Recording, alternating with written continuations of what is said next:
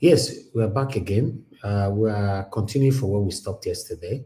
Almost every day, we continue from where we stopped. We find ourselves in a state where I don't know how to express the pains that we all are facing in our country. Even sometimes when we try to be happy, but we cannot shy away from the situation of our country because it's affecting you, affecting me, and affecting all of us. I'd like to acknowledge every one of you right there quickly before I will move on. Mother of Mommy Diaspora, thank you very much, Mommy, for all you do. Good evening to you. Happy Sunday to you, and thanks for being there always. Thank you very much, Abu Azi. I appreciate you, sir. Thanks for being there. Thank you very much for all that you do. I'm very, very grateful. I appreciate every one of you right there. I've showcased so many people already on the screen. Love Maduka, thank you very much. Good evening to you. Vitus Okpebholo, Osagbofo Konra, CXL, thank you, Mr. Johnson Emmanuel. God bless you, all my people. Tony South, Tombra TV, thank you very much. Now, James, thank you. Messi Omorigi, Kinsdogirahi, thank you.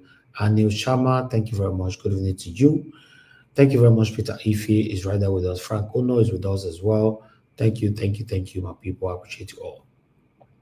Then we have Washington Omorigi in the building. George Efosa, thank you very much. Appreciate you all. Thank you, Osagi Odiese, Julius Anthony Amonhile. Thank you very much for super chat earlier on. God bless you. I'm very, very grateful. Thank you very much, Arinze Shukuma. I can see you in the building already. Thank you very much, every one of you. I believe I've mentioned all. In case I don't mention your name, it's not intentional.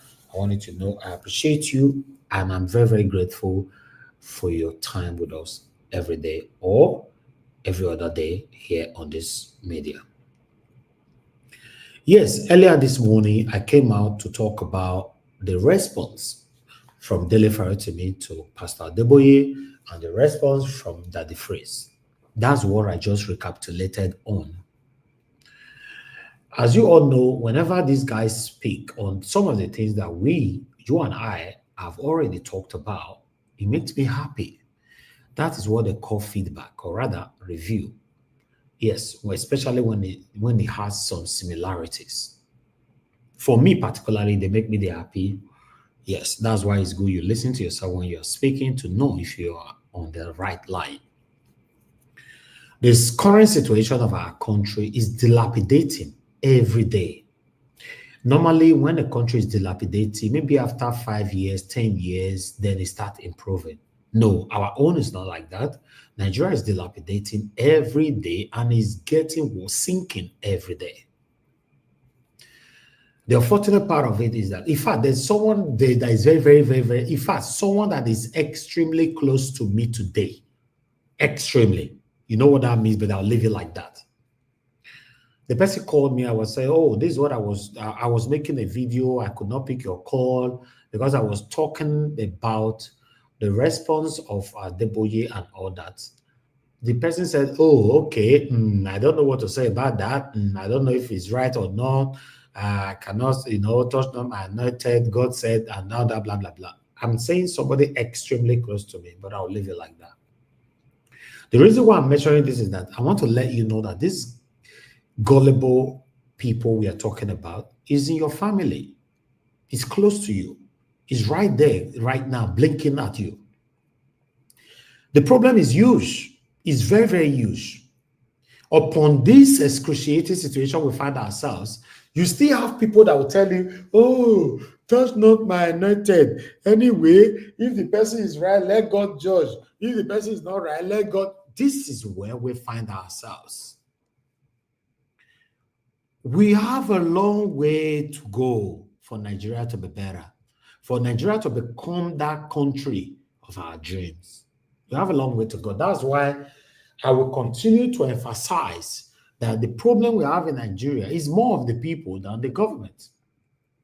Yes, the government might be looting or relooting, but the people, a lot of the people, the citizens, are looking for the opportunity to take the position of any position from the government and do worse than the current or the past government. This is why we have a long way to go. Why people like us that speak truth to power, that demonstrate our transparency, many of you don't value us. You normally say, either you label us by saying, oh, they are pretending. Because when somebody is too transparent, the next thing you say is that they are pretending. Or they are doing it for their selfish interest. You see that person where they beat us, where they put pepper for our eye. That is the kind of person that human beings, especially Nigerians, respect. The people that have decided to do what is right at all times, people know they respect them. That is where the problem starts from. It's just like men. They prefer to go marry Olosho as a wife. Useless kind of women, they'll marry them, put for house. That you know that this kind of woman that cannot be beneficial to any area of your life. But you still marry them. That wonderful woman where God sent to your life, you will never have value for them. The same way. Until you lose them. That's when you get to know, oh, I wish. Nigerians don't like anybody that is transparent, in case you're not aware. Most, rather than generalizing. Most Nigerians don't like people that are transparent. They'll label you. Say, oh, this is how they pretend. So a lot of people have said it to me. I've been on the media now over 12 years. A lot of people have said it behind my back or face to face and otherwise, that we are pretending. They waited 1 year, 2 years, 3 years, 4 years, 5 years, 6 years, 7 years, 8 years, 9, 10, 11, 12. We are about to be 13 years where we take the media. They are still patiently waiting for you to fail. They are patiently praying and waiting for you to fail. So that they can say, oh, I not tell you now. Unfortunately, my kind of person, you will wait till you enter your 6 feet. If you are waiting for me to fail, you will wait till eternity. Because for me, I know they pretend though.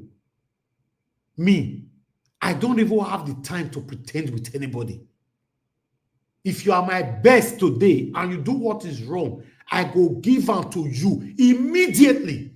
Pretend with who? Who get that time? I'll call the pretend. May you by love me. That is why we are where we are today. Tell me what is working right now in Nigeria. Tell me one thing that is working. Our hypocrisy has surpassed and overshadowed our sense, or rather our senses. Look where we are today. The hypocrisy, the mask that we all are wearing, look where we are today. May everybody want to be in everybody's good book. If I go here, everybody thinks I'm too good. If I go right, everybody thinks I know you don't follow anybody did that. I don't follow on a day. And I can never be. If you like me for what I'm doing, for the truth. You don't need to. If you don't want to like me, it's not even necessary. No bother. If you want to join Kovu to see, say, if you don't like me, not do anything, maybe wait till they do today. You cannot stop it. That's one thing. Listen, if you don't have power to give life, you don't have power to take life. That's it. God Almighty will not allow you to have that kind of power. Until we all start speaking truth to power, to start telling ourselves that Nigeria is not working. Now, Nigeria is day now. And Nigeria midday. I'm currently shooting a movie. In fact, I don't know whether they listen. I don't want to belittle any of my team. I'll just leave it. But I'll let you guys know something soonest. To know that these people that are working with you, many of them are satanic. They will cause you pain. In fact, immediately you talk, say, they command. I better handle everything how it's supposed to be. You are finished. Probably on earth and in heaven. Now, could they blame all the government, right? Somebody that is shooting a movie privately, what you call concern government with kind of people that you have as a crew. Somebody that is having his own business running and his own staff messed him up. What does that got to do with the government? They tell us, say the problem will get for Nigeria, and everybody when they say now only government. How? Let all of us share it 50-50. Now all of us get the problem, not just the government. Unless Ikwashe or Ikwashe, I don't know how to pronounce his surname. Where they slap Obama the other day before they go bribe the Obama make come out, come tell us, say, you know one problem again. Is that guy is a young man? I'm not even sure that guy is older than me. He's a young man, although I don't know his age. These are kind of people that were craving, or rather speaking against the government. And then they were given the opportunity to rule. They become a vampire. Many of you listening to me that is even joining this panel or calling into the show or listeners, my spectators, if you have the opportunity today, you will do worse than Tinubu or Buhari. The only way we can have a better Nigeria is to be truthful to ourselves. And being truthful or demonstrating truthfulness has to start from now. You don't need to hold any position first. Look where we are. Nothing is working. Now, we don't even have elders anymore. Our religious leaders, many of them have become satanic. 99.9% of our religious leaders are all satanic. 99.9%. I repeat, 99.9%, they are all satanic. If you know, say they listen to me now, say your pastor good, maybe you can force your pastor into that remaining 0.5%. 99.9%, they are satanic. Why our traditional leaders, 90% of them are satanic? I will leave 10% for them. Probably, it might not reach, but more you might leave that one. Why in generality, our elders, 98% of our elders are all satanic. 98%. In general view. They know they speak for us. They are not interested. All of them have succumbed to brown envelope. Look where we are today. Then what about the citizens? The same citizens that are complaining. Just like me now, they complain every day for a year. Tomorrow you come here and now say, no, actually I can't speak. I can't go eat with the, how they call that satanic table. I can't go eat with them for that table. They are going to tell them for here, actually, not be say. You're not be say, not they go anywhere. You're not be say there. Right? I pray God Almighty, any spirit that will turn me against the people that believe in me, I fight against it. I rebuke it. I forbid it in my entire life. In the mighty name of Lord Jesus Christ. Because the way they bring you up matters a lot in life. And in case you're not aware, there's a lot of blessings that go with it. Because the reason why a lot of people are living this life of betraying their own people, not because of hunger, or in case you're not there away. Now hunger, that 1 million or 2 million when you give them is enough for them to even buy their mama or buy their papa. But that was not how I was brought up. And there's a blessing that followed this kind of lifestyle. Try it. I've tell you before, try it.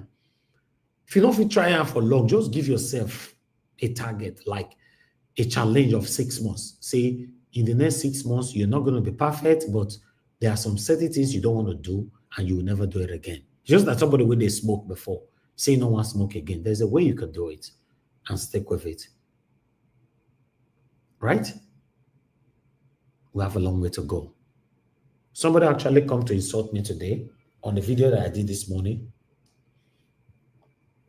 The person insulted me on Instagram, telling me that, oh, when I way they talk so say we should do the right thing and lie. Upon say I tell this, I tell people, see. This person was still saying, forget. Now don't thief people money finish. Now call the same people change. Let me first thief my own before I go change. Just imagine. Just imagine that. Thank you very much, my people. Good morning, good afternoon, good evening to every one of you. Religionism have skyrocketed. Rather, there's a different view to it now. Even Muslims are not doing miracle. Yeah, because they don't see how the Christians are benefiting from these things. So they have decided to start doing their own miracle. Muslims. Watch this.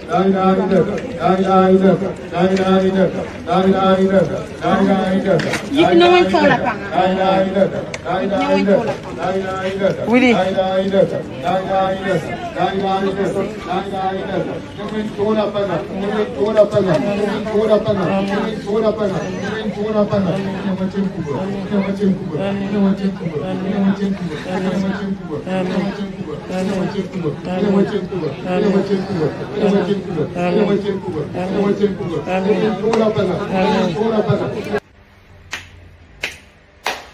You know the truth, right?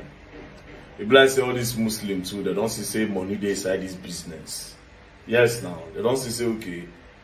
All these pastors will just do the same thing. They'll just do RNG. You don't understand? After they do RNG miracle, people food their church. Offering enter, donation enter, Papa thank you enter. You understand? First fruit, some people won't know Papa directly. Before you know it, Papa don't gather money, don't buy private jets.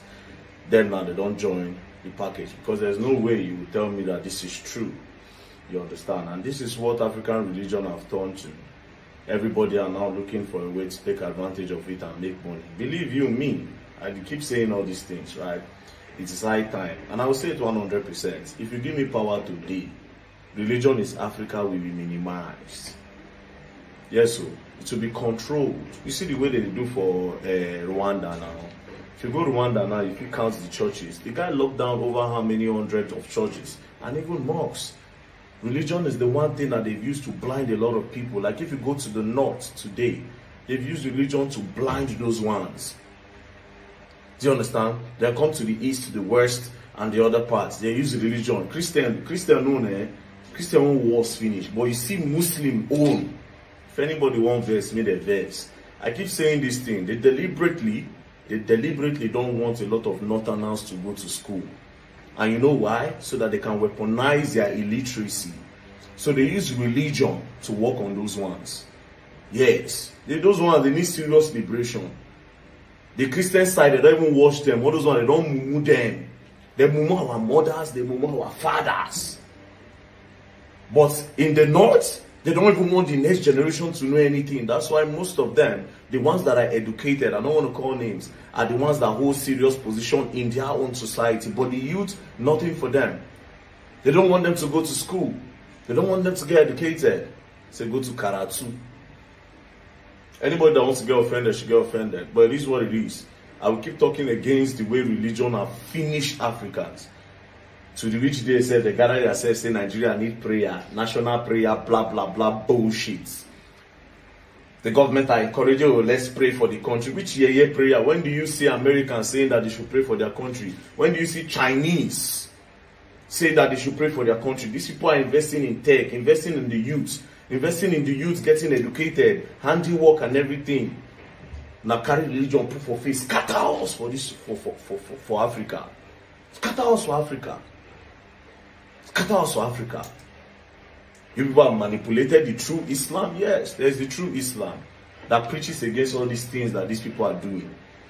Manipulated Islam, manipulated Christianity to your own advantage. Most of these people you see, most of all these pastors, all these big pastors you see are being controlled by the government. Yes, the government tells them to tell people to pray instead of acting. Down to Islam, they do it. Government control all these things. It's crazy. But then again, me, I have the platform. I will always try to educate, even if now one people are the recruits every day, they open their eyes from each of my video, I'm happy. Even if now one person, I am happy. But know this today, religion will not get us out of problem in Africa. There's no amount of prayer that will pray in Africa that will bring us out of problems. Don't play. Else you go and learn, and you will learn the hard way. I'm telling you, Kai God. I just watched a video where Basketman have to go meet Pastor Jerry, and he knelt down for Pastor Jerry to pray for him. I'm telling you, don't get me wrong. I'm a Christian. I've told you guys before, but I'm not a gullible one, and I'm not a stupid one. I believe everything that I hold or have today is by the grace of Almighty God. I can communicate with my God by myself. But when it now becomes a business where a lot of pastors are now capitalizing on the stupidity of most of the citizens of the Federal Republic of Nigeria, then that is where I have a problem. Yes. Some of you might say now, oh, wait till this one they talk. Yes, wait till this one they talk. That is why you see that they freeze reference to some of the countries that are not even praying at all. Their countries are better than Nigeria far. The same way when you go tell me now, wait till me they talk. There's every possibility say, meanwhile they communicate with God Almighty, they get result past you than the way you will they call your pastor daddy. Basketman went to kneel down. I'm not against it, I'm just talking generally. Knelt down for Pastor Jerry. That one can't put the two hands for his head, they pray for him. You see, Basketman, the popular comedian, that's what I'm saying right now. These are some of the people that Nigerians are looking up to. So some of the gullible Nigerians that will see Basketman on his two knees for Pastor Jerry now, they will have no choice than to continue to practice the same thing or follow the same lane, believing that you must pass through this way for you to be successful in life. Maybe the reason why I have this kind of perception, maybe because I've lived almost all my life in the United Kingdom to get to understand that even the United Kingdom have 99.9% root out anything to do with religionism. They have even threatened more pastors, more churches, in fact, more of the Nigerian churches as we speak, to be pursued out of the country. Because they don't already know someone does use religionism to destroy their country. They don't want me can they use and destroy their own country.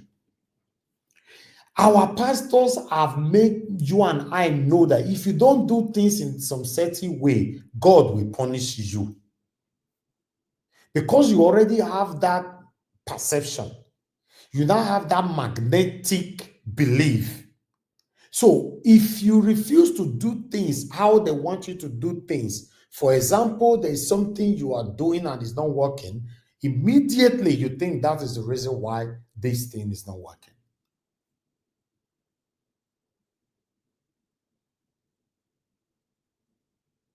We have a long way to go. Yeah, thank you, Divine Cross, for that message. You don't need to follow pastors, but you need to have a relationship with God. And that is my belief. That is what I stand for.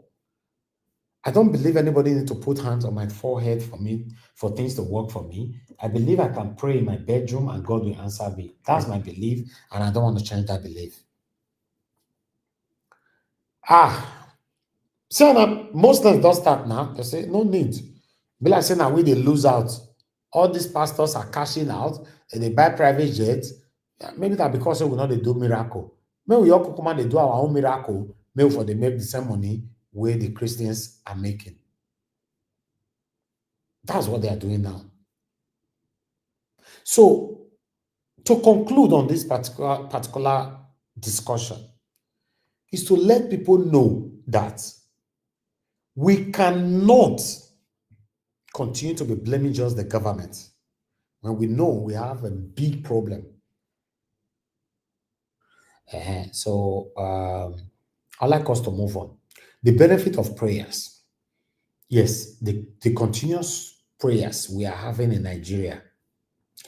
Make I show you some of the results. Watch this video, then you can't know say, now there you go know say, this prayer one they pray. So now go continue. Now they pray. Watch this.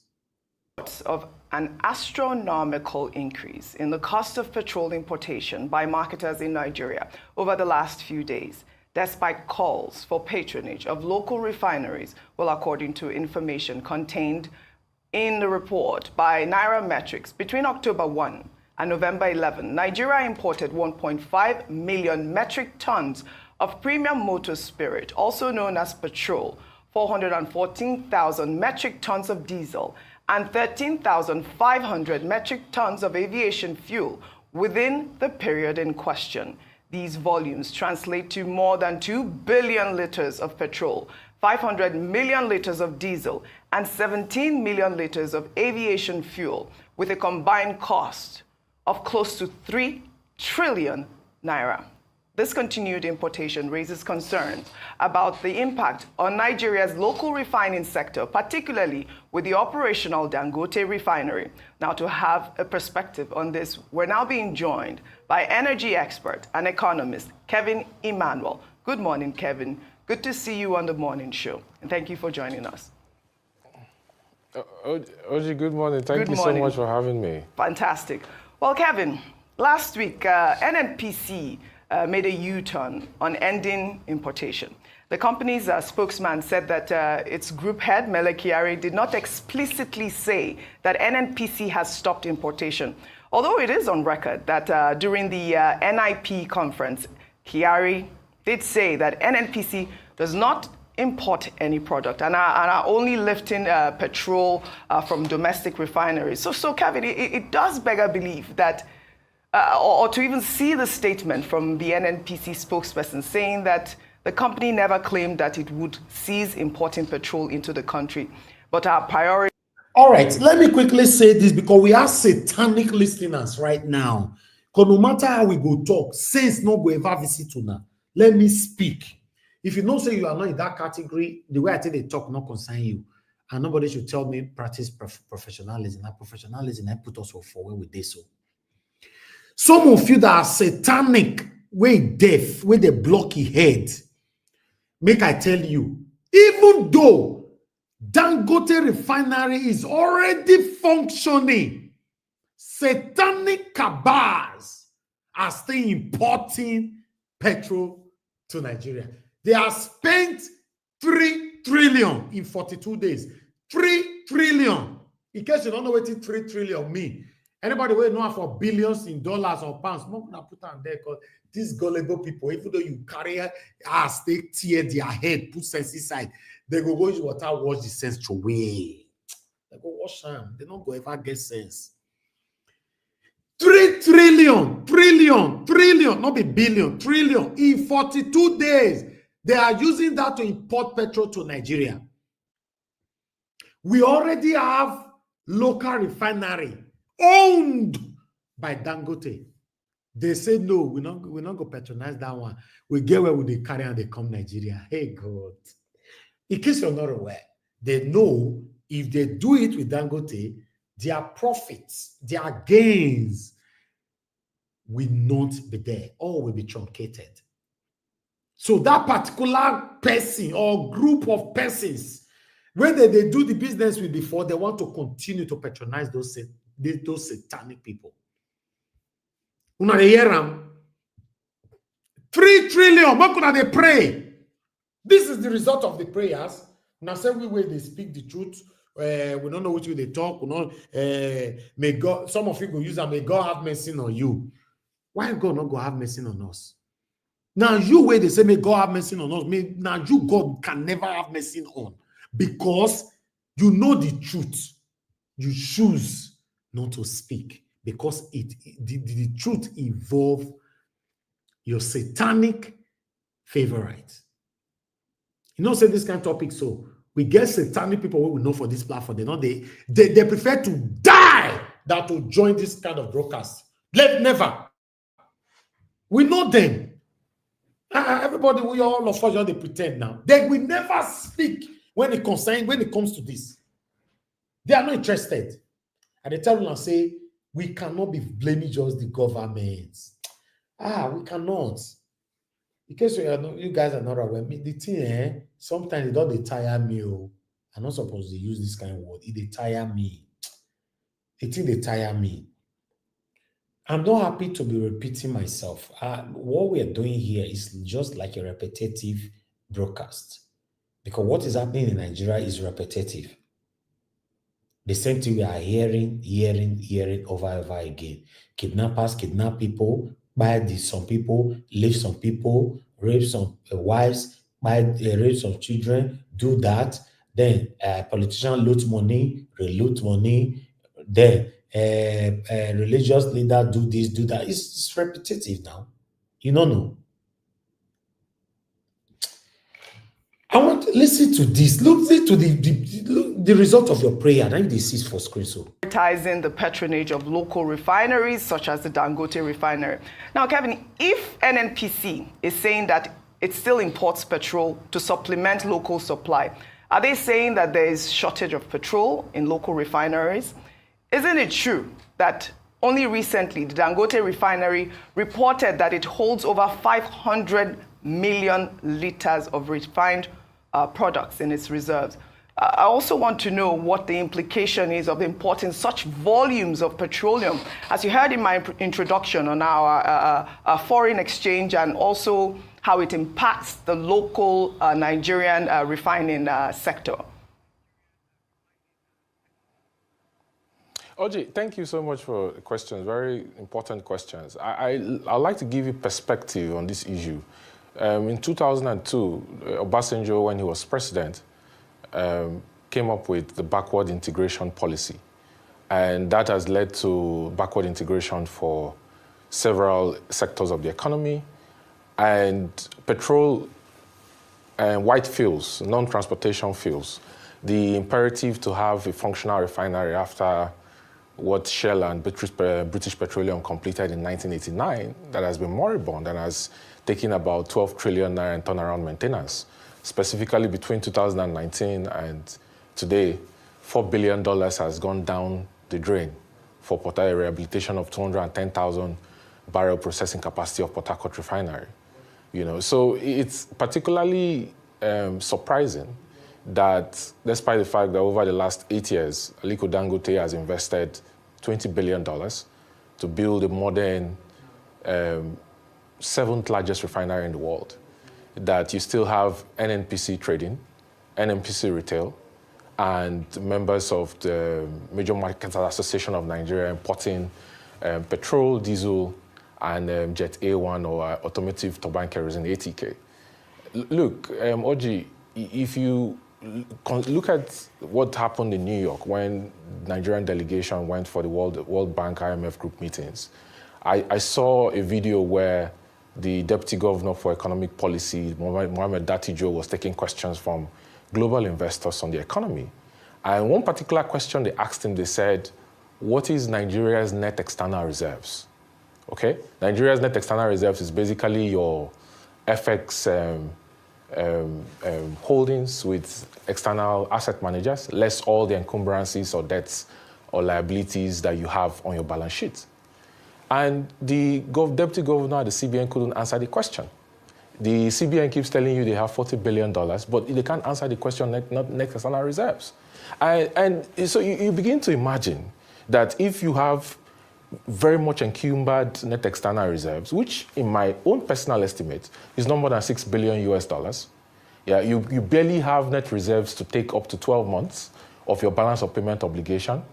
In fact, the IMF outlook on Nigeria says that Nigeria currently has net reserves to take only about 6.1 months of balance of payment obligations. Why are you allowing the continuous importation of white fuels into Nigeria, considering the fact that Aliko Dangote today, for the Dangote refinery, is able to do 32 million liters of premium motor spirit?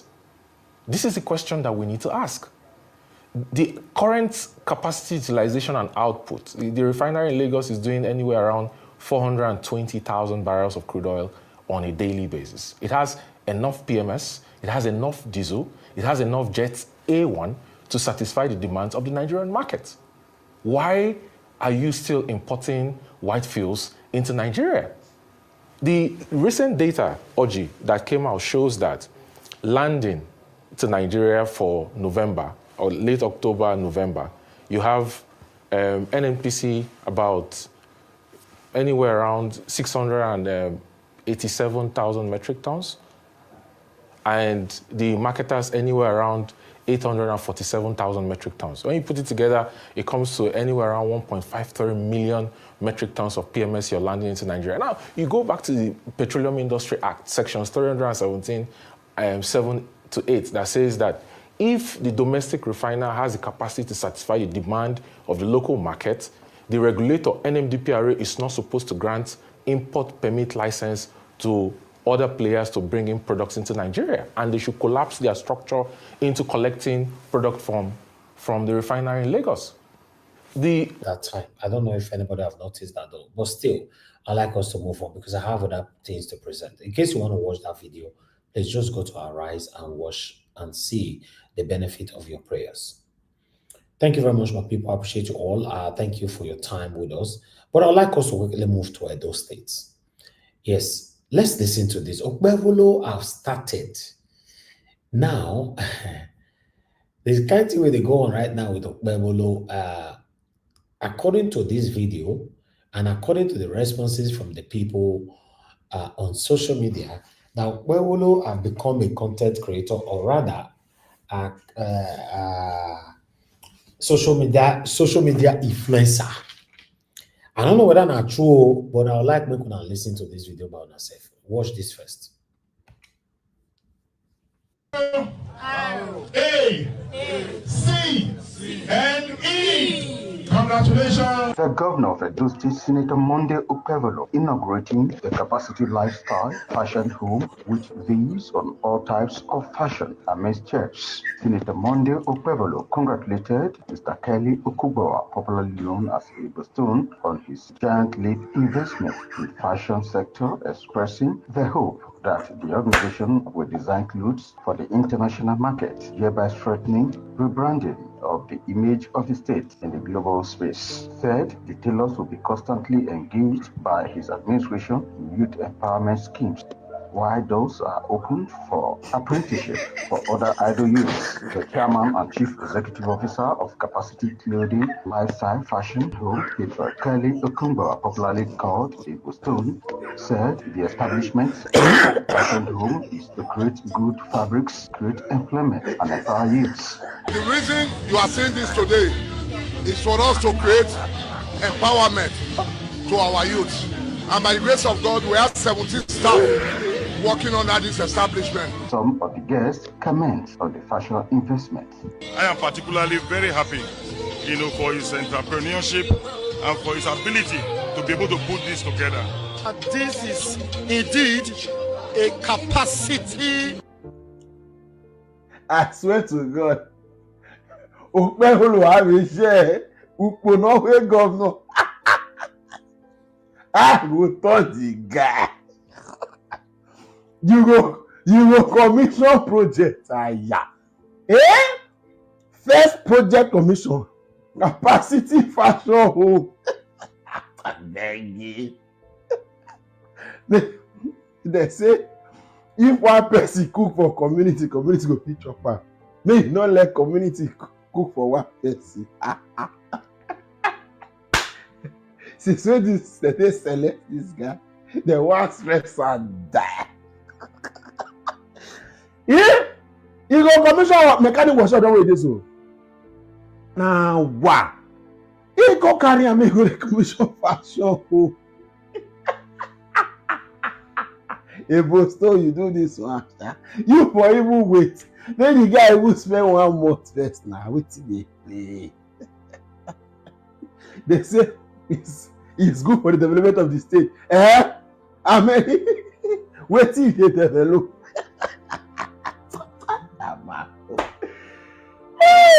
Okpebholo have a share.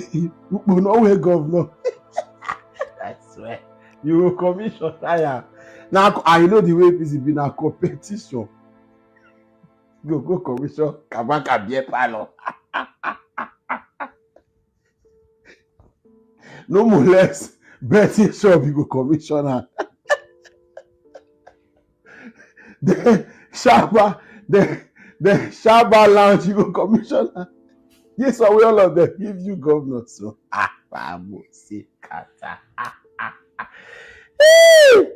now wow. APC would have to do. Would have let the guy settle than me. Which one be governor go the commission? Tailoring workshop.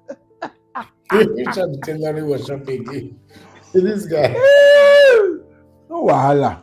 Tailoring workshop. Who you say so? It is well.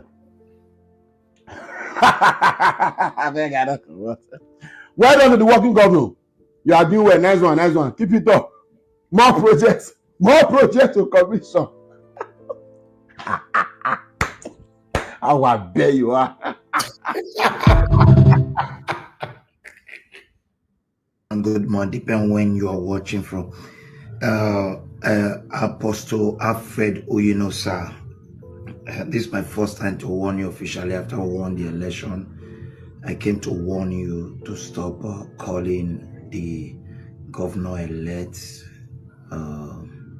INEC governor. Yes. If you do that, I know your house, I know your hiding place. I will make sure you are picked up and you face the law.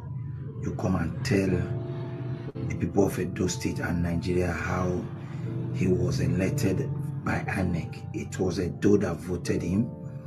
And also number two, I saw you insulting again the mother of the governor. Now, fine, you could see him saying that Okpebholo should appoint his mother in a government house. You know, last time, you just went for a test run. And if not for me who pleaded, and also begged you should not be arrested, they left you, and you still have the effrontery to insult the governor of Edo State. What they could not do to your useless Obaseki, you have the guts to mention the mother of His Excellency Senator Monday Okpebholo, the Chief Security Officer of Edo State. Well, I will not tell you much, but this is a warning to you. If you don't desist from this, I will teach you a lesson you will never forget in a hurry. Because when your useless Obaseki was in power, he couldn't do anything. Just 2 days, 3 days in. And then when I say that this party, the APC, especially the Edo chapter, it's a party of thugs and agberos and all forms of illegal beings involved in it. Some of you think I just want to make it up. You are seeing that in less than 2 weeks in office, somebody is already making videos threatening another human being that is within his right to critique whatever he wants to do. And if you think that he broke a law or is committing a crime, there are areas or ways to redress or taming him, so to speak. But you have to make a video to even threaten him to say that you know his house, you know his family. That's the kind of party. Unfortunately, the person who is talking, Apostle Kasichukwu, I don't know if you see BS or Mr. Jaffa, he used to at some point, right? As one of the biggest, proud to the commencement of campaign for Modu Okpebholo as the APC go-back candidate, he was one of the biggest critics of the APC government. The insult this man single-handedly poured on Bola Ahmed Tinubu before and after the elections, I became worried because somebody I know personally, I have his phone contact. To an extent, I have spoken with somebody who has some form of authority over him to say, Unano will talk to Ram. This is quite, as much as I too was a heavy critic of the president as a then, of course, till now I still do. I'm constrained by so many factors. Maybe a bit of civility, a bit of socialization, education constrain me, and sometimes I just want to ensure that I use the right words not to attack a sitting president. And even before he became president, there are certain things that some of us could not say. But Kasi was all hell loose, threw caution to the wind at every single time. Suddenly, in 2 weeks of his governor being in charge, he is making videos to threaten another human being of areas not to talk about. I am not that person that is going to sit here to say you could say anything against anybody. The law already provides some level of caution for some of us to do certain things. But if you think somebody even does it, is it threatening him and threatening his family that is going to stop that? And that's the kind of people that these same people insulted about, to the point of insulting his. Tony Kabaka composed a song to insult the childlessness of Obaseki. Some people say that you can't beat a child and say the child should not cry. Obaseki destroyed his hotel. That's it. This Kasichukwu was harsh on Buhari, said all sorts. The videos of him against Tinubu is heavy, and that's why sometimes I laugh. All these guys that campaigned for Okpebholo, that of course you can't criticize APC anymore. Tinubu was evil. It was the fear situation now. Casting the last 5 months at least, he's here to make a video attacking Tinubu, because at some point there was even a video of him commending Tinubu for bringing in all the state resources and state apparatus to rigging the EDO elections. He said anything may happen, Tinubu, you have to do it. I saw a lot of influencers like that who are critical of the Tinubu-led administration, but have reduced their attack on him because, of course, they needed to ensure that he gives them office of governor. I am not the person that is going to say rabble rousing or drama. Iman Anek governor, should go for her, Kasichukwu and your friends. Governor. In this country, people insulted the sitting president. No, heaven not fall. Buhari for 8 years was constantly bashed. Heaven not fall. Tinubu in his more than 1 year in office now. People are, even somebody said that you are not my president and is in citizen of this country, walking around, not happen. Say they call your governor, INEC select. Now they fear. In Imo State, there is somebody that is sitting in the office that is being called Supreme Court governor. Nothing happen. Una get power pass. Now INEC governor should go for it. And it's unfortunate that we do like say una get power pass. Instead of not to allow the guy to focus, we don't want to give him a distraction. Maybe focus on his accusers. Maybe focus on those that are bashing him. Maybe focus on his critics. Maybe not focus on government. See, there is always a trajectory of outcomes of governance or administration in this country where the former is better than the present. I can tell you for free. There is always. As Obaseki do it, some people say Oshomole better person, no problem. Me, I can tell you conveniently, without even waiting for 4 years, Obaseki will be better than Okpebholo. If the guy has anything to prove, this is time to start it. More than the distractor, make a focus on you. Una go do video, they threaten another person. Somebody say because they are there, UK. Assume say I not there. At least I want run loss. I go there Benisu. So now INEC governor is an INEC governor, INEC selected governor, police installed governor, should go. And sometimes I go they wonder where will put power. This is the kind of government you want to run. 30 people to their household. Say, I know your family house, I know this, I know that. When I'm on my front, Agbaya. Which one be somebody will say because in the UK? Normally, you don't have anything to do with UK, being in UK, being in Nigeria, being in Lagos, or being in Abuja, Benin, or wherever. Coming on air to threaten anybody is totally wrong. You with the threatening people, you don't get too head now. But nevertheless, I would like to come to Okpebholo before I move on quickly. Because a lot of people hated Obaseki for a reason I don't know. Till tomorrow, I don't know why. Because I know a lot of people hated him. But for me, I was criticizing Obaseki based on fact and what he was not doing. In terms of, Obaseki 8 years in office, me, myself, I'm very, very displeased. But yes, there's, it has been confirmed that many people hated him. I wish I don't know. Some people said they hated him because he was not sharing money for these satanic political leaders and all that, blah, blah, blah. I don't really want to go there. But because of these rhetorics, say people hate Obaseki and all that, I believe Okpebholo will want to please everybody at the same time so that he will be on everybody's good book. While he's trying to do that, he's going to fail woefully. This is the message to you, the executive governor of Edo State, Monday Okpebholo. If, because you know that a lot of people lambasted on Obaseki, they hated Obaseki for a reason I don't know, and because of that, you want to do everything possible for you to be in their good book, EPA, you will fail woefully. Just have that in mind. You can't please human beings. Normally, you coming into power is to do your work. Fix Edo State, not to fix the people that supported you. It's just like Onakpasa is complaining now that Tinubu did not fix him. He said, not that I need it, I don't need it. I don't need any appointment from you, Tinubu. I know my Jesus Christ will help me. That was his statement, right?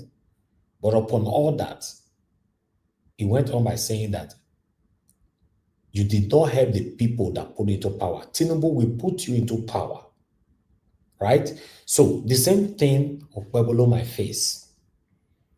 Okpebholo, do the right thing in Edo State and forget these satanic people who supported you that are not standing for what is right. If not, you will fail, and these people will not fail. That's all I can say on that particular one. But I'd like us to move out of Edo State for now. Let's come back to Pastor Adeboye again. Femi Falana, don't lambast on Falana. Sorry, Femi Falana, don't lambast on Pastor Adeboye. This one shocked me, but let's watch this.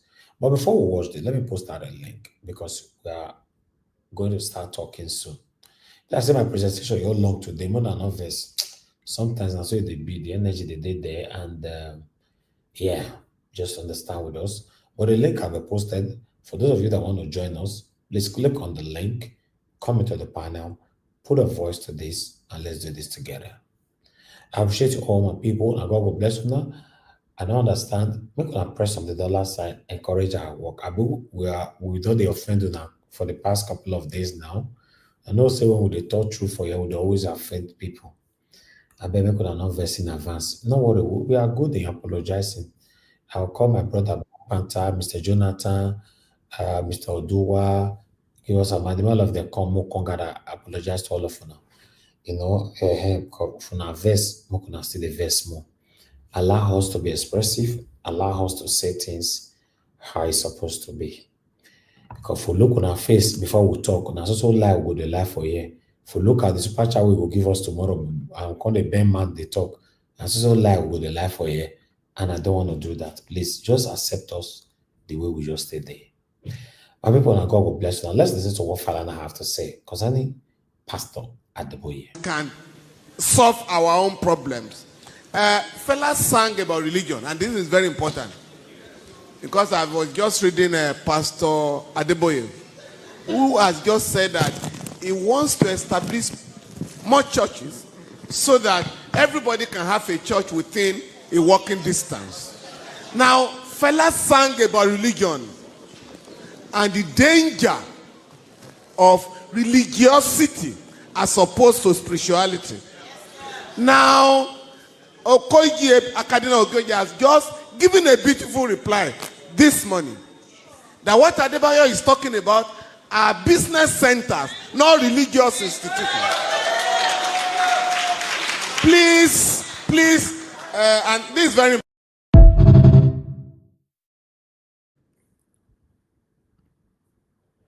At least not be me talk that one now. Na Falana talking. Pastor Adeboye is saying one build churches for every street, so that it can be easily accessible. In case you not fit come to the church where they point A, you all go the one where you they point B where near your house. So, but Falana, say, hold on, sir, hold on. Falana can't tell us now say, no, not be churches in one build, now business centers. Because building churches in every street, now money you want to use and they make. Now Falana and I talk that one. Go ahead, sir. Quickly say what you want to say. My presentation continues. No, where the man even talk, if Falana talk about because this one don't see. No man on lose. You said? I said this interview so where Falana talk so. You don't see. I even think maybe not the recent one where the man say he pay for $1. Now you want even show. Now Falana reply to.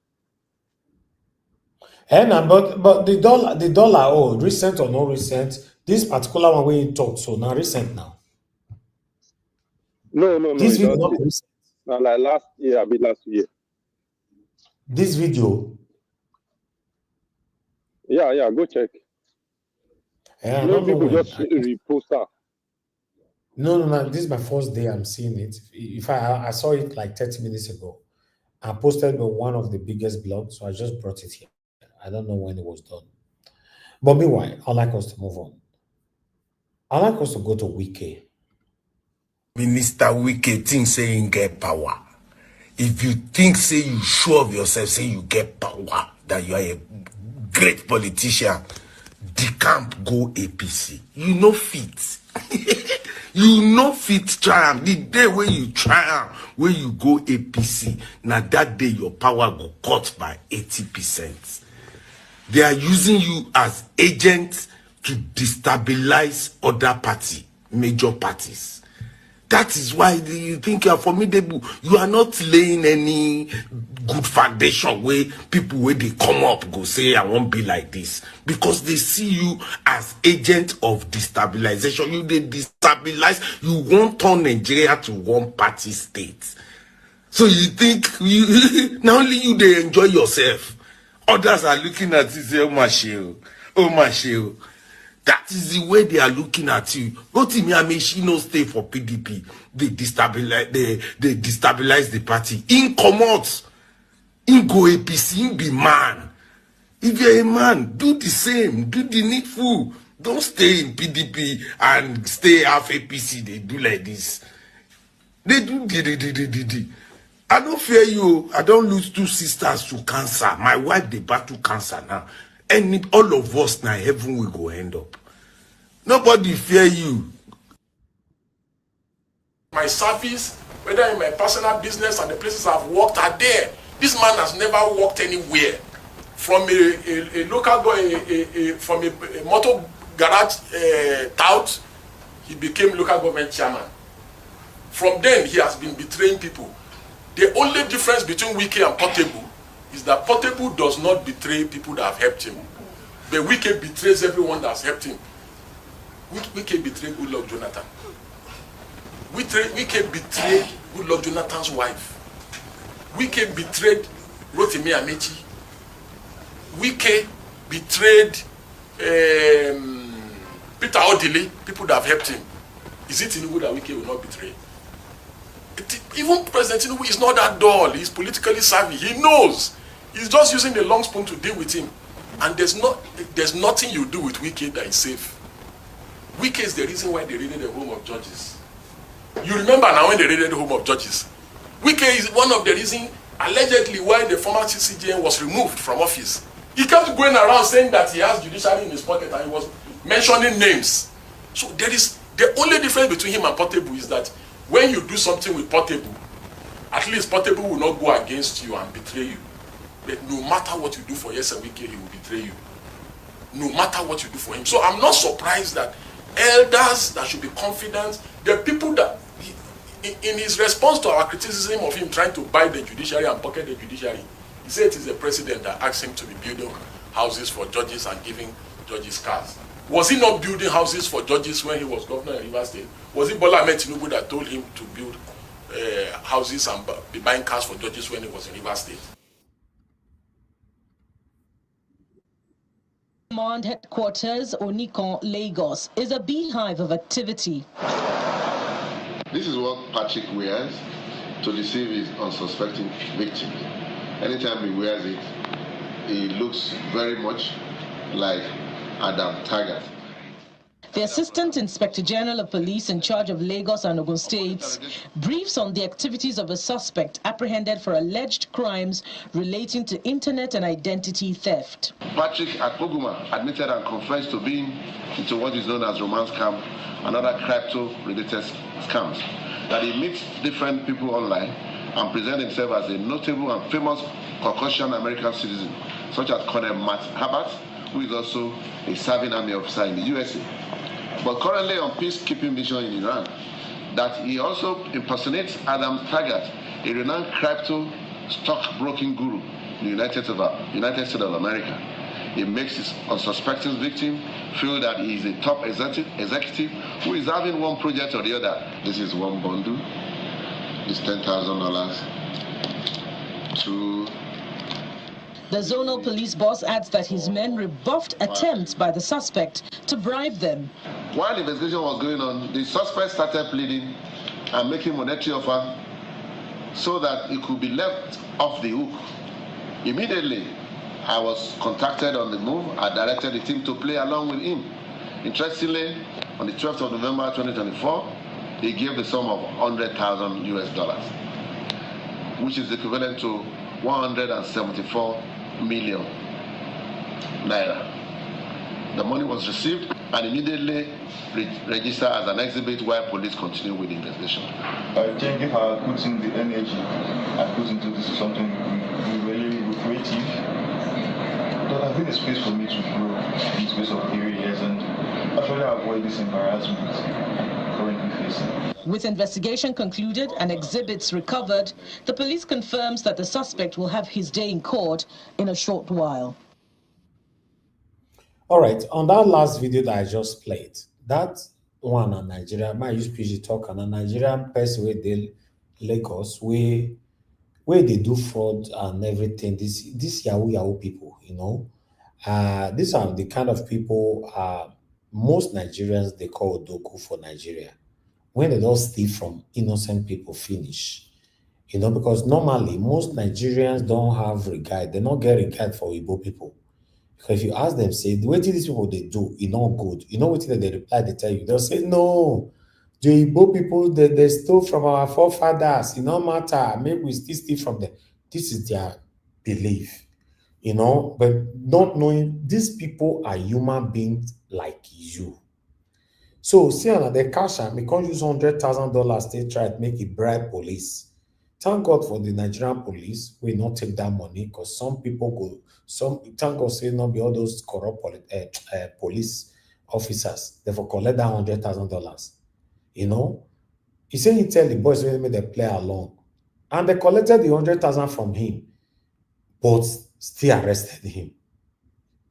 You know, I know some our police they know they try, but on this one, so one could still applaud them now. But once they say they're not doing well, because as things been and everything they talk my own. According to business Amadi, go to me clap for this. You know, exactly. Because if you send me check on now, you know, these Yahoo boys, I talk about this topic this morning. All these Yahoo boys now don't make Nigeria name, don't finish pata. Stealing from others to enrich yourself, then the community people will not be calling you Odoku. It's crazy. Anyway, thank you very much, my people. That's all I have for you guys today. I'm done with my presentation. I only have just one article to tell you what the title you can see right there on the screen. I'd like to quickly take this one so that we can start talking. Some of you were calling in already. After this article, please, you can call back. According to Sarah reported, Obasanjo bumped Tinubu, your Baba go slow Emilokan. Rain have confirmed Nigeria as failing state sinking into chaos.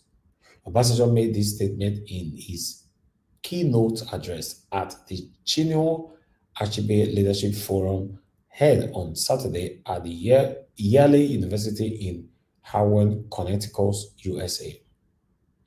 Nigeria's former president Olusegun Obasanjo has lamented that Nigeria's current economic situation is very bad and that the situation is made worse by the unwillingness of the leaders to take responsibility. You see, although it went on, but because of time, I don't have that time. But I'd like to quickly say this concerning Obasanjo. And I know say, whenever Obasanjo talk like this, I'm happy. I'm happy. I like our leaders, our former leaders.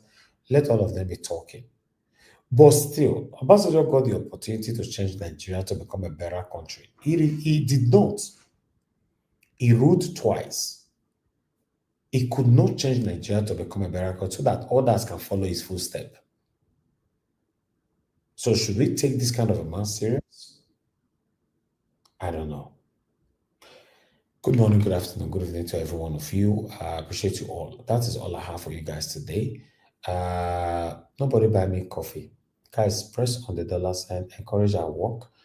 In case you don't want to help us, you don't have much to help us on dollar, or you want to help us on Naira, please, that is the account number right there. I appreciate that. Running a broadcast from Nigeria is not cheap. Yes, it's not cheap. I really appreciate you all. And God will bless you, all my people. Thank you very much for all that you do. I'd like to take the first call for today so that we can move on to the panel straight away. We're just going to take it. Remember, today is Sunday. We're just going to take it. Depend on how people today with us today. We're just going to take it like that. I have Madam Deborah calling in. Mother Deborah, oh, I lost you. Okay, let me call you back quickly. Mother Deborah, please talk to us if you are there. All right, you are not there. You just called now. Hello, good evening, Mr. Elvis. Thank you, madam. Good evening to you. Please talk to Thank you us. for calling back. Good evening to everyone, commenters and viewers that are watching. I just want to make a quick contribution to the broadcast. I'm not going to say much, but from the videos and articles that you have read, I will just start by saying that a lot of people, like you said earlier, have really responded to the comments by Pastor Adeboye. And I really hope that a lot of Nigerians would have really come out to condemn or at least, comment on that on what he said. But like you said, a lot of our people are hypocrites. When it has something to do with somebody they love or care about, even if he says something that is wrong, Exactly. they'll look for ways to defend. They'll be looking for ways to defend that person or make excuses, or they will not want to talk. But when it's somebody that they don't like, then they'll come out and start criticizing that person. But if we cannot stand up to criticize bad ideas, or when somebody is wrong, you come out and say, yeah, what this person said is wrong, then we're not going to go anywhere until we are able to speak out, regardless of whoever is wrong. Things are not going to change. And it's just a shame that a lot of our people are like that. And sometimes when I look at the way Nigeria is, at times you just feel that probably there's not going to be hope. But at the same time, I think even if it's just a few people that are standing up for what is right, I think we should believe that somehow there's going to be hope. Just that it's going to be hard, but I strongly believe that one day we're going to get there. Thank you. Anyway, that's all I have to say today. Thank you so much, Mr. L.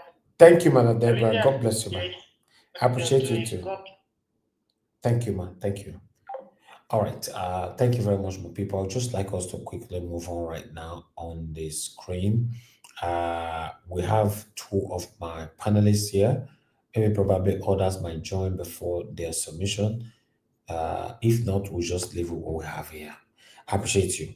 Mr. Destiny, sir, you have the floor. Please talk to us. Good evening to you. Thank you so much, Mr. Nagawa. Good evening, and good evening, Mommy Diaspora. Good evening, everyone listening to us. Mr. Nagawa, before I start, I beg, no vex. What of my brother, where they always attack me? Chim is here, something like that. I don't forget me. Don't say why I even hear from Allah for a program. I hope you do okay. Yeah, it's fine. Ogashimi says it's fine. He tried to join us yesterday, but he only joined when we are just rounding up the show. So that made me not put on screen. But he's very fine. Ogashimi says with us every day watching. So yeah. All right. Now I go about religion. That religion aspect, they don't use us as mumu. Where we say it go hard before we will change, we will come up for that. Because I never see any country. Only a country where me don't see. I never see where they say they pray every day. I never see church like that. I never see anything. But for Nigeria, I don't know how it will be. Where we say church full everywhere. See, yes, now we they suffer pass. They have we know. If we really say we get sense for that, and now we the form pass say we get sense. So now they pay me pass. Now we the form pass say we get sense. We know everything. Professor, whatever, full now. But still yet, we dey pray day and night. Things is not moving forward. We not feel it's okay. We have to change and see whether what we dey do. Because remember that they say if road you dey pass road and you not let you pass, you waka go back because you don't know what happen for front. But come like our own, the mumuness not come dey let us dey think. We see they go. The church every day. We dey go. The prayer every day. No day when Nigeria church for that country. No day where they not the good church for that country. Say they want to go pray. Like that guy where you present that time. All the whole country where all those presidents, Jagaban now they don't go with the family. How many of those countries they pray? The private jet, the jet where go back. The country where build now prayer, now they pray before they build that. But if they want to deceive our people, they'll bring prayer. I don't understand that country seriously. Sometimes they confuse me how we take the think for that country. It's just people where they live for that country, they live as human beings and be waiting because I don't know the kind of thinking where they come out for that country. They do something, they do one thing. No changes. You continue still they do the same thing. And you know go change. I don't get it sometimes. It's always confusing.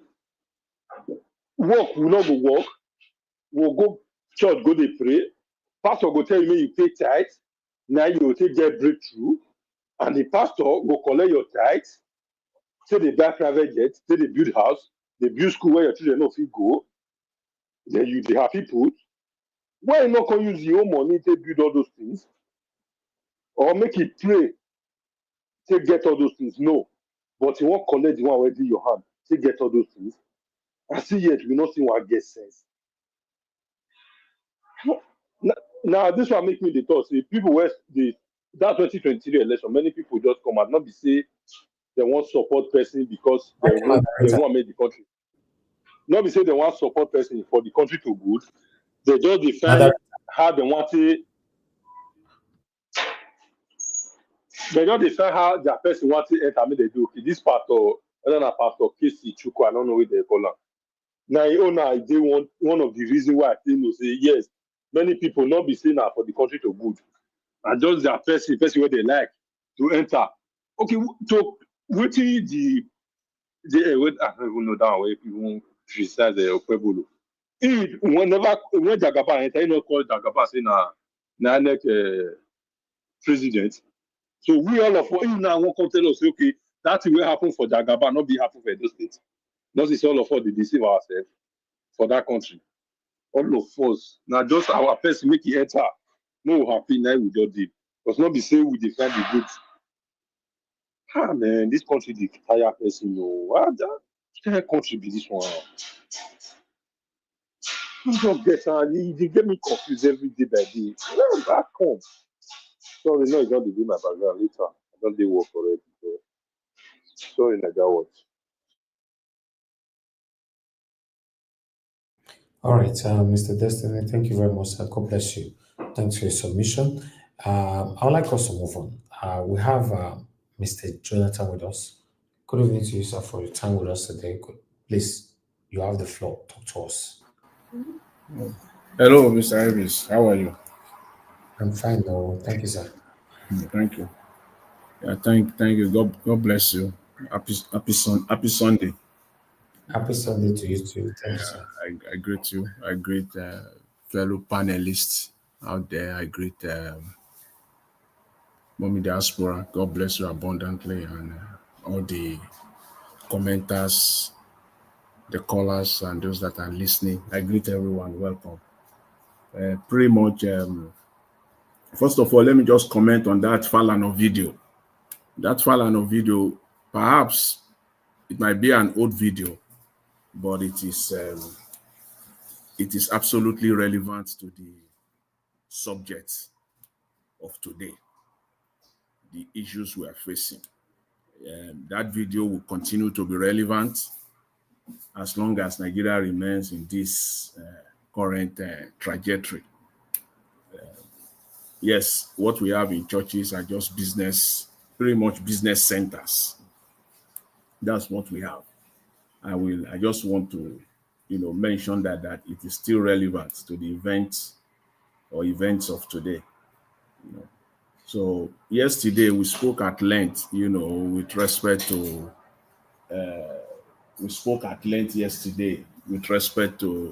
Pastor Adeboye's comment. I don't think on my part there is anything to add except for the fact that those that spoke today, and I know more people, because people eyes are being open, and as this thing gets out there, people will begin to get their liberation. People will begin to understand that what we have in Nigeria, what we call churches or religious faith, is not what it is. They are businesses, and it is their businesses. They are for themselves and for themselves alone. And I think the time is ripe now. That the exposure is now getting out there. People are getting to know now, and we will hear more. I believe that more and more will still come in the coming days. And I like the work that you did today by, again, the events of the day is just aligning with that statement. So it's an additional reason why it is going to continue. I foresee, I can predict that it will continue in the news in the coming days, because that statement will continually align with the realities of Nigeria. That statement that you need to pray, because now it touches that statement actually touched the pain, the real pain of Nigeria as a country and Nigerians. It's like it really eats them, it goes to the center of the pain, which has to do with the currency, the naira value, the value of our currency. Gone are the days when it was, those statements could have been said, say, when it was 200 naira, 300 naira, 400 naira, and all the rest of it, and then people might just, just glance it and just, let's continue. We're talking at the rate that it is right now. It's eating everybody out. So that statement really, it touched the center of the pain that Nigerians are facing right now. It is like mocking them, especially those that are sensitive, those that have the exposure, those that are exposed already, that this is nonsense. It cannot be.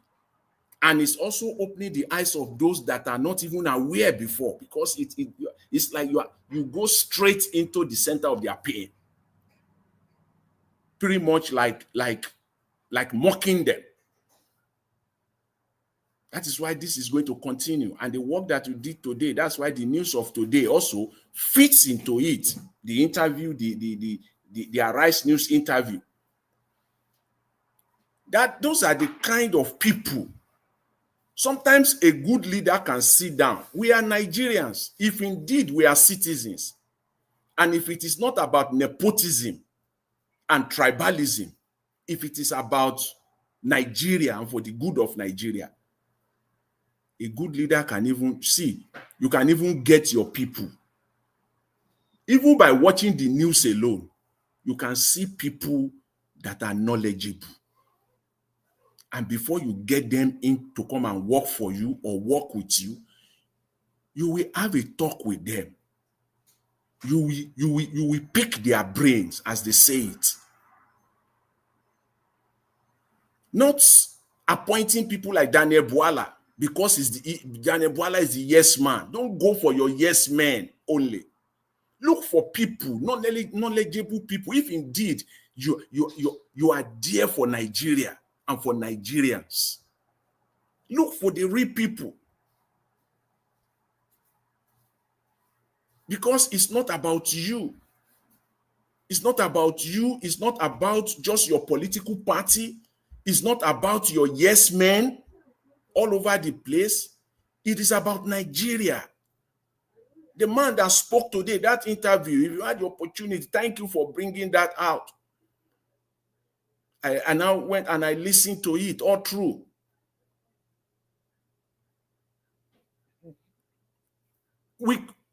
Nigeria is a country of deception. That the word deception now is now becoming an understatement. right now as we speak now. It's becoming, we must go into our lexicon now and bring out the appropriate word. That word deception now is now becoming an aberration describing what the state of Nigeria is. It's an understatement at this point in time. Colossal state of deception. That's what Nigeria is right now. I'm trying to find the right word. It is monumental state of deception that the country is right now. And some people will be talking that our naira should have been 10,000 if not for prayer. It is not about prayer. It is about what is being done. We're seeing it today. How do you expect your naira to be stable or to be competitive or to stand side by side with top currencies of the world when you have at this stage, at this time? Forget about whether Dangote is a monopolist or whatever. For the good of Nigeria, for now, you are still importing. Do you see the number that they quoted? If that is not, see, Nigerians should listen. No, it is not about all this one we're doing. All this one that people will just be dancing on social media, talking rubbish on social media. This is the heart of Nigerians' problem. In 42 days, 3 trillion. 42 days, let that sink in. 42 days, 3 trillion. 3 trillion naira. That's what Nigeria spent on importing. And when you commented that guy, that Arise guy, Steve, I said it 2 weeks ago, precisely 2 weeks ago or thereabout. Steve Ayorinde of Arise News is working for the government. I don't know how to put it, how I can put it loud and clear. But today, he met his match. That's why he had to go on that long gyration, trying to just to ask a question. He met his match because that guy knows his cookies. That guy is an expert. I give it to him. And if you want to know the problems of Nigeria, don't come and be talking rubbish, what you don't know about. Go and listen to that guy. That one is a lecture on his own. In fact, if you talk about Nigerian problem when it comes to currency, Nigeria economy, or anything, and you don't understand those basic things that guy is talked about there, it will be better. You will do us a favor by just keeping quiet on this subject. If Mr. Tinubu listen to this guy, as I always say, these are the kind of people that before the end of today, that guy will be sitting with him somewhere in Aso Rock for a chat. That's what president does. You will get that guy out of Lagos or out of wherever he is. That guy must be in Aso Rock before you go to bed. Today, you have the capacity, you have the power to do that. You want to speak with that guy. Whether at the end of the day, you now use him or not, it's a different board game. But those are the people that you want to hear from them. You want to hear from them. Steve Ayorinde is just doing the work of his paymaster, trying to bring pricing into it. The other day, about 2 months ago, we show it here when Dangote came out, he was proud. He brought out his gasoline. He put it in a bottle, a white bottle. You can see the quality of petrol that Dangote refinery is producing today. The man was proud to do that. He showed it to the entire world to see. Put it in a plain, like in a bottle, plain white bottle. Please, if you buy your gas, your petrol in any of your petrol filling station in Nigeria, please, if you can please buy jerry can. Take a white bottle. Please pour it inside and compare it with that one that Dangote presented.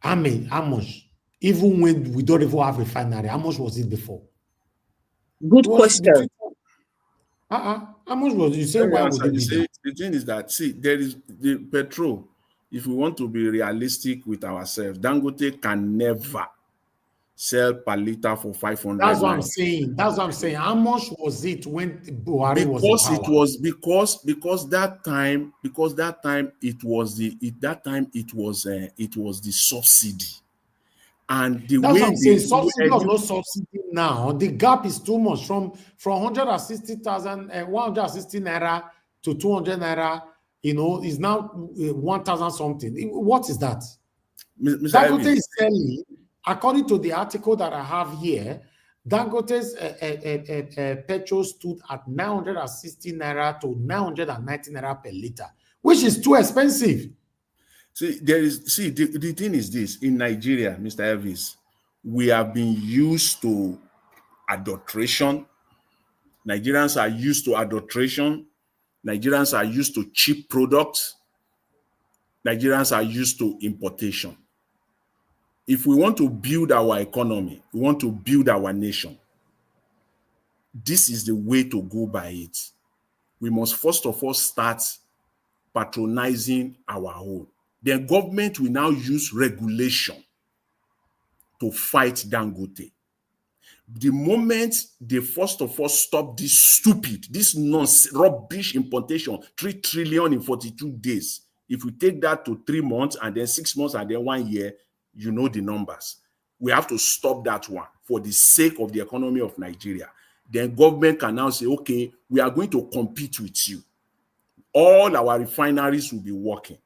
We will even sell those refineries at a giveaway price or prices to people who are ready to buy it, so that they can start competing with you. You will have no choice. Then it is competition that drives price down. So, but first of all, as it is right now, Dangote is in business.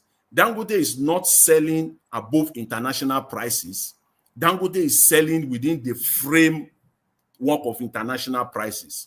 So there is not. I'm just being straightforward and honest here. I'm not a supporter of Dangote, his business model or strategy. But on this one, there is no way we will explain this. That from 160 naira, we are not paying 1,000 something, and we are justifying that. Mr. Elvis, see that guy. You know, you are coming to the issue of pricing. That was a question Steve Ayorinde was asking in that long sermon question. If you listen to the response of that guy, he kept his mouth shut.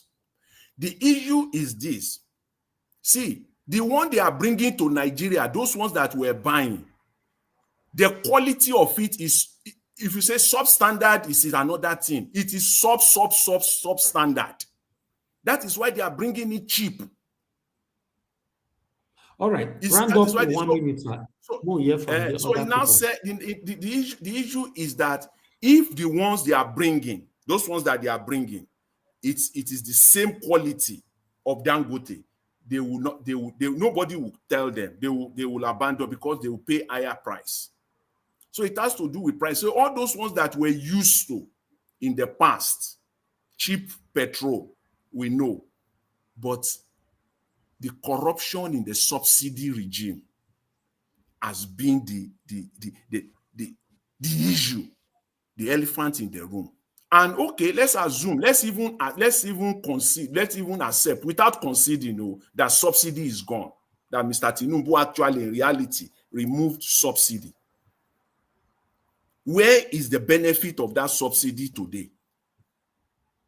They will tell you that they are giving states more money. You are not giving them any more money. You are only printing money to give them. It is not the money you are getting from petrol or from crude oil. You are only printing money to give them. See, the bottom line is this. I'll just conclude on this one, is that it is high time for Nigerians to come to the reality, at least for once. Let's be nationalistic. Even if it's going to cost us. Let the government come out in plain terms. Stop importation of petroleum products. Let people be buying the Dangote refined products in Nigeria and stop bringing substandard products in the name of you want cheap prices, you want cheap petrol. We will give you cheap petrol, but at the expense of your environment, at the expense of your health, we will bring it. And that is what is happening in Nigeria today. So we need to be, for the first time in Nigeria has something good. This crude oil coming out from Dangote refinery, everybody should support it, buy it, then let government deal with the problem so that Dangote will not be a monopoly. All right, anyway, thank you. Mr. Elvis, let me leave it there. We'll take it on later. To give room for other panelists. Thank you very much. I appreciate it. Thank you, sir. God bless you. All right, guys, I appreciate you all. I'd like to hear from Rita. Rita, thank you very much for joining us today. Good evening to you, ma'am. Please talk to us. You have the floor. Good evening, Mr. Elvis. Happy Sunday to you and everybody. Mr. Destiny, Mr. Jonathan, that was some good talk, but I'm going to speak about it. And I agree with Mr. Chris Dublin, Mr. Maluk, and my lovely mommy that I love so much, Mommy Diaspora, and everybody, every responsible person in the comment section and watching from home. Nigeria, your last statement was Nigeria, we should start patronizing the Nigerian product.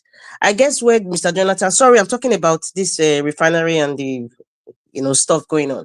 I guess what's most pivotal in this petroleum issue for Mr. Jonathan, this is what I'm hearing, that the quality of the products is very, very important, because what we're getting now is definitely affecting our health. People are having cancer, people are having lung problems, breathing problems. We're inhaling all these things. We've been inhaling it for years, and now we have somebody who can give us some sort of clean energy. But even the petroleum is not even clean energy anyway. It's not clean energy. And I don't know, there's just so much to talk about. If you say Nigerians to start supporting our own goods, the National Assembly, they're driving Toyota or Lexus cars. Those are not Nigerian cars. Yet we have Innocent. We even have one now in the East called Rosette Motors. It's electric cars. We have, but they're not. The National Assembly is not patronizing that. The president is not even patronizing Innocent Motors. They even went against this man at some point. Even this man, Alain Onyema, is even trying the aviation industry, but they've done all sorts of things to sabotage him.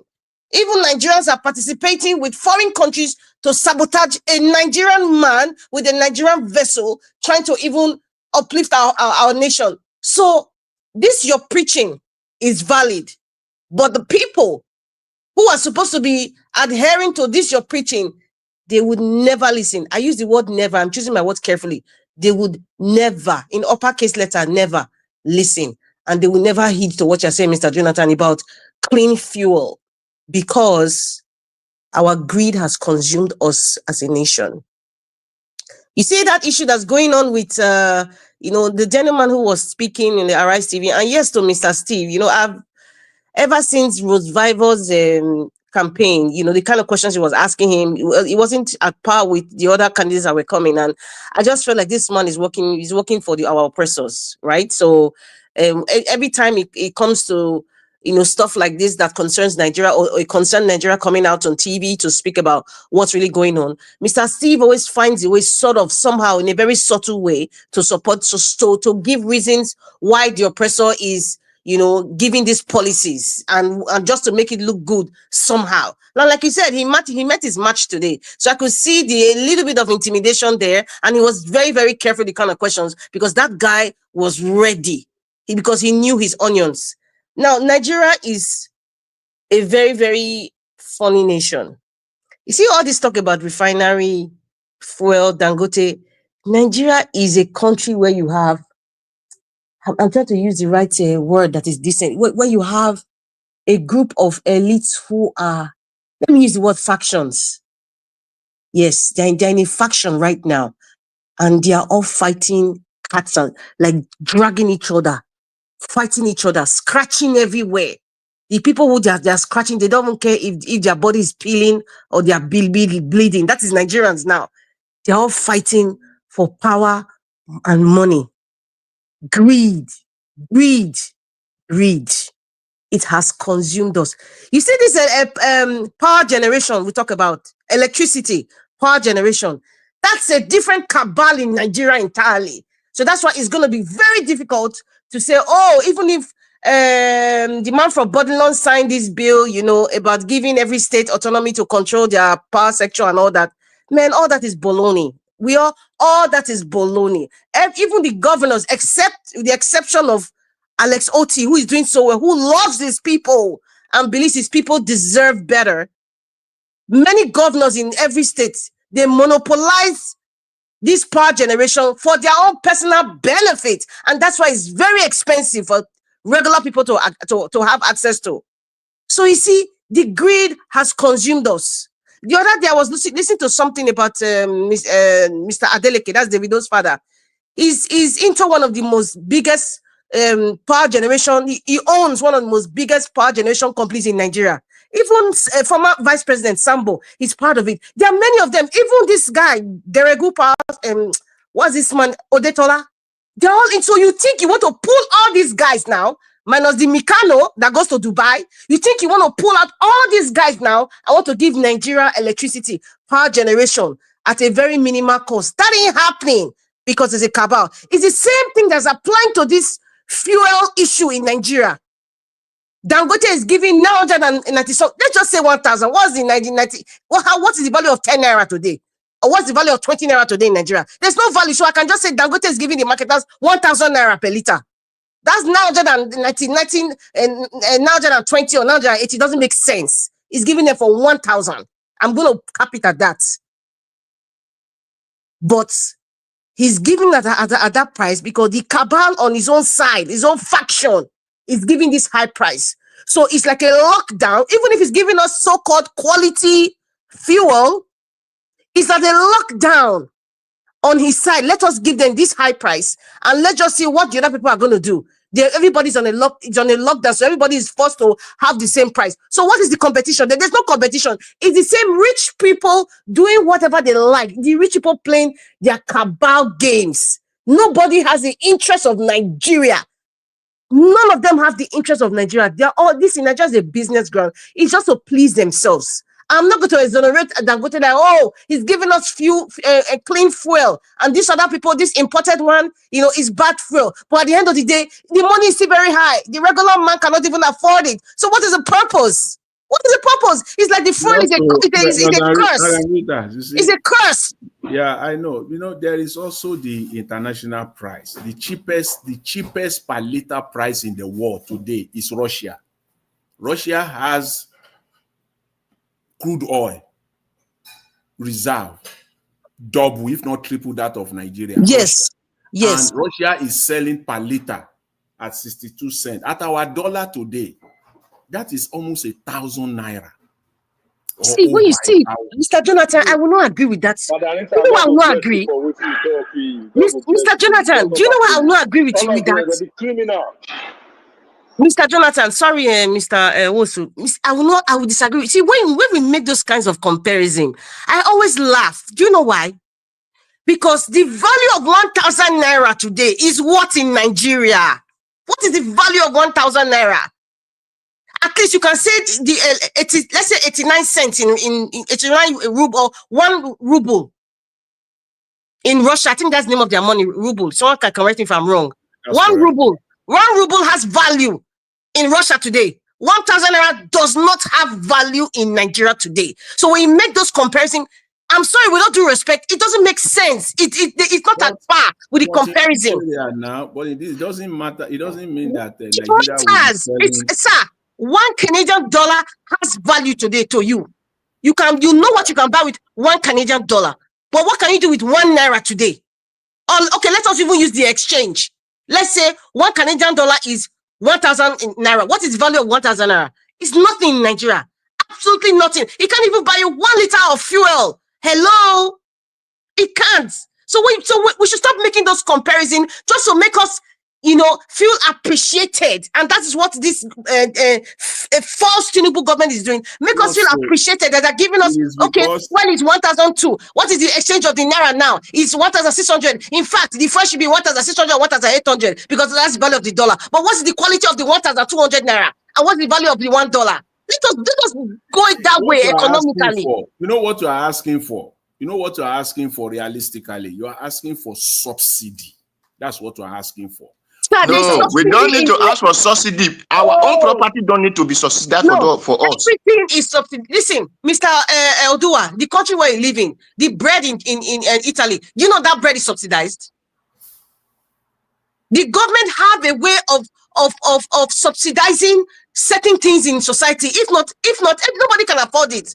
Can they increase, or let's say the government of France now or Italy remove the subsidy on bread? Do you know what will happen? Or for the price of spaghetti? Do you know what will happen? There's subsidy in everything. But it's not that it's not something that the government actually talk about. We just see it. The price increases a little bit, maybe 20 cents. You say, okay, people wish, but it's not so bad. Not it's subsidy of a thing. We just think it's only fuel. Where we live, there's subsidy in almost everything. What are you saying? You have to even in Saudi Arabia, they have subsidy there. Even in Dubai, there's subsidy in their fuel. There is subsidy, but how much are they buying per liter there? What is the value of their money, sir? What is the value of the quality of life? Let us be comparing it like that, sir. Wait, Madam Rita. Let me just say this so that you can continue.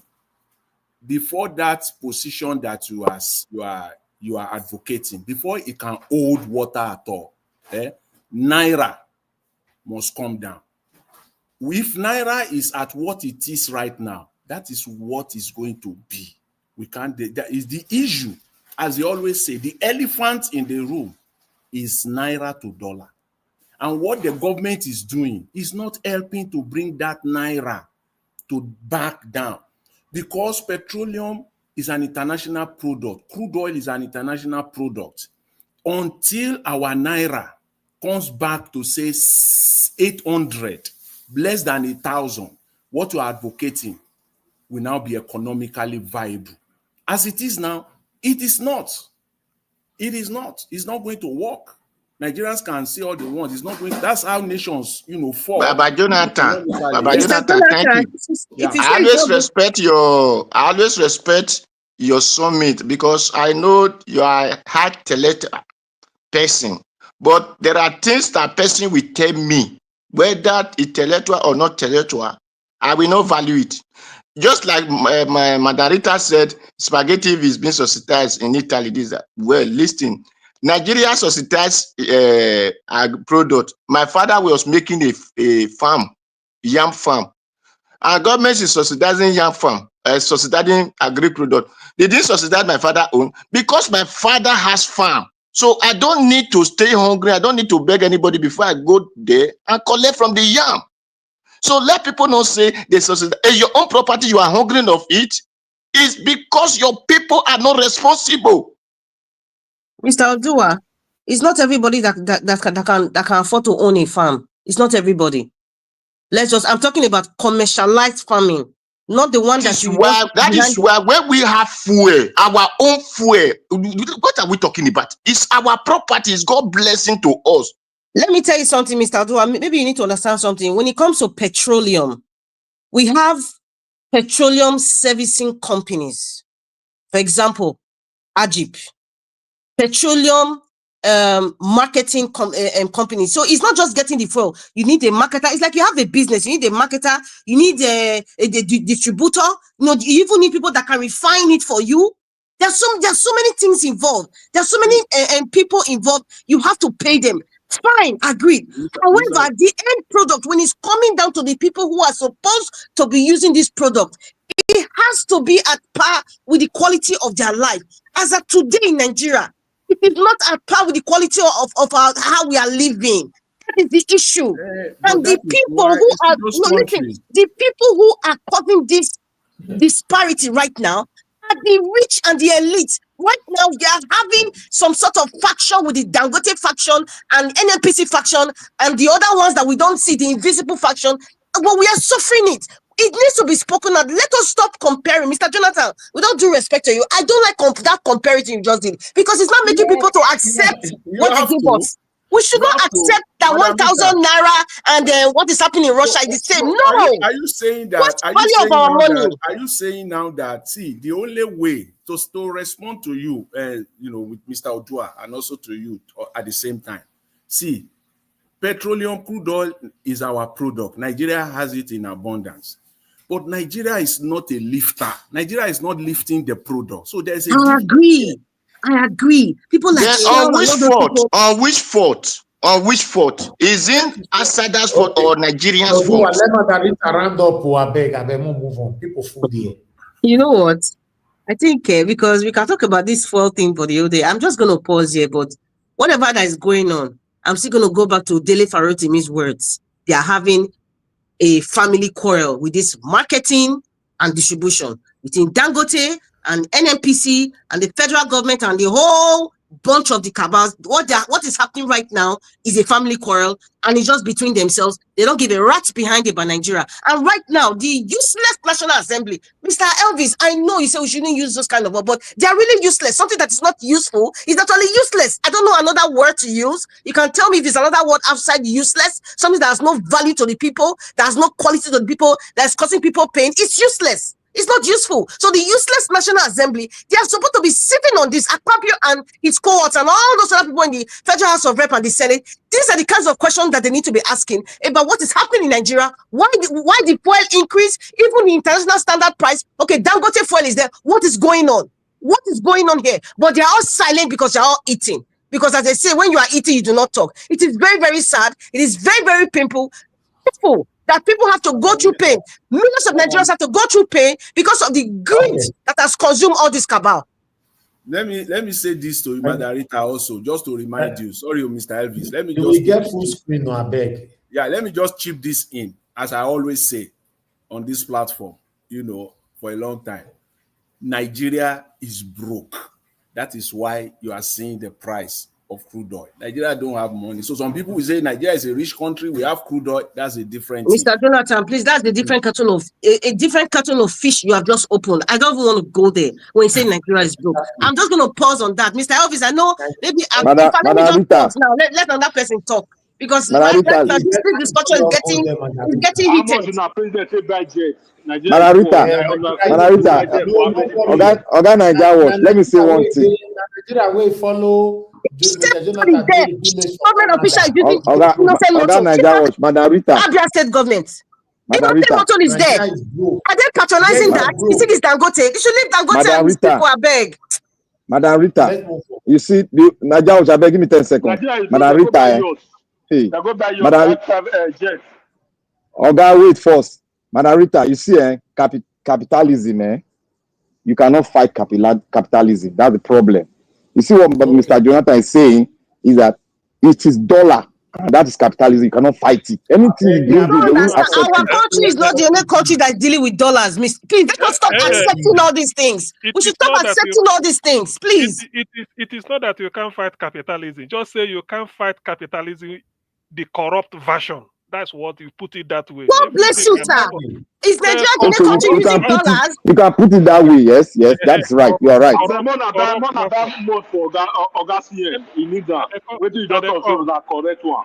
The corrupt version. You see, ordinarily I don't like to dive into all this or something. No, but none of us here can say for sure that he knows what is happening in Nigerian oil industry. Nobody knows. It would have taken a president like Obi to expose everything. What is that refinery Malta doing? Ingolai Idol, owned by Uando. Have you sort of integrated it into what we are saying?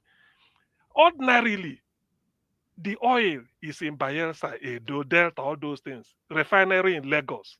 So no subsidy because you're only moving it from there, from Edo Delta to Lagos. Everything in Naira. This is in an ideal way. NNPC, take your Naira, whether it's trillion, give us crude oil.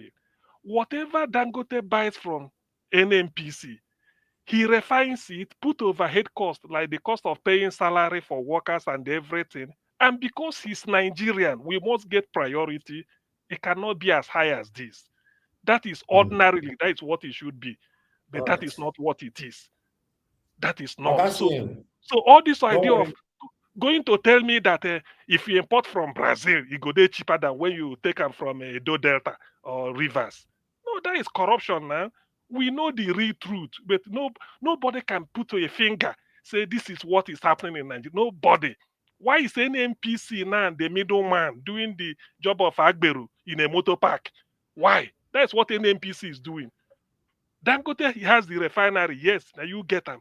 Where is the oil coming from? Does it make sense that Dangote will have a refinery in Nigeria and be importing oil from America or Brazil? What happens to the oil in Niger Delta?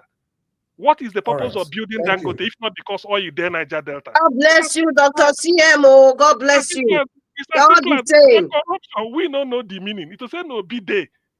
This thing for exposed. But for now, everything is CM, you see, the corruption in the Nigerian oil industry has been Can we move exposed. on? Yeah, it has been exposed over and over. It's all out there. It is only the political will. No, Mr. Jonathan, stop saying Nigeria is poor. Nigeria is oh my God, I broke. don't know how I'm going to explain this. Nigeria, your president said that. Your president said it now. Am I the one? Which your president said that the country is at your president, Mr. Tinubu. Which one? So is it coming from me? Why you people like to do this? Your president said it. It's in the public domain. Let's move on. Mr. Jonathan, now you talk about yourself that Nigeria is broke. You have been saying this since 1930. Nigeria was your president validated it. Your president validated it. Mr. Jonathan, you go to Damoto. Look, Mr. Jonathan is speaking according to the books. We are broke. Nigeria is not broke. How much did the president use to buy just? How much did he use to buy aeroplane? Ask Mr. Elvis. A broke country, a president used to buy just an aeroplane. He used billions to renew his wife office, the office that is not existing in Nigeria law. According to the books, that's why you talk about corruption. According to the books, he's broke. Your president, you go buy this, you go buy yours. All right, let's move on. Wait, please, my people, just give me a second. Mr. Elvis, please. No, you know the talk, sis. It's okay. I know because it's good to. Mr. Jonathan. Elvis, let him talk, I beg. Let him need to clear this thing. Let me say this. I want to crave your indulgence. That interview that Kelvin Emmanuel had with Arise News, please, his response to the first question. If you can play it, about 3-4 minutes of that interview. If you can play it. We don't need to go back there. We don't need to go back. Okay, let me say it. Let me say that Nigeria is broke. Maybe they've been telling us. Wait, Mr. Elvis, this is what he said. You don't let us learn now. I'm gonna let them talk. This is what he said. This is exactly what he said, which also I have stated on this platform. He said that they've been floating that Nigerian foreign reserve is 40 billion. 40 billion, 40 billion, 40 billion, 40 billion. The man said, Nigeria does not have 40 billion anywhere. He said he just want to be very, very robust at max. Okay, thank you. It's 6 billion. You will continue. Mr. Jonathan, thank you, sir. Thank you. We have more people waiting. Thank you. All right. I would like us to move on. The next person on the panel that needs to speak to us is Oga Chris. He knows about Oga Chris. I don't know who come back. I believe it was is it Abdul Malik? You left and you came back. Yes. Now you. Abdul Malik talk to us. They'll come to Oga Chris before Oga CM. Yeah, good evening, Mr. Najwa. They don't left. I'm here steady. Okay. Then Oga Chris come before you then. Yes, this one is the one supposed to speak before me. Okay, that's fine. Okay, pause then. Pause. Oga Chris, thank you very much for joining us today. Good evening to you. The way this panel they go, so let's say now which I will still live for now because everywhere they're full. Panel where get Mr. Jonathan, where get Madarita, get Oga CM, can't get Agberangberi, Black Panther, and many others. It will be as it gets the panel. So, but meanwhile, they had yourself. You know yourself now. You don't know your name. Not you disagree with your guy Jonathan. Nah. When you know say they for book not true, you disagree, they fight. Your own. Everybody knows that you disagree. Let me get the title. You get half title, Abi. Thank you very much, Oga Chris, for your time with us. And God bless you. I beg like you they talk to us after you now. Oga Abdul Malik. Make a day background to listen to now. Make a manager. Thank you, sir. Mr. Anjawas, thank you so much. Happy Sunday to you, and happy Sunday to everybody on the panel and everybody in the comment section. And it's a busy day today. It's quite full, but it's good to be with all of you. It's good to see the returning Dr. CM back to this broadcast. Yeah, happy Sunday to you all. Mr. Anjawas, thank you for everything. And by extension, Mommy Diaspora, thank you so much for everything that you do. Really appreciate you from the depth of our hearts. Well, as for me, I think, I don't know, I made this discussion about Dangote from different perspective, different angle, but whatever it is, I'm just going to take a stand, even though I didn't get the full grasp of the discussion. But my stand when it comes to this Dangote issue is this. I don't see Dangote being different from the corrupt Nigerian system. That is mine. That is my stand.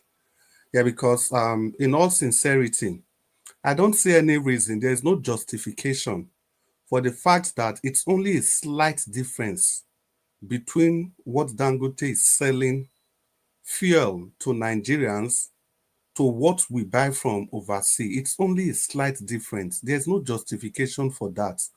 On what basis are we going to justify it? Is it on the basis of labor, manpower, compared to the wages overseas and the wages here? What do you pay the people here? What do you pay the people overseas? Where the average wage per hour is running close to over how many? For example, if you are paying any workers, people that work overseas in this refinery business, let's assume they even earn $10. Let's use that benchmark per hour. $10 per hour. That's already how much per hour. How much do they earn a day compared to the workers in Nigeria? What you pay them? So by any stretch of imagination, there's no way. And he gets the fuel, he gets the crude oil, I mean to say, directly from source. He gets it directly, even if he imports whatever, if he goes, like he claimed that he usually goes overseas to import, even at that, it's still not enough justification. And again, the Nigerians' investment, I know there was supposed to be a 25% share equity to Nigerian government, and Dangote said that has been paid, it has been reduced to like 2.5. How did it happen? What about all the dollars that were given to him by Emefiele and co? What's happened to all those? So the point I'm making is that in this whole business, Dangote is not in any way clean at all. By no stretch of imagination, we should in any way exonerate him from everything that's going on. They are all into this together. If we leave the fuel, just let's leave the fuel alone. Which one Dangote product? Because it's easy to point to NNPC. Can any person point to one Dangote's product that is available to the people that we get advantage price for because we are Nigerians? Is there any product like that? There is none. And I don't know all this cry. Is it not the same Dangote? For 8 years, or let's say 6 years, 6.5 years, that the Buhari's regime banned the importation of rice. It was only Dangote that was importing rice. Did he cry? Did he cry? The whole of the southern borders were locked. They opened up the northern border. If you import anything, agricultural product, apart from being a Dangote, it will be seized at the ports. This man has been a monopolist that doesn't know how to compete. If the fuel price is so exorbitant, can't he force NNPC? Can't he crash the price and allow NNPC? Can he not force NNPC to adjust their fuel price? He can do that because this is what businessmen do. He can decide to take the loss for 6 months, crash the price, chase NNPC out of the market. Then after you send them packing, then you come back and control the market. He is not a victim in this whole game. It is the Nigerian people that are victims. Does it make sense to Dangote? How much is a gallon of fuel in the US? I recall they sell in gallon there. And 1 gallon is about 4 liters. How much is that in the US? Compare minimum wage to US and minimum wage to Nigeria. Even if the price is like 1,200, equivalent of 1,200 in the US and compared to Nigeria, even if it is 2,000. For example, in Denmark, it's like 2,500. And it's about, in the Naira equivalent, it's about the same thing in the Republic of Ireland. But the question is that what does it take to make 2,500? What does it take to make 2,500 Naira? And so in Denmark, it's even 3,000. Now, what does it take to make that in a day compared to what it takes to make the same amount of money in Nigeria? Did you say 3,000 Naira in Denmark or 3,000 Danish currency? No, the equivalent, about 3,000 Naira. 1 liter of petrol. Yeah, about 3,000 Naira, the equivalent. Well, the question is that what does it take to make that 3,000? And if any person must know, the average salary in Denmark for the lowest paid person, the benchmark is about the equivalent of, let's say, 6 million Naira. 6 million. That is, you are not working. For somebody that's not even working, you are on life support. In the Republic of Ireland, it comes to about 5.5 million or 5 million or thereabouts, depending on the situation of your household. So, if those people are buying fuel at that amount, it is understandable. And in these two countries I mentioned, remember, you don't have to pay any hospital bill. You walk into a hospital and you walk out. And remember, you don't have to pay any school education. And remember, if your child even gets to college, not even university, if they get to college, there's after GSS3, the one we call after GSS3. Your child is placed in a salary. For those in the university, they earn about 1 million Naira just for being in the university, just for being a student in the university. So these are the things we are saying. I don't think there's any rationale behind comparing prices overseas and prices in Nigeria. The situation of life situation in Nigeria ought to be factored in whatever it is. Like I said, I didn't meet the large part of the argument, but for whatever analysis I'm following, there's only one thing on my mind, and that thing is that Dangote is not innocent in this whole thing. He's only crying out, he's only making all these noises because his business is affected. Dangote is not coming to help any person. It's not going to better the lot of anybody.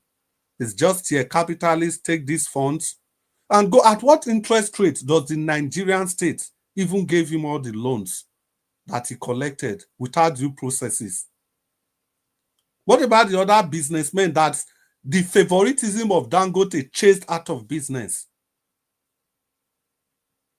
We ought to know. If we leave fuel, it's okay to point to NNPC. Let's leave fuel. Okay, what about the other products? The cement, every other thing that you have been selling to Nigerians without the problem of NNPC. How are Nigerians benefited from these products?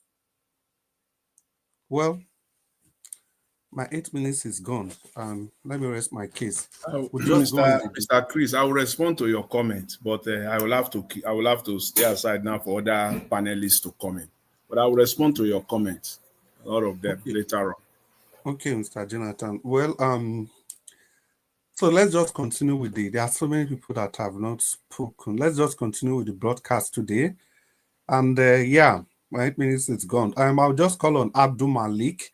And after Abdul Malik, Black Panther, be ready to talk. After Black Panther, Prince Alaba, be ready to talk. After Abdul Malik, Oga, that is what Nigeria will take. Okay, after Abdul Malik, Oga CM. After Oga CM, who is the next person? I for say whether we still they do campaign for Lumide or what. I don't see you, Dr. CM. No first. Abdul Malik, you not ready? Yeah, I'm here, Mr. Chris. Please, the next person should be ready. Not be say we will call name. We not go see you. So talk to us, Abdul Malik. It's good to have you on the broadcast. Yeah, good evening, Mr. Chris. And good evening, sir. Good evening, Mr. Nigeria World. Good evening, everybody in the panel. Good evening, Nigeria. Nigeria spent 3 trillion naira to import petrol in 42 days, despite local refinery by Dangote. If Nigeria government, if they are not, how am I going to put it? If they know what they are doing, if they know what they are doing, we have 4 refineries in Nigeria. Why is it the refinery they are not working? You see, all the institutions, they are corrupt. I see no reason why we have this product. It's not that we don't have the product. We have fuel, right? Yeah, we have fuel, mineral resources in the country. Okay, why are you now? Even though now you say, okay, your refinery is not working. Now you have private refinery in the country that can refine fuel. Okay, why are you now still why are you now still exporting fuel and import again? It will cost you more money. Just the corruption in the system. That is the reason why. And I was taught, and I heard that they say Dangote is one of the elite, right? Okay, why now they are not using it? Why they don't use it now? That is my question. I heard that it's one of the elite. Okay, now why they don't use the refinery to refine the fuel in the country? It's not that they have the refinery in other country, they have the refinery in Nigeria. It's an opportunity for Nigeria, but my major problem is Nigeria government. It is their shame. It's a big shame to Nigeria government. We have 4 refineries, no one is working. No matter what, this product, it would have not cost, it shouldn't cost us like 1,000 naira, no, like, highest 400 naira, highest 500 naira. Because we have that product. Look at the other countries that have petrol in the world. If petrol is cost like the way it is Nigeria, it's not possible. And look at our minimum wage and look at other country minimum wage. We have petrol. It's not that we don't have this product, we have it. But why is it so cost in the country? It's supposed to be highest 500 naira, highest. How are you selling petrol 1,000 something? That is the reason why you see most of the business collapse, all those small scale business. It's not everybody can afford that. Yes, look at now, minimum wage is 70,000 naira. Okay, you have small scale business. Before you buy fuel, like how many, like 1 week or one day, how many liter you will take a 1 day? You will use for 1 day, how many liter? You will calculate 1 month or 1 week. How much what is your profit in the business?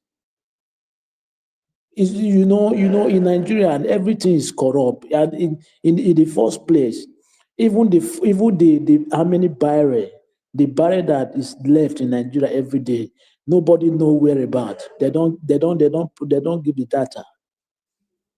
There is no data. How many barrel is leaving Nigeria? They don't give the data. All the system is corrupt. That's why there is nothing is working. It's not rocket science. We have been refining fuel in Nigeria, right? It's not today, but now it's not because of this corrupt system. That's why they stop refining just to embezzle money. That is the reason why they float naira, so that the money will be increased for them to more embezzle. Yes, that is the reason why. I don't really understand. The country is going somewhere. Just 42 days, 3 trillion. Do you know how much is 3 trillion? That is the one you heard. What about the one you don't hear? It's the one you heard. What about the one you don't hear? 3 trillion. Calculate in dollar or euro. You know how much it is? That is only 42 days, which is 1 month and 12 days, right? We are in problem in the country. Every day they are looting money in that country. Do you know how much they are looting every day? If they stop looting Nigeria money, Nigeria is a rich country. It's very rich. Calculate how much they are looting every day. Let them stop those looting. You will see Nigeria is rich. Forget those ones they are saying. It's just propaganda. Yes, propaganda. Nigeria is not rich, but you are purchasing higher purchase. Although you are buying private jet, how much is private jet then? 100 and something billion, right? You used to buy private jet. Nigeria is rich. They are just there to loot our money. That is the problem. We need to fight for the person that we govern us well. That is what we will fight for. Yeah, that is the only solution. There is no solution for now. No solution. We have been talking, but there is nothing is working. Everything the same. Look at 3 trillion just for the 42 days. We have a long way to go unless we change this our attitude and behavior, everything. Without that country will not move forward. It will remain as the same. There is nothing will move. Yeah, when Buhari was there, how much is fuel? It's not 400 before 3 something, right? But now it's times 3, which is not supposed to be because of the floating of the naira, the valuation of the naira. That is the reason why. They know what they are doing in the country. They are just some gargon people. They are controlling Nigeria. That is what we are seeing now. Yeah, that is what you see. This all those that, like the video you show, Nigeria Watch, Mr. Nigeria Watch. That man that was like preaching about was Muslim something, understand? You see all those people, they are fake, and in the day of judgment, that is where their punishment is, understand? They can never go free. If you are using gun nail to deceive yourself, you think you are deceiving people, it cannot possible, understand? You can never go free for that. You can deceive people, but you can never deceive God. Yes, but let me tell you, see now, in a Muslim, it's just for you to 5 daily prayers. That is only thing you have with your God. 5 daily prayer. Anywhere they call prayer, you go there, you pray. That is just all. Any other thing is for yourself. You understand? Yeah, it's just for yourself. They are just using those things to deceive people, collect people's money. That is the problem we still find ourselves in Nigeria. Religion is just like the people that introduce religion, they don't practice like the way we practice. In Europe, you see that they don't even go anywhere. If you tell them you are going somewhere, they will be laughing at you. Like it's like you are mad. It's like something is wrong with you, something like that. If they don't do marriage or something, they don't go anywhere. But they are living large. They are Abdul living Malik, good. round up, sir. Yeah, they are living good. They are living better than Africa. But we Africa, we are suffering. We carry religion in our head. That is the problem we have. It's only God that will save us, but this is not God issue. It's for we to save ourselves. Thank you very much. Abdul Malik, round up, sir. Yeah, thank you very much, Abdul Malik. I like those your final thoughts. We have to save ourselves anyhow. You do well for your submission. When we continue, who did that? The next person, oh yeah, make you talk to us. Hello, Dr. CM.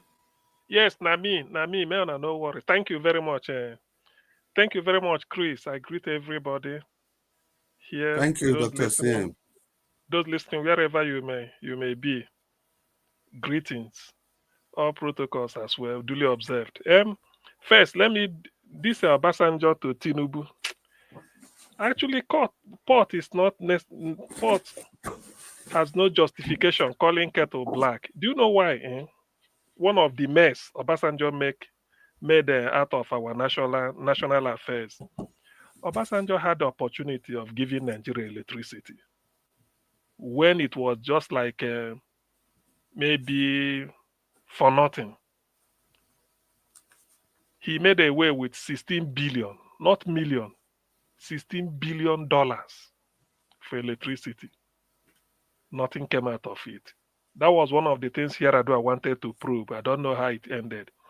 You see, Obasanjo had a chance. Obasanjo is like, I liken him to go on. He had the chance. He had the public sympathy.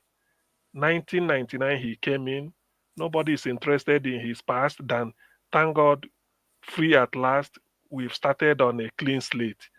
He messed up the first 4 years. World Bank recommended Okonjo Iweala, Soludo, Bodo Augusto, Ojo Bio Ezekwe, all of them. They came on board, helped to work debt cancellation, and they got it. Obasanjo, 16 years, $16 billion. Nothing. To be honest with you, nothing. So since then, that's why you see any government he criticizes, they will use it to torment him. Till today, nothing came out of it. So when I hear Obasanjo, criticizing, not that way he can criticize, but he lost our chance of the century, of the new millennium. He had everything going for him. Public sympathy, name it. Nobody is interested. Just give us what you want. Then he went off a tangent and started feeding his nest. Petroleum Development Training, PTDF Fund, here and that article was sharing. To the extent that article came out one time to say when the head of the fish is spoiled, what do you expect the body to do? When we remember, ordinarily we shouldn't be remembering all these things. But when we are in a difficulty, you say, look, we've had this good. And yet he is the person. Is it not this Obasanjo that helped to engineer the removal of Jonathan? That Jonathan is training 1,000 snipers.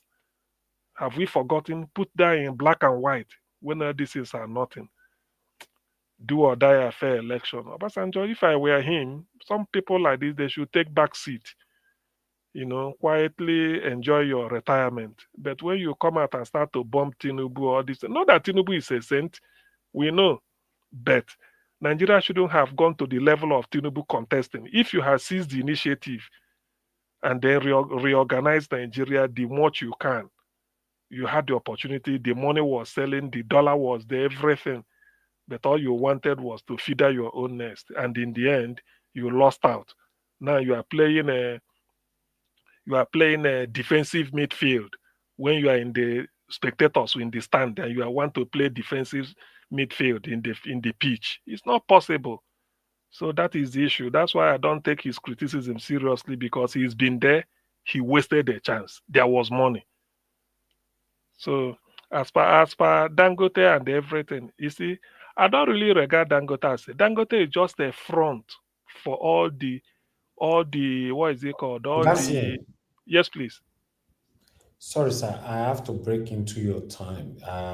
The Ondo election, as you all know, that that you are the APC guy have been declared I the hear that winner. you are APC. I heard that you are, Magic. yes. So now the lamentation continues, but Bola Ahmed Tinubu have responded to the people that if you do not agree with the result, go to court. Go to court if you don't agree with the Ondo governorship election, Tinubu. So he have responded, so which we will expatiate on tomorrow, or anybody can talk on that. So this is where we find ourselves. So most here the court, because after all, Aso Igodaro is currently in court. Ondo State, hey, wow, which kind of country with this? That one, I beg. Anyway, thank Niger you Watch. for. Thank you Yes, for. sir. Niger Watch. Ondo, Yes, sir. Dr. Sim, let me add this. Ondo na 18 Yeah. over 18. It not be like Edo State. It's 18 over 18. And secondly, Mr. Niger Watch. Dr. Sim, add this. This go to court that Niger Watch just mentioned. It was Obasanjo that started it. Exactly. After rigging election, go to court. It was his term. He coined the term. Do or die, and then do or die. Ibadan garrison, all those. What's this man? This Amala man in Ibadan. What's it? Adedibu. Yeah. Anyway, the thing is that. Mr. Schultz, you are on the backstage. Before Augustine continue, on your camera. I've been waiting for you to turn your camera on, sis. So I can bring you in. Although we have a full screen. Okay, I don't see you. I don't see you already. Thank you. So I'll bring you in. I'll remove myself so that you have a spot. Augustine, go ahead, sir. Thank you, sir. Okay, yeah. So So just, I don't want to. But the thing is that Obasanjo, nobody, because he had the opportunity and he had everything going for him, because the whole country was saying yes, let us start on a clean slate.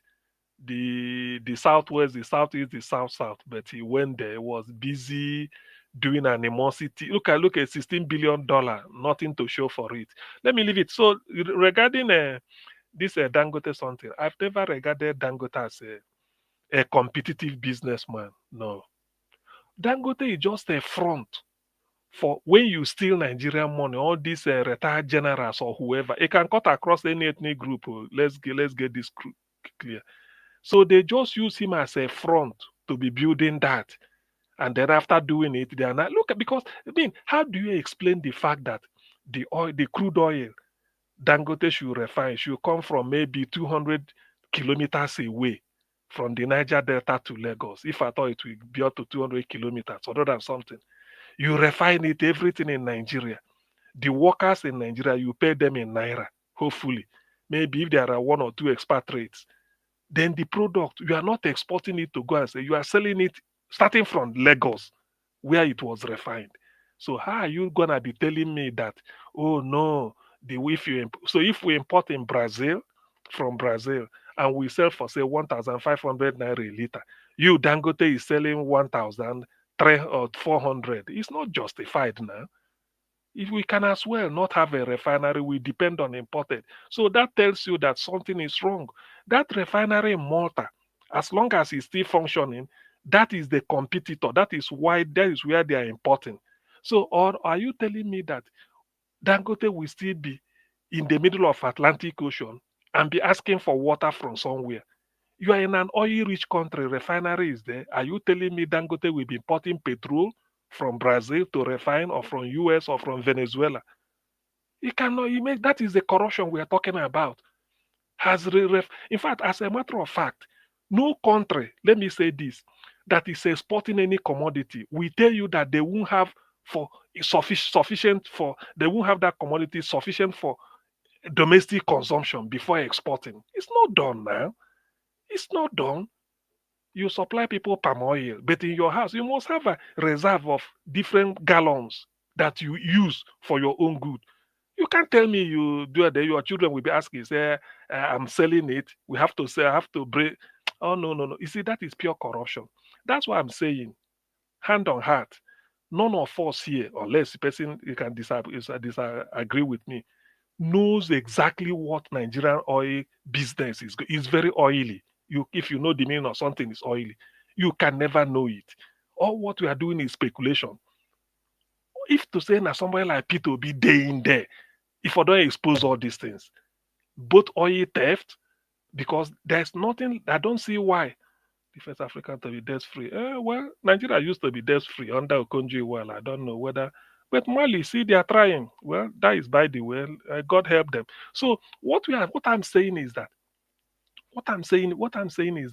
there is no way somebody will tell me that the crude oil in Nigeria, that Dangote will refine it and sell it at this exorbitant price. For what? Are we still paying subsidy on what? You subsidize because you are importing. Are you telling me you pay subsidy on crude oil from Warrior Scravels to Lagos, or from Akwa Ibom offshore to Lagos? No. Who are you subsidizing it for? This is free. It's not really free, but more like free. So in other words, the NNPC should have money based on the one they sell to Dangote. And Dangote should be able to make a little bit of profit because of it has workers to pay. They're telling me that in fact, ordinarily, what we should be talking. Yes, please. What we should. Sorry, sir. I'm sorry that I have to do this. According to what I have right there on the screen, you can see the country finance minister has announced Mali become the first African country to be debt-free. After the military took over, they sold all the assets belonging to the corrupt elites and sent them to jail, including their former president's son and ministers. So my concern on this article is that they sold all the assets belonging to the corrupt elites. Just imagine that we have that one person that I was talking about a couple of days ago here that can help us to sell all these stolen assets that belong to our satanic elites Nigeria will be debt free as well. Of course. No. That's true. I mean, that of Mali now is because I didn't read it. I was just commenting off. Dr. CM, you round up. Okay, let me round up. So because I didn't read details of this Mali until you read it, it makes sense. Because if they say they are debt free, not that they suddenly got money, they seized all the assets of their corrupt leaders, auction it or sell it, and use it to pay. Probably they are owing different Western banks. They pay them off and say they are debt free, including the president's son and ministers. Do you know what it means? And the man who did this thing is trying to tell you that when I leave, you investigate me. Because when you investigate people like this, it means you're putting yourself on the line, like Alex Oti did, canceled what is it called, pension for former governors. So you shouldn't ask me if Alex Oti will be taking pension when he leaves office. No, he won't, because already cancelled for former. He can't start it again. So in Nigeria's own case, Nigeria is just a cartel. Dangote is a front. That's why all these things they are playing, it defies any simple economic logic. The refinery in Nigeria, the crude oil in Nigeria, you lift it from 100 kilometers away. After refining, you are telling me it says like this in Brazil. No. There's something fishing. So let me leave it here. But to me, is the more you look, the less you see. Nothing. I can't put my finger on anything because I don't know. All these things we are doing is just speculation. None of us is only Dangote will come out and tell us the truth, but he won't say it because he's a front. Otherwise, they expose him or somebody from maybe if like David Hundeyin or something like WikiLeaks will expose this thing. That is when Nigeria will have an inkling of what happens. So do you, Dr. CM, a quick question for you. Do you believe the Nigerian police? Nigerian police? Yes. You can as well believe there's a virgin in a maternity ward. Which one be Nigerian police? Okay. Police care. So which means that anything from Nigerian government, you don't believe it. It hard, and you say if you know it now. Okay, look at Mali, the way they become debt free. See easily. Nigeria look. Do you know that Nigeria can say, let us fund free education from primary to university? People go say, where is the money? Can't all these criminals sell all the assets? Billions of dollars go come out, trillions of naira. That's all. You don't need to borrow money. That is the meaning. That's what he's telling you. Thank you. Yeah, well, Dr. CM, thank you so much for the submission. And Mr. Njaro, thank you so much for those two interludes. CM, what Mali just did, it's a testament to the fact that, you see this idea where we go, they say the West, they don't want to make Africa grow. They don't want to make Africa grow. It's a testament to it, the fact that if you have a dedicated leader, no matter the influence. That's Mali news. That's Mali news. Is it in any mainstream media at all? Yeah, the truth is that I've been hearing the news. I've been hearing the news for the past 3 days. Yeah. So I go to my sources, my business sources, I can't find it there for now. It's only from the social media trend or thread, as they call it, that is going all over the place. But there might be some facts there, but it has not been. Even Bloomberg, such a news, Bloomberg Africa, I've searched, AP. But remember, Jonathan, that Mali sort of divorced itself from France. So it might not be a friend of the West in terms of news like this. It might not be a friend of, because he's trying to call the bluff of France, change their lingua franca, no more French. They're using their native language and everything. So it's like they're having a rebirth. They're changing. So, yes, Mr. Jonathan. Right. Mr. Jonathan, if you check Reuters, they talk about Mali paying off $332 million of internal debt. So that is one very good source to really look out to. Reuters, everybody goes to Reuters. So it talks about, a lot of finances in countries. So whether it's internal debt or external debt, we don't really know. But however, they are kind of free of some debt. And the action that's been taken is what every African country today, especially Nigeria, should be taking. That's the point. Can I add a few points to that? Mr. Jonathan. The next person can talk. 10 seconds, please. Mr. Jonathan, the West will never bring anything positive out of Africa. So don't expect them to say that. Yeah, what I see. Thank you, Madam Rita. Yeah, in fact, sometimes, we can just get this brain freeze sometimes. I did not check routers. I checked it. The information there is that they have proposed to pay according to routers, which is a reliable source. And that was in October.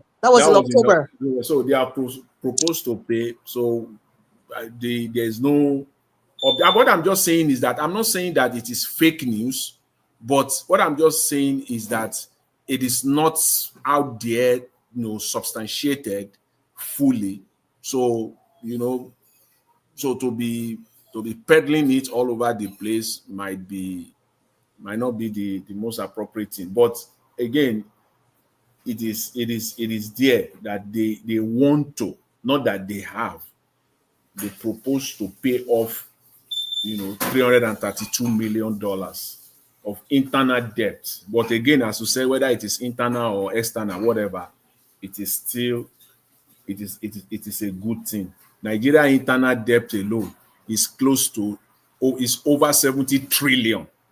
If Nigeria can even pay that one off, we'll know where our naira will be, the value of our naira will be today. So it's a good thing, but the news is not widely out there. Okay. Thank you, Mr. Jonathan. Thank you. So let's just continue. The next person, Prince Alaba, are you there to talk to us? Prince, are you there? Yes, I'm here. I'm here. Sorry. Okay. It's good to have you on the Sunday broadcast, and thank you so much. Talk to us. Open your microphone. Your audience are waiting to listen to you. Thank you. Yeah, good evening, my wonderful people. It's been a while. Niger Watch, thank you. My fellow panelists, thank you, everyone. We must continue to preach this gospel. Sometimes maybe we think those people are not listening to us. They can hear us. I am very much concerned about some things which is really important to us at this moment. And what are those things? I will still talk about it, which is electoral reform. That is the only way out for Nigeria. If you like, bring our leader, which all of us like and said, oh, this is the best man, Peter Obi today. The system will still fail Nigeria. We need to start somewhere. And that place is where electoral reform. We can see what happened in Ondo State. Earlier, after the EDO election, I said no any election in Nigeria that will be free and fair. With this strategy, when they finish in Imo State, the same thing I said is happening.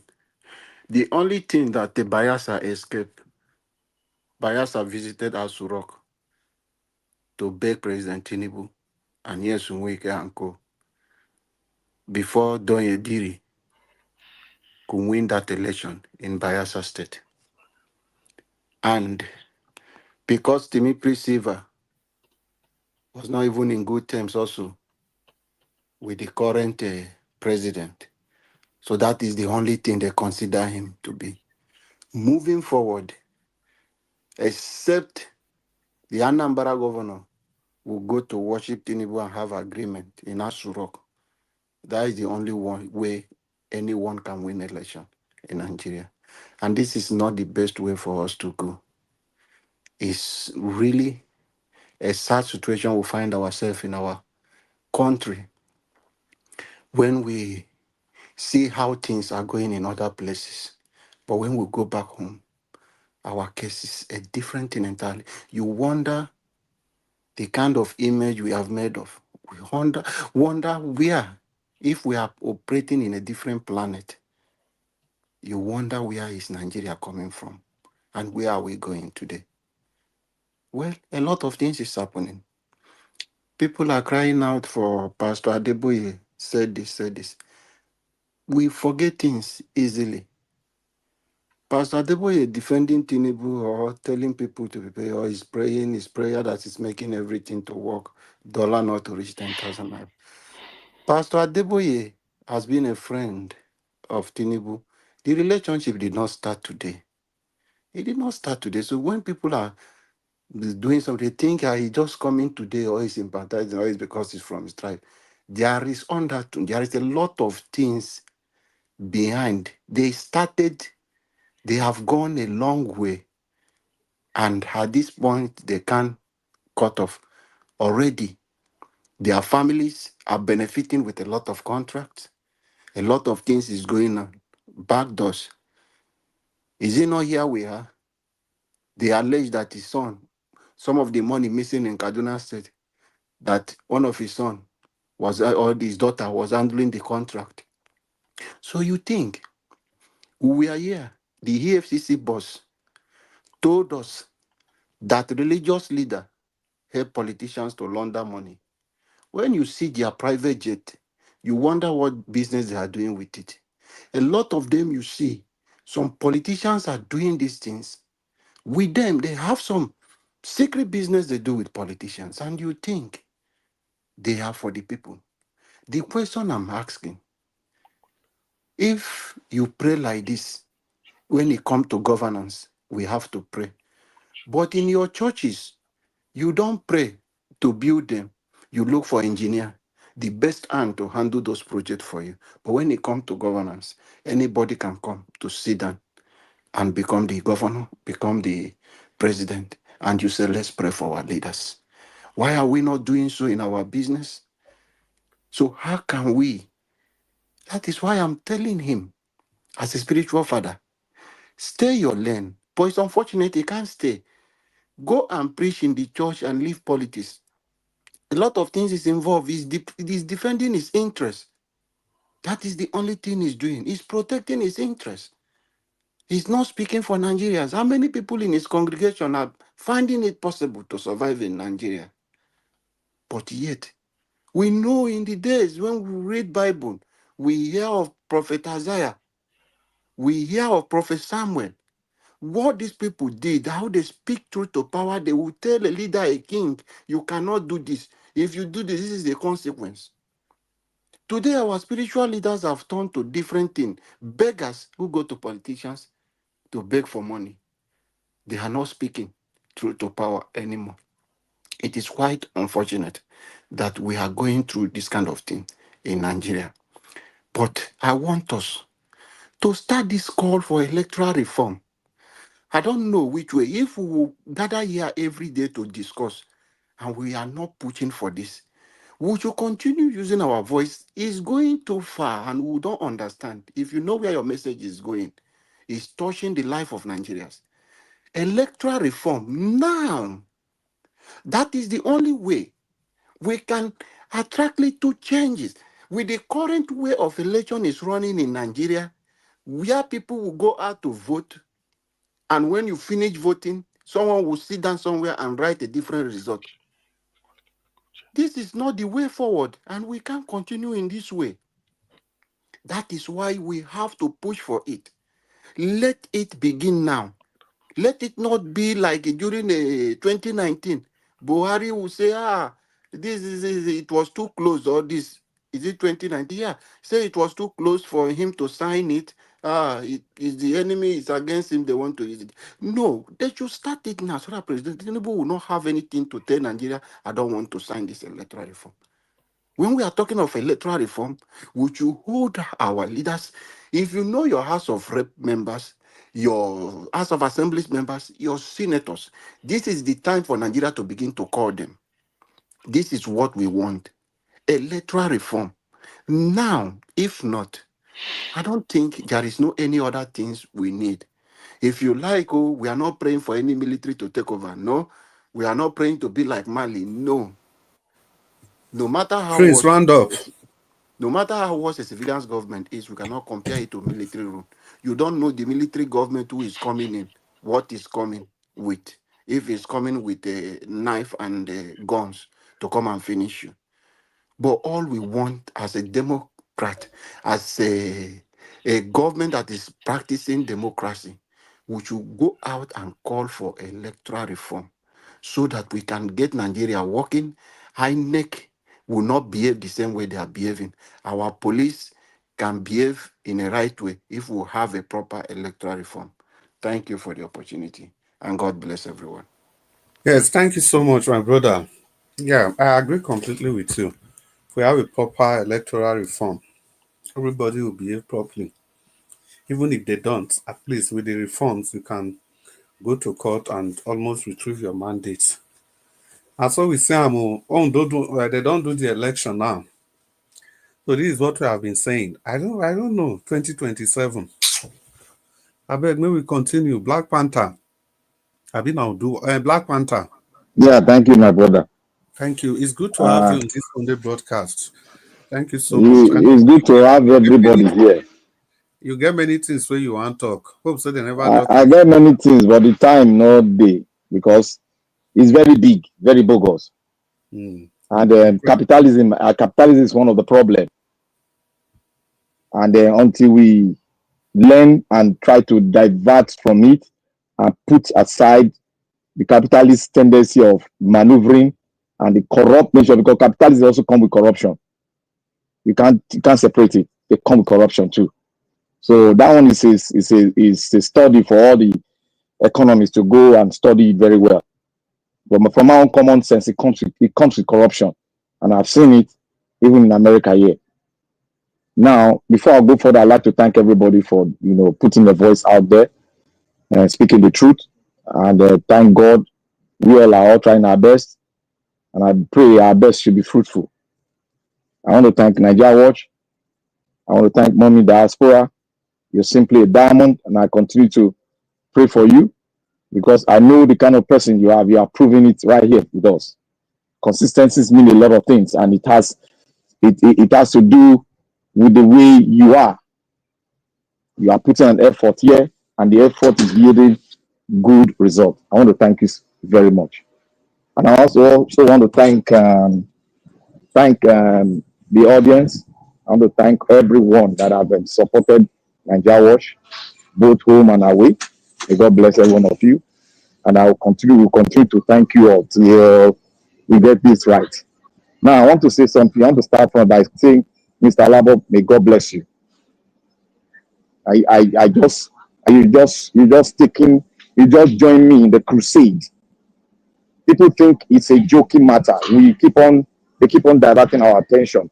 People think it's not going to be possible. But when we put our voice out, consistently push it, somebody will take it. Like so many governors in Nigeria are taking something that we are speaking. We think they don't know listening to us. They are listening to us. Their agent, their agency, their aides, they are all listening to us. And we are giving an idea. People are taking it. But some are not. Majority is not taking it. But the wise ones are taking it because we don't sell. We give it because we have it. I want to thank you for sticking to it. Let us continue to stick to it. And this is a clarion call to every one of us that the only way we can collapse the system, let's start from the electoral reform. Let us keep staying it. At least let's dedicate 1 minute to it in our submission. That will go a long way because we are selling people. Many prominent people are listening to us, and we need to stick on our thing. We need to be consistent with it. If you want to see the change, that is why I say, if you want to see the change and you depend on the 2027, you ain't going nowhere. We are not having our power. We are not going to do anything. The system will go against us. That is simply the truth. And I don't want to be a crying foul every time, cry for the same thing when we are not really pushing hard.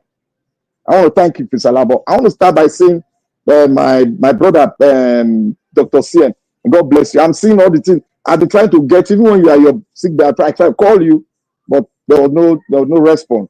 If you check your WhatsApp, there's a lot of calls on it. It's from me. And I saw your messages, and I gave you back some messages, information that I have too. That is simply what we've been saying here. And those ideas are crippling in. And I say every time, I say the best of us are out here. The best of Nigerians are out here from every tribes. And that is why I pick Enugu State as a point of contact to all the states. And I've continually do it. I'll continue to say it because I'm digging deep into what this guy is doing. This guy is preparing the future of Enugu State into the 21st century. He's preparing them for it. And the diasporans have been infused into it. Look at us. Look at our states. Look at some of our states, especially Edo State and the Niger Delta State. You earn big money, you cannot see any sign of development. Now, I want to go to the topic of today, Obasanjo saying it. Obasanjo is part of the problem we have. And he has been a very big contributor to the part of problem we have in Nigeria. Many of you will ask me why. But the why, you go, I'll give you an assignment to go in and research very well, deeply in you. And now, let me say something here, concerning capitalism or whatever you might tag it as. I want to say something here. If money rules the world, and who owns the money, they take the pace. Well, in any country, it's like that. Who owns the money, they dictate the pace. They dictate the pace of the democracy itself that you are seeing. They dictate it with their money. Now, I want to tell you that I want to ask every one of us. Before I ask, I want to put this out. 75% of Nigeria oil well is owned by the North. Why 25 is distributed among the states and foreign companies. Now, and I don't make mention of one thing. He said he paid for this seat. If you observe when he was campaigning, he went straight to the door to meet the Arewa. What one particular man lay hands on his head and bless him. And there was a group of the people that dictate the pace because they own the money and they dictate how Nigeria will go. But we are shying away from it. I won't distribute the factors now because the corruption has been distributed around all ethnic groups. But I want to say here, the fundamental issue here, if we don't address the issue of this nation, we will go around the factors. The main thing here is that your resources is owned by one particular group, and that's the Arewa. I'll keep on saying it until we go and research on it. I've given you a bit of it. 75% of the oil well is owned by them. That is why they took out Jonathan. It was in a hurry. They had to take out Jonathan because Jonathan will pay them back by taking the oil license from them. That is it. And if Obi comes in there, he will take the license from them because we cannot continue with this. We cannot empower some certain kind of people to control the economy and control the nation and become presidencies of the nation. And Black Panther, please. Yeah. I want to jump in. The licenses for the oil well, they were due for renewal by 2016. And they know the information, as maybe docile as Jonathan was, he confided in some of his top cabinet people that nobody is going to own a year well. Immediately he gets his second term. The information was leaked out. So those were part of the reason that he had to go. It was a systemic gang up. Thank you, my brother. Yeah. Thank you, my brother. These are some things we need to clear off our system. And if you don't know, that is why we talk about history. History has a role to play in our moving forward. You got to go back there and trace it down to where, so that we can know the position we can be up front. As we are talking here now, with the exclusion of one eastern state, the eastern states are beginning to learn their lesson. This eastern governor is Siso. They are beginning to learn their lesson and are beginning to put down and work with the resources they have. Because every state has potentials to be the Dubai of tomorrow. And I want you all to go and see how the Enugu state incorporated the diasporans into the millennium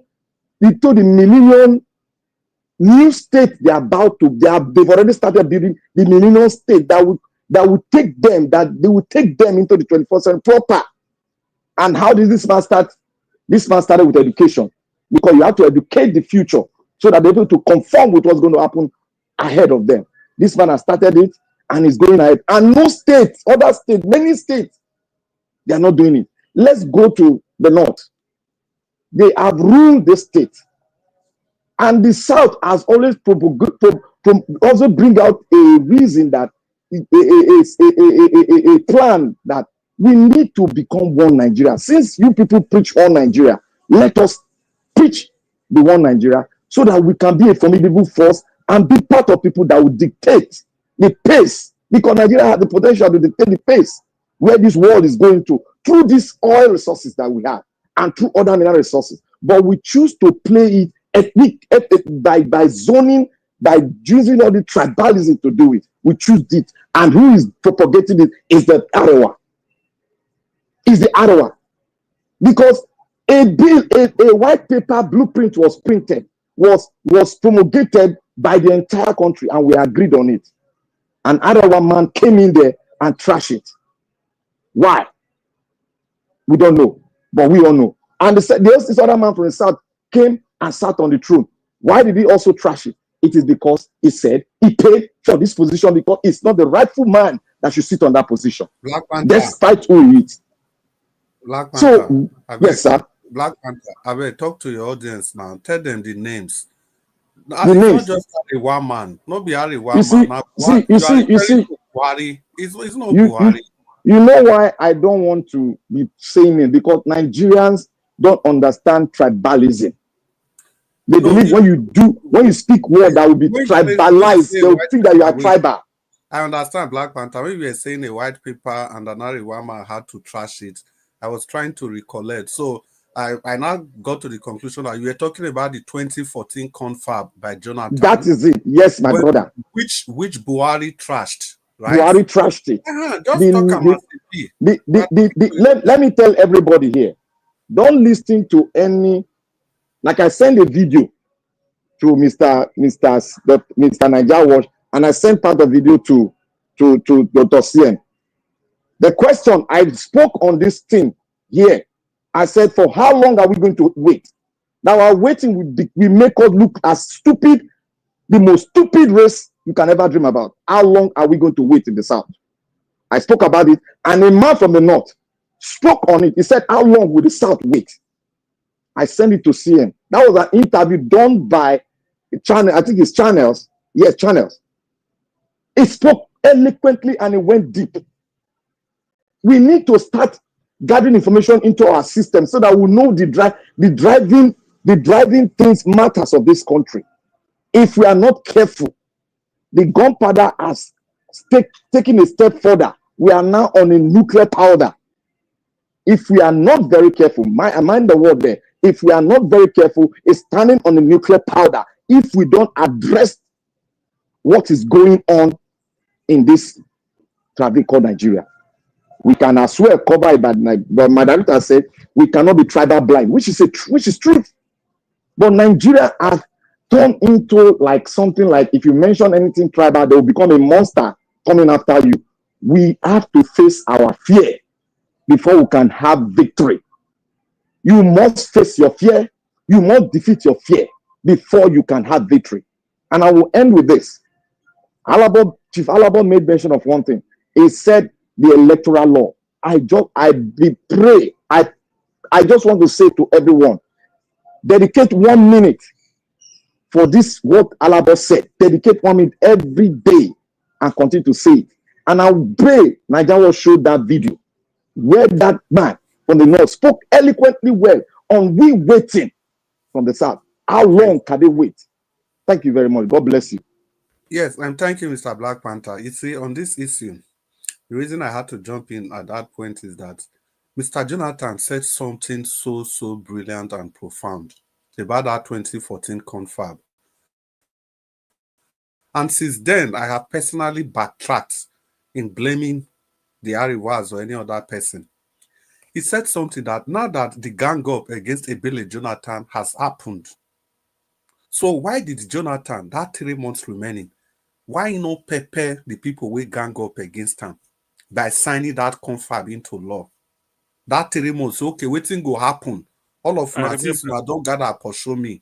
These 3 months will remain, so anywhere we die, may we die, make you use that one, prepare then sign that thing into law. It's true. Yes, you are right. Since Oga Jonathan said that thing, you know, every time I remember, it simply makes sense. You'll be president. We saw everything the way it happened. Even you couldn't vote. You had to try it before you finally voted. Do you know, but Chris? now, the guy, If you Yeah, listen Dr. to Sim. Professor Ango Abdullahi, he was saying something maybe last week, I don't know, just recent. You know what? You know, these people are very corny. He say we amalgamated 100 years. After 100 years, we have to, come back. I say, but we didn't do it. Now lie. Jonathan did it. Somebody Yeah. should look for it. Yeah, so that's what I'm saying. He That's what was I'm trying saying. to say, let us come to and then say whether we Why still he want. not sign am? He Uh, know the kind of position. Why he not say, okay, anyhow, make I sign am. Whether they go by themselves, maybe they go by themselves. He had 3 months to do that. If not for anything, for malicious purposes. Well, maybe we continue. Yeah. The thing is that as long as we keep taking part in this election, we are just validating the whole criminal process. All this one they will be planning for 2027, so they just perfect the rigging machine. And so after 2027, everybody will come, they cry. If we want to start 2027, the best time is now. Electoral reforms or no election. It's as simple as that.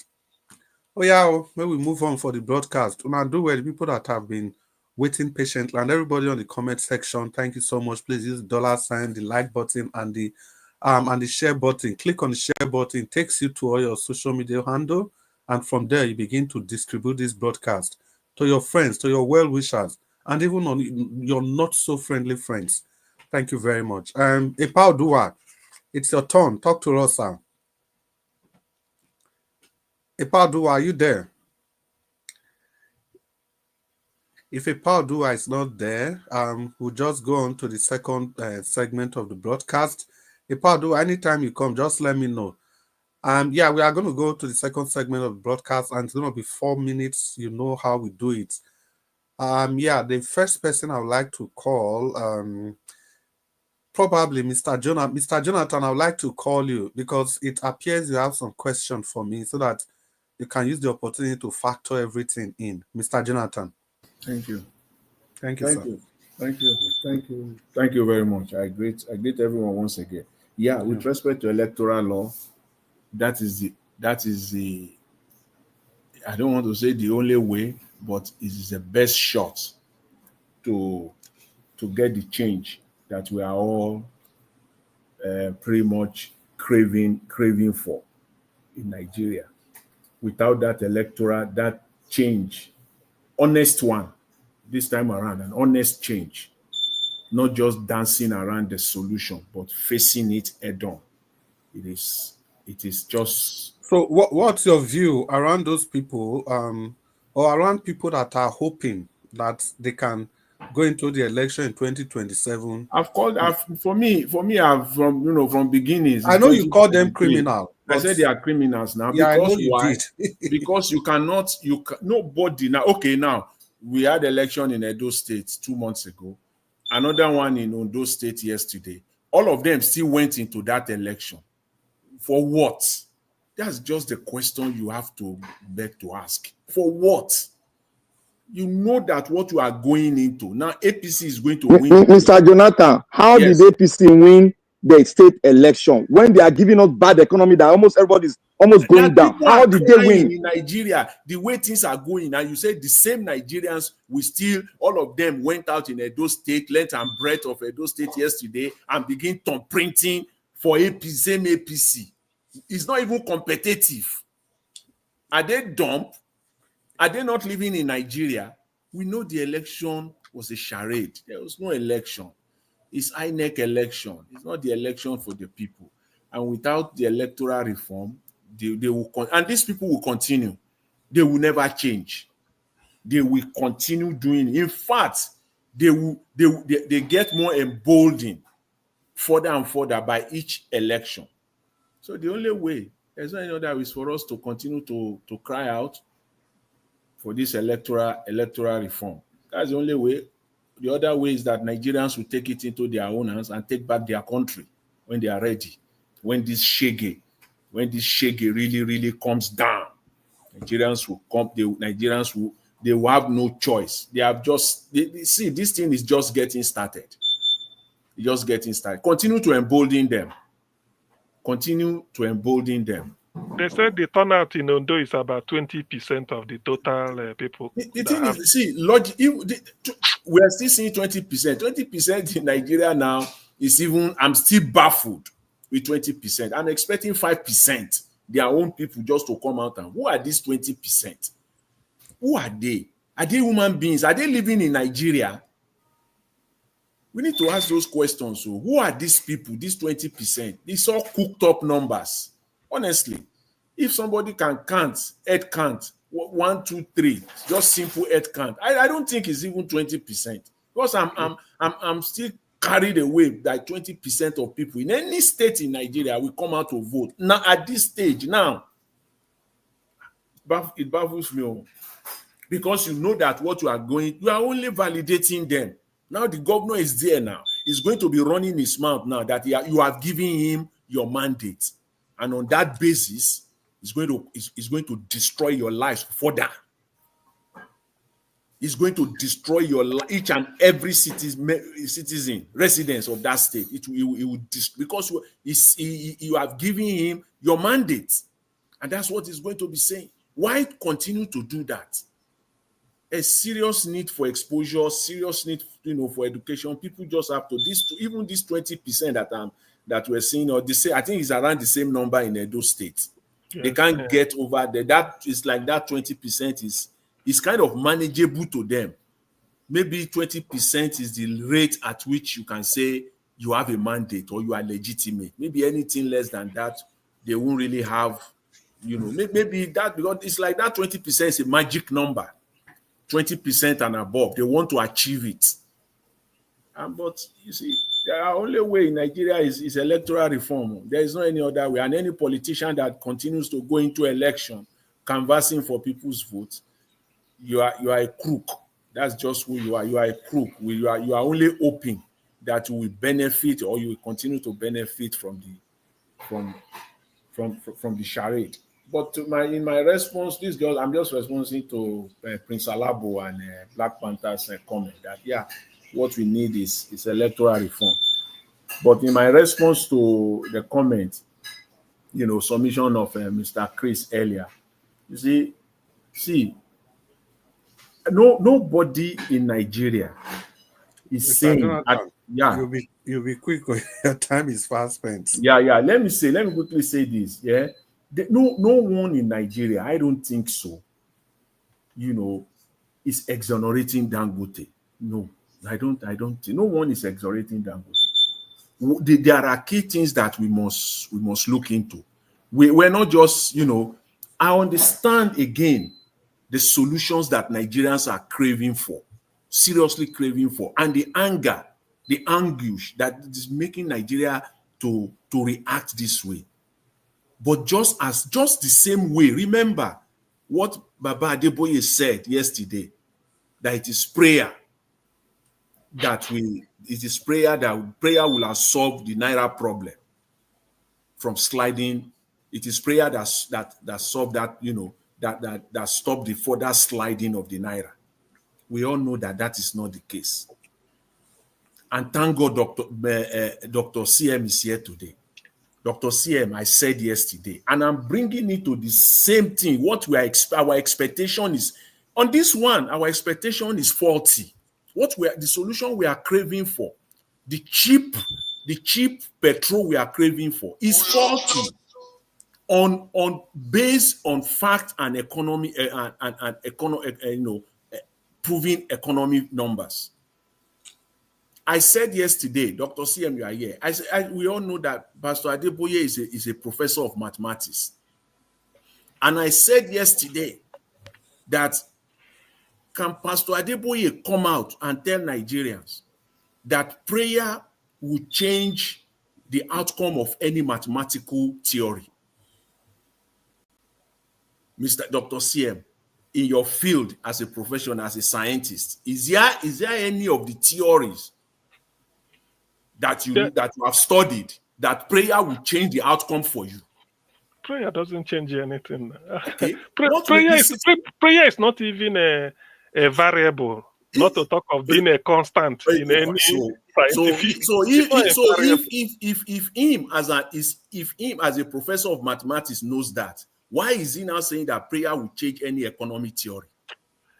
That makes me look at the man and say, look, if this man had continued in the university and become professor of mathematics, it would have been better. This one, when you go venture into Christianity, take and just the rubbish.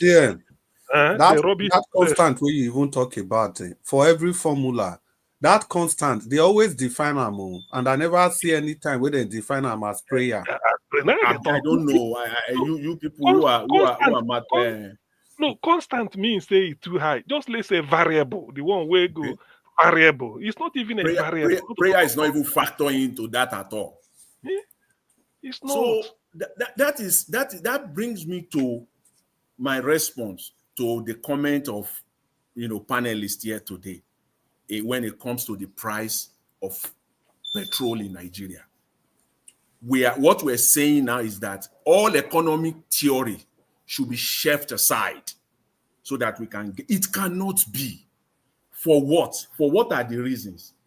Local refineries are not existing in Nigeria. Refineries there are not. Sorry, I just need to jump in here so I will not forget. I completely love this submission that we shouldn't be expecting Dangote to do anything outside of what economic dictates. But do you also agree that it is the same principle that NNPC is adhering to? Because NNPC, they will look at it like this. If I buy from Dangote and the price I'm going to give to Nigeria is not really too different from if I buy from international market. But if I buy from Dangote, I may not be able to do my own business. You get the point? The corruption. So why will I buy from Dangote when I can buy from international market? And if I buy from my international suppliers, I can do my kickback and kick front based on that same economic principle. Because from the economic principle, Dangote is not giving the NNPC, the people involved, any kind of economic advantage, any reason why they should buy from Dangote, other than the fact that it's a Nigerian company. In addition to that, let me even say this shocker to Nigerians, people who are not aware of this. Do you know that even the crude oil that NNPC will give to Dangote, they don't even have the money to pay Dangote? You see, that's why this oil people don't know. I didn't want to interrupt panelists when they are giving their submission. I was just only kind of interjecting when I know that maybe they are going off track as far as I'm concerned. See, even the money to pay the money, they don't even have money to pay. That is the problem. See, people don't really understand this thing. First of all, see, Nigeria don't have local refineries that will compete with Dangote. Think what they suggested, Mr. Jonathan, in that direction was that we give you Dangote crude, you refine, and we do the where will NNPC balance? Wait there before you go far. Before you go, this is where people are confusing the whole thing. That crude oil that they will give to Dangote is not available. Who is first of all, who is lifting that crude oil? That crude oil is being Jonathan, wait, Dr. CM, I beg, Mr. Jonathan, land on that point. If that crude oil is being lifted by the likes of Texaco and Mobi, they are not doing it for free. Now God will bless you, Mr. Jonathan. You have to pay them. That is why NNPC. Mr. Jonathan, wait. Let's add that these foreign companies, they only tell us what they have lifted. We don't have a way of knowing. Nigerians, now they hear. Okay, Chris, no verse. You they call a foreign company. We should say that foreign company, not be our others criminal. Now I bring the Texaco, Shell. Texaco, Shell, Shell, I think Shell is from the Netherlands, you know. Yeah. Of course. The borderline is that if our people, we must get that clear. If our people no collaborate with these people, they can't just walk in and walk out. Never. The other factor that I want to raise here, that we should not expect magic, that the economy factors or economic theories, we just have to bend all economic theories just because we want to get petrol for 100 naira in Nigeria. It's not going to happen. See, Mr. Jonathan, let me ask you a question. Yes. What of now? They now say, can Jonathan provide all the gas for the entire Nigeria every month?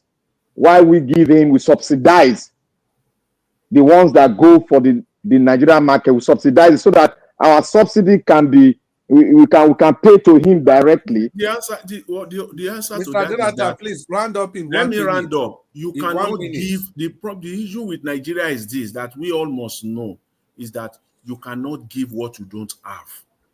This crude oil that we're talking about, Nigerians crude oil, the one that they are lifting every day, is being encumbered.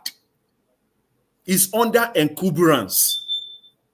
So they can lift it, but Nigeria cannot lay claim to it. That is why we saw the other day, last month, when Dangote came to Aso Rock with finance minister and Dangote to come and meet Tinubu. They call in the African Development Bank. That means we don't use our oil well borrow money. Not because they don't use it's under encumbrance. I beg, explain it like that.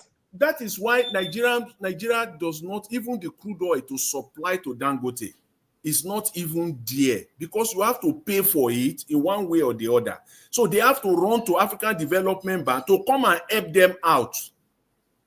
So what they did is that, please, we will be giving Dangote this crude oil, but please, Dangote, African Development Bank will be paying you when you complete refining, because they don't have the money. These are the things Nigerians must understand. Maybe round up, Mr. Jonathan. And see, the only let's just be clear with ourselves. See, you can't give what you don't have. That's the first thing.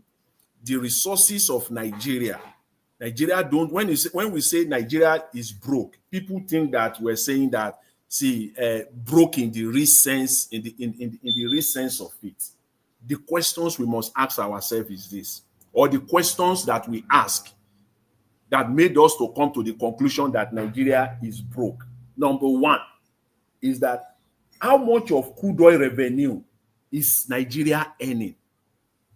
How much of crude oil revenue is Nigeria earning daily, monthly, annually? Can you tell me today? Can NNPC tell us today? The answer is no. The answer there is no. How much is Nigerian net reserve? It is not what they made us to believe that it is. So that's what it means that the country is broke. So now is the money. Okay, let's use common sense. Finally, let's just use common sense now. Nigeria now just went 2 or 3 days ago to go and borrow another $2.2 billion. If NNPC is remitting... No, not Nigeria, sir. Say the president. Mr. Jonathan, round up. Because Mr. Jonathan go dey bring. I say bring her yesterday, bring. Topic not be finished. Okay. All right. Round up. We leave it. If Nigeria have the money, you see, Mr. Jonathan, Mr. Abeg, Nigeria was rolling bed. This one will be good sign at all. You don't want to stop. Nigeria was not 1 year saying Nigeria don't have money. That is why I know that he doesn't want to hear that Nigeria is broke. That bell means a lot. Let's move on, please. Okay. Good evening, everybody. Once again, please. We have to do it for 4 minutes and no interjection, please. We just never talk. Hey, we don't call no, you before, but now Mr. Jonathan need to explain to us where the current Nigeria money go. He really need to explain to us one day. So go and ask the Arewa. You ask. I'm not telling you saying I've got that right ring bell. Mr. I believe Jonathan, say the share reach your hand for Canada for that side. You don't join Black Panther for this Arewa connotation. We'll go and ask the Arewa where they take Nigerian money to. You see, and the crude oil. See, they say crude oil is now. Let's say 1 million barrels per day times 70. Is that not 70 million? Don't bring Mr. Jonathan back again. Is that not 70 million times 30? Is that not 2.1 billion? So 1 month. So can an NNPC say here is 2.1 billion for September? Here is 2.1 billion for August. Mr. Jonathan. Mr. Jonathan, you are playing with everybody. The profit where NNPC declare, the profit they said they have made, NNPC has made profit the first time in 30 years. When they ask them for National Assembly, when they bring the money, they say they don't see the money again. Mr. Jonathan, I want to ask you now, because when they analyze. Mr. Jonathan, I beg, when we continue, I beg. You go broke, you go I beg. If we leave our Jonathan, you analyze everything, finish. I beg. Who is this NNPC you people are talking about? Who is the NNPC? Your 8 minutes have started. Please, no interjection. Mr. Jonathan, who is the NNPC?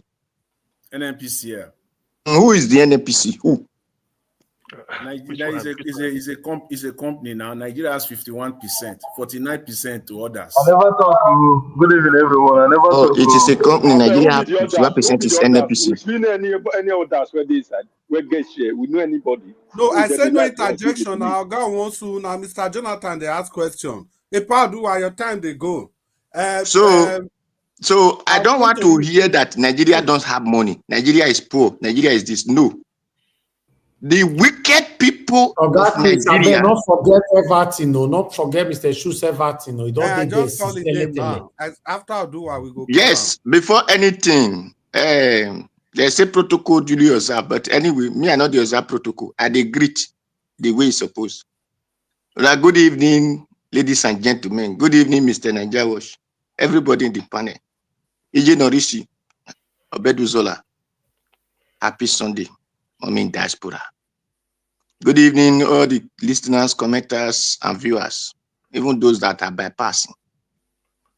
Happy Sunday to everybody. Where with what we are hearing, and our Baba, they said his Baba go slow, have turned the country quasi onto chaos. Where anyway, Tinubu, they said he's a Jagaban and he's a Emilokan. So he built Lagos. And people said the economy is this, economy that. You see, this is the reason he pains my heart when I'm hearing that they are using another man language, which is called British language, to coerce and twisterize our brain. Because if not this criminal language, which they call British language, which is plaintiff language, I cannot be a child of a farmer. My father has plantain, he has cocoyam, he has sugar cane, he has yam, he has cassava, which is popularly known as gari. Then me, the child or the children, will be crying that, we are hungry, we are hungry. Then another of our family will start saying that their family doesn't have food. It doesn't have food. When everybody has seen it that all these things that make human to survive is in my father's farm. It is part of the wickedness of my father that we the children could not go to the farm and take food and eat by ourselves. So it is not God. It is not a prayer that need to solve it for us. Or it is not any other thing, because if my father were not wicked, then we the children will have go to farm and collect food and eat. Now, let's see where the wickedness came in. If my father are making those farms and he know that these things, he said we the children should go and play for it so that those things will germinate well. What do we need to do? We the children have to clear. But if our father did not allow us to clear in that farm, and he now allowed another person to come and be the one clearing that farm, and harvesting everything. It's the wickedness. So Nigerians could not build refinery because we are having wicked presidents or whatsoever they call them, the judiciary and legislators. That is why we, the Nigerians, cannot have refinery that work for us.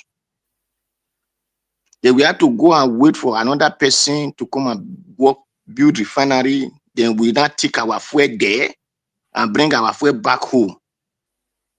Then we, the children, could not learn how to manage even the one that we have before. It is all because we are all wicked. That is why the refinery we have, they said we have 4 refinery because they said, because if it is true, it will have been working. We have 4 refinery, and every year they are pumping money to that refinery that is not working for us. Is that not wickedness? That who are not they giving that money to? Are they giving it to spirit? Because if the refinery is there, okay, let's say the refinery is spoiled, which the English must say 40. Then what did you need to do? These people that are called presidents, called senator, called whatever, the minister, whatever they call them, if their house, the house that they are sleeping, the zinc have hole, which in English they call leakage, and the rain fall and they enter their house, would they leave that house for one week not to change the zinc? Not to talk of for a year, 2 years, 3 years. Then refinery break down. They could not bulldozer all the material they used to build that refinery away and bring new materials to have a new refinery for us. It is because of wickedness. It is not because Nigeria don't have money. It is because the people who sit in the positions that are supposed to do all those things, they are demons. So they just want to see their brothers and their children suffering. That is where Nigerians are suffering. I hate to hear when they say Nigeria doesn't have money, Nigeria is broke. No, there is nothing like broke. It is because the people who are be sitting, which we call judges, we call representative house, senate, whatsoever you call them, call president, they are all wicked and demons. That is what Nigeria is suffering.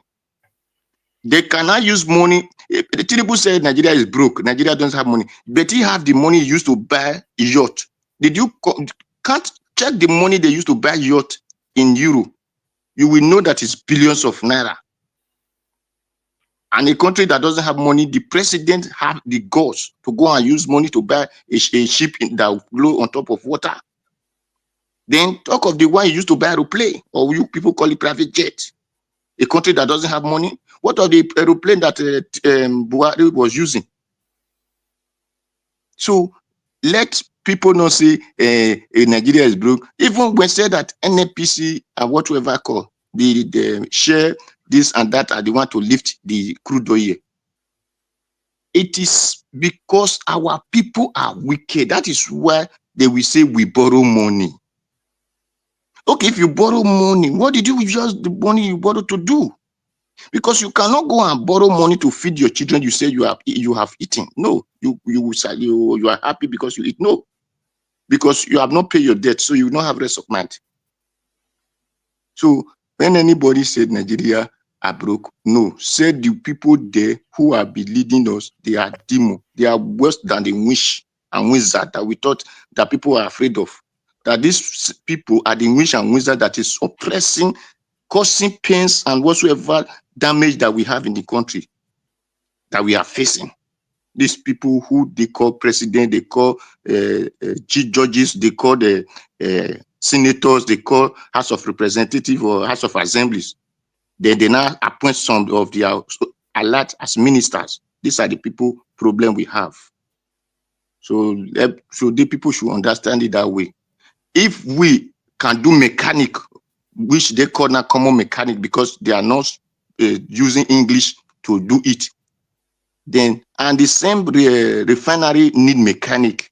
Why can't they train Nigerians to be the mechanic that will make refinery for themselves? Any country that do something today, People are comparing us with Russia. How much do they say fuel they have this, that in Russia? Did you compare how many, whatever Russia is constructing? Russia manufacture plane, Russia manufacture helicopter, Russia manufacture jet, Russia manufacture this, Russia manufacture that. Can you compare can you tell us what Nigeria is manufacturing if you are using those to compare Russia? Did you go to Russia and find gallop hose? That everywhere is full of gallop, that express, what they call express, which is not even express, that is poor. The road they call we might call express in Nigeria, that in Russia is poor for 1 month, 2 months, 3 months, that they have not replaced that road. Then not to talk of 8 years or 4 years, 6 years, 8 years. At times it might be more than 8 years. Or did you go to Russia that there is no village that they don't have electricity? Not to talk of the entire country, you cannot have 24 hours electricity. Thank you. So when we are doing comparison, we do the comparison of the failure and do the comparison of the good side so that we can know. Then how much are they aiming in Russia? What is their salary? They are paying people. Wow. Thank you, sir. God, thank you, Mr. Chris. Thank you, Baba Najon. Thank everybody. Thank you. We don't say thank you, sis. Yesterday, fire they go. Yes, now so we say. I like the part where you talk about, say, the whole of NNPC, why they the refineries where we get, why they not bring them down. The Dangote refinery, if you people must know, is just 19 billion US dollars. Out of that 19 billion, Nigeria even agree, say, Nigeria get stake of about 3 billion. And just in the last 3 to 4 years of Buhari's administration, we spent 4 billion trying to fix our refinery. That is already 7 billion. So let's even assume the 4 refineries now, we want to sell all of them as scrap. How much we go make from there? So you can see if a private person fee raise the extra 10 billion needed to build that refinery, then why can a country, a full country, not be able to have built that kind of refinery, considering what we spend on subsidy? What we spend on subsidy every year. If we must know, Jonathan, Ebele Jonathan was paying like 500 million in 1 full year. And that one people demonstrate, say even Baba Adeboye and Kona, all those ones and demonstrate, say it's too much, it's corrupt. And somebody that's paying 3 trillion in days. I say me with na prayer and I beg. Oga Chooks Everton, thank you. Talk to us. You've really waited for a long time. We really appreciate your patience. Talk to us, sir. Thank you. Thank you. Good evening, everyone. Mr. Chris and Niger Watch. Good evening to you. Happy Sunday. First and foremost, I would like to say that the incoming president, by God's grace, it will be. He has a lot of work to do. He has plenty work to do because both corruption and NNPC fighting the oil cabals is the most dangerous and deadly, course that one can take. I'm telling you. Sometimes when issues like this arise, I laugh because to me, I am convinced that Nigeria has been shared among some people. Every elite in Nigeria know his or her own share, where is going to benefit. But it's really unfortunate that most of the elites from the northern part, the Arewas, they have the greater portion in the Nigerian resources. The only avenue or the only means in which we can produce things in Nigeria is being exported abroad and also imported back. That's the only thing that we can produce. Giant of Africa, Papa Lord, that is the only thing we can produce. And still, we need to export it and import it. It's laughable. I just pray that God will give the incoming president the power, the might, the strength to fight this. There is going to be very deadly, very dangerous. It will only take by God's grace for him to conquer the oil cabals. Um, anyway, you see, Dangote, they are all the same. Sometimes he whips sentiments that is that he want to help Nigeria by providing a refinery. But no, he's there for his own pocket and for his group, his team, not for Nigeria. He should not tell us that he has Nigeria at heart. No, he's lying, he's deceiving himself. Anybody joining to fight for him that NNPC should no. The only thing I noticed there or I understand there is that he seems to be greedy. You don't want to, extend hands of fellowship. You don't want to, give out to those cabals. That is the main reason they are having that, you know, the game they are playing. They know what they are doing. They are all the same. If not, why is it that him, Dangote, went to court? He's not even telling or praying to the court. He's ordering the court that they should seize EDO license. So there's no need to put mouth in their issue because they are all the same. Adibi is another person, neutral person that owns that refinery. I will come out fully to support the person that the federal government should give him oil or anything related to that.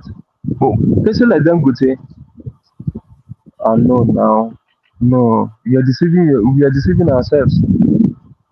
Dangote has no atom of sympathy for Nigerians. You notice the way his truck are killing people on the road. How many individuals, how many people you see coming out to say Dangote compensated me for the accidents caused by his truck or this and that?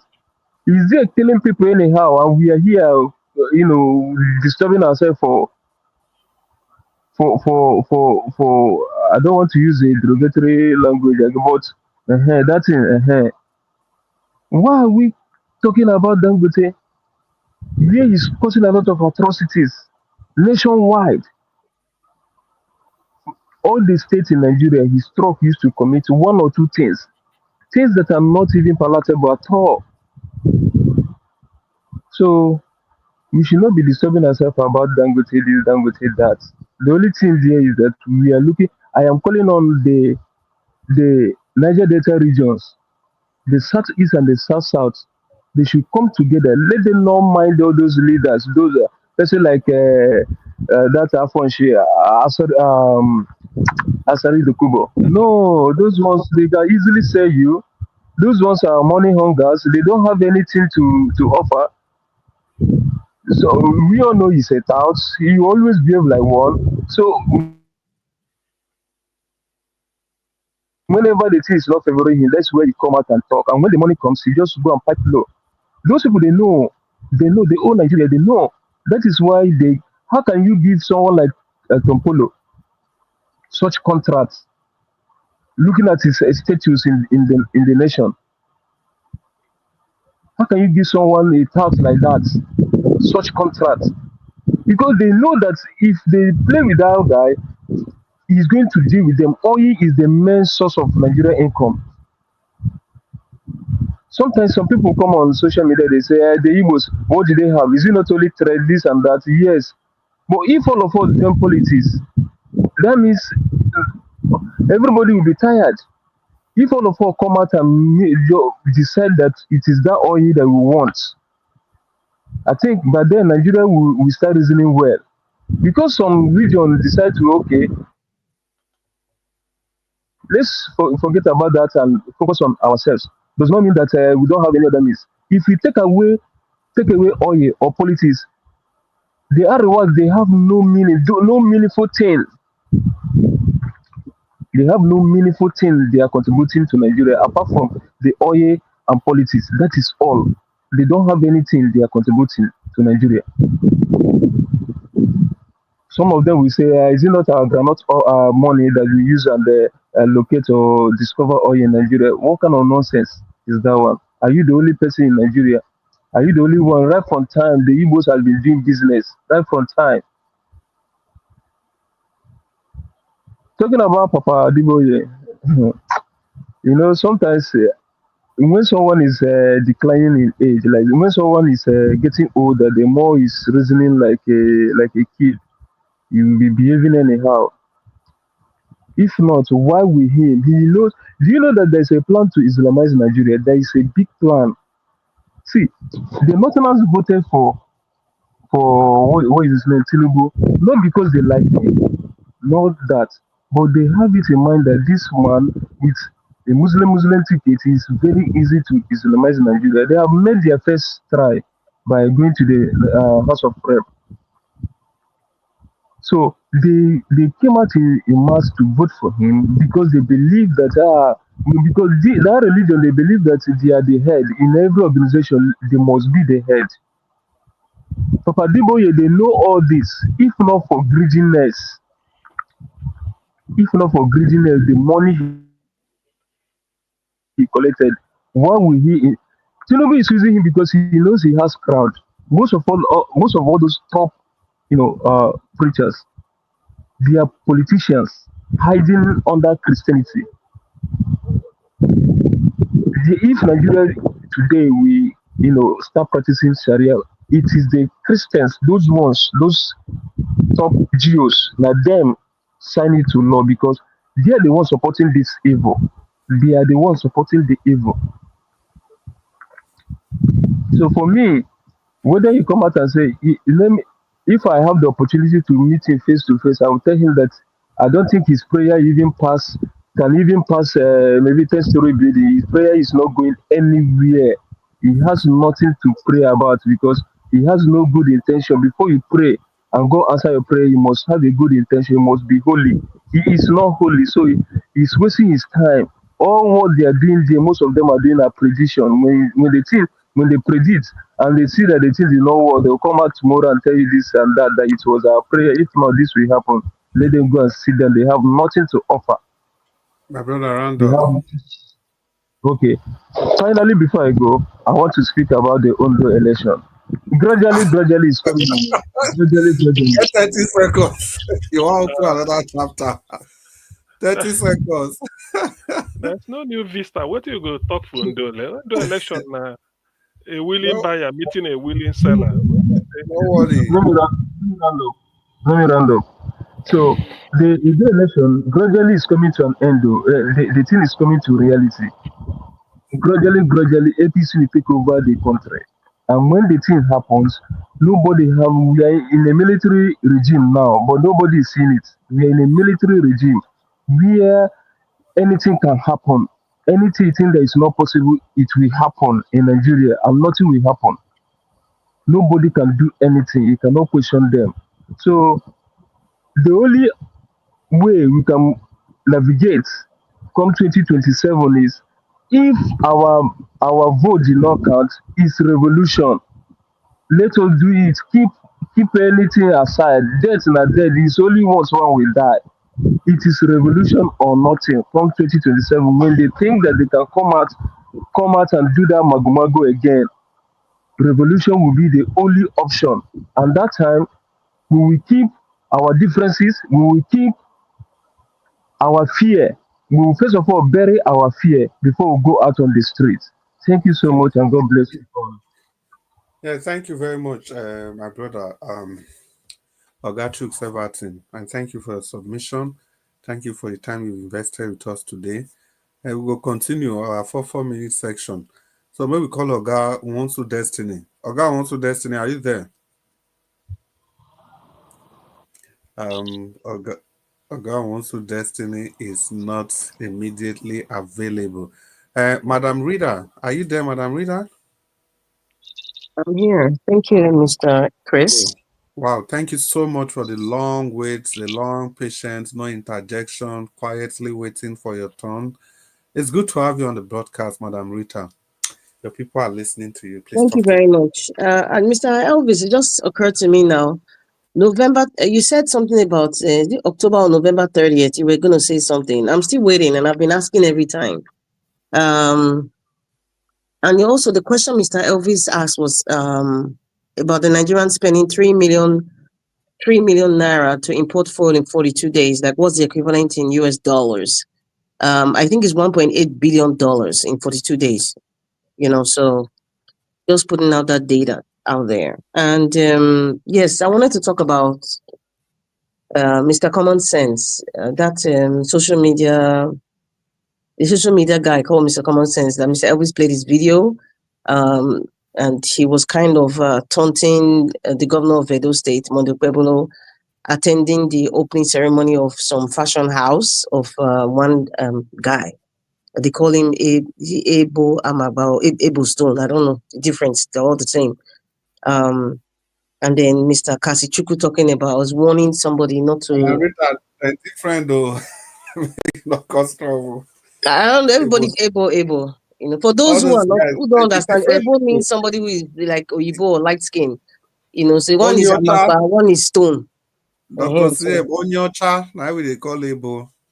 Oh, okay. Onyocha, that's what it's called in Igbo, Abi? Okay. Yeah. Well, I think generally everybody knows what Ebo is now, like Oyibo, Ebo, people in Pidgin English.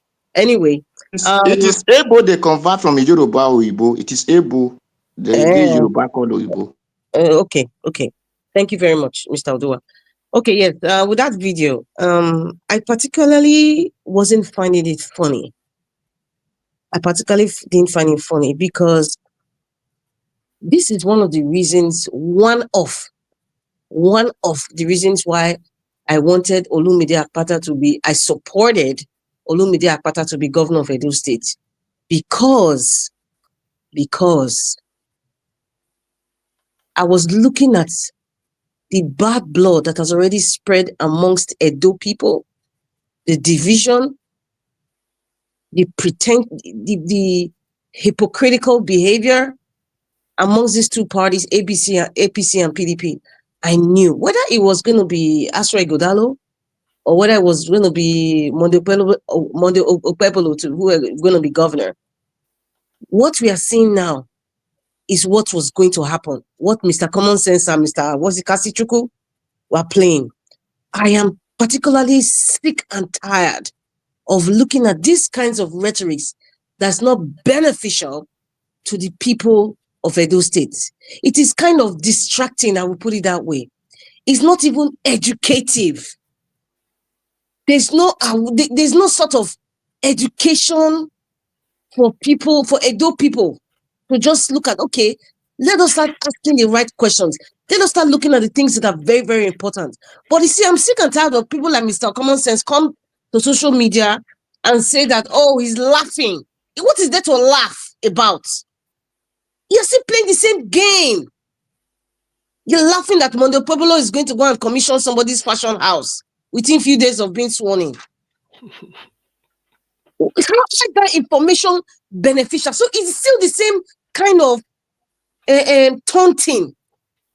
And then he not said something at the end, which I laughed. And he was kind of, he's like somebody who is, I don't know, like who is going against his word. He said, Mr. Kasichuku, please focus on, you people should allow Okpebholo to focus on his work, I am saying, Mr. Common Sense, you are part and parcel of this distraction we're talking about, because you just played something that was totally not important to the development of Edo State. Even if somebody's opening a business and is also employing more people, and the governor came there to commission it, so what?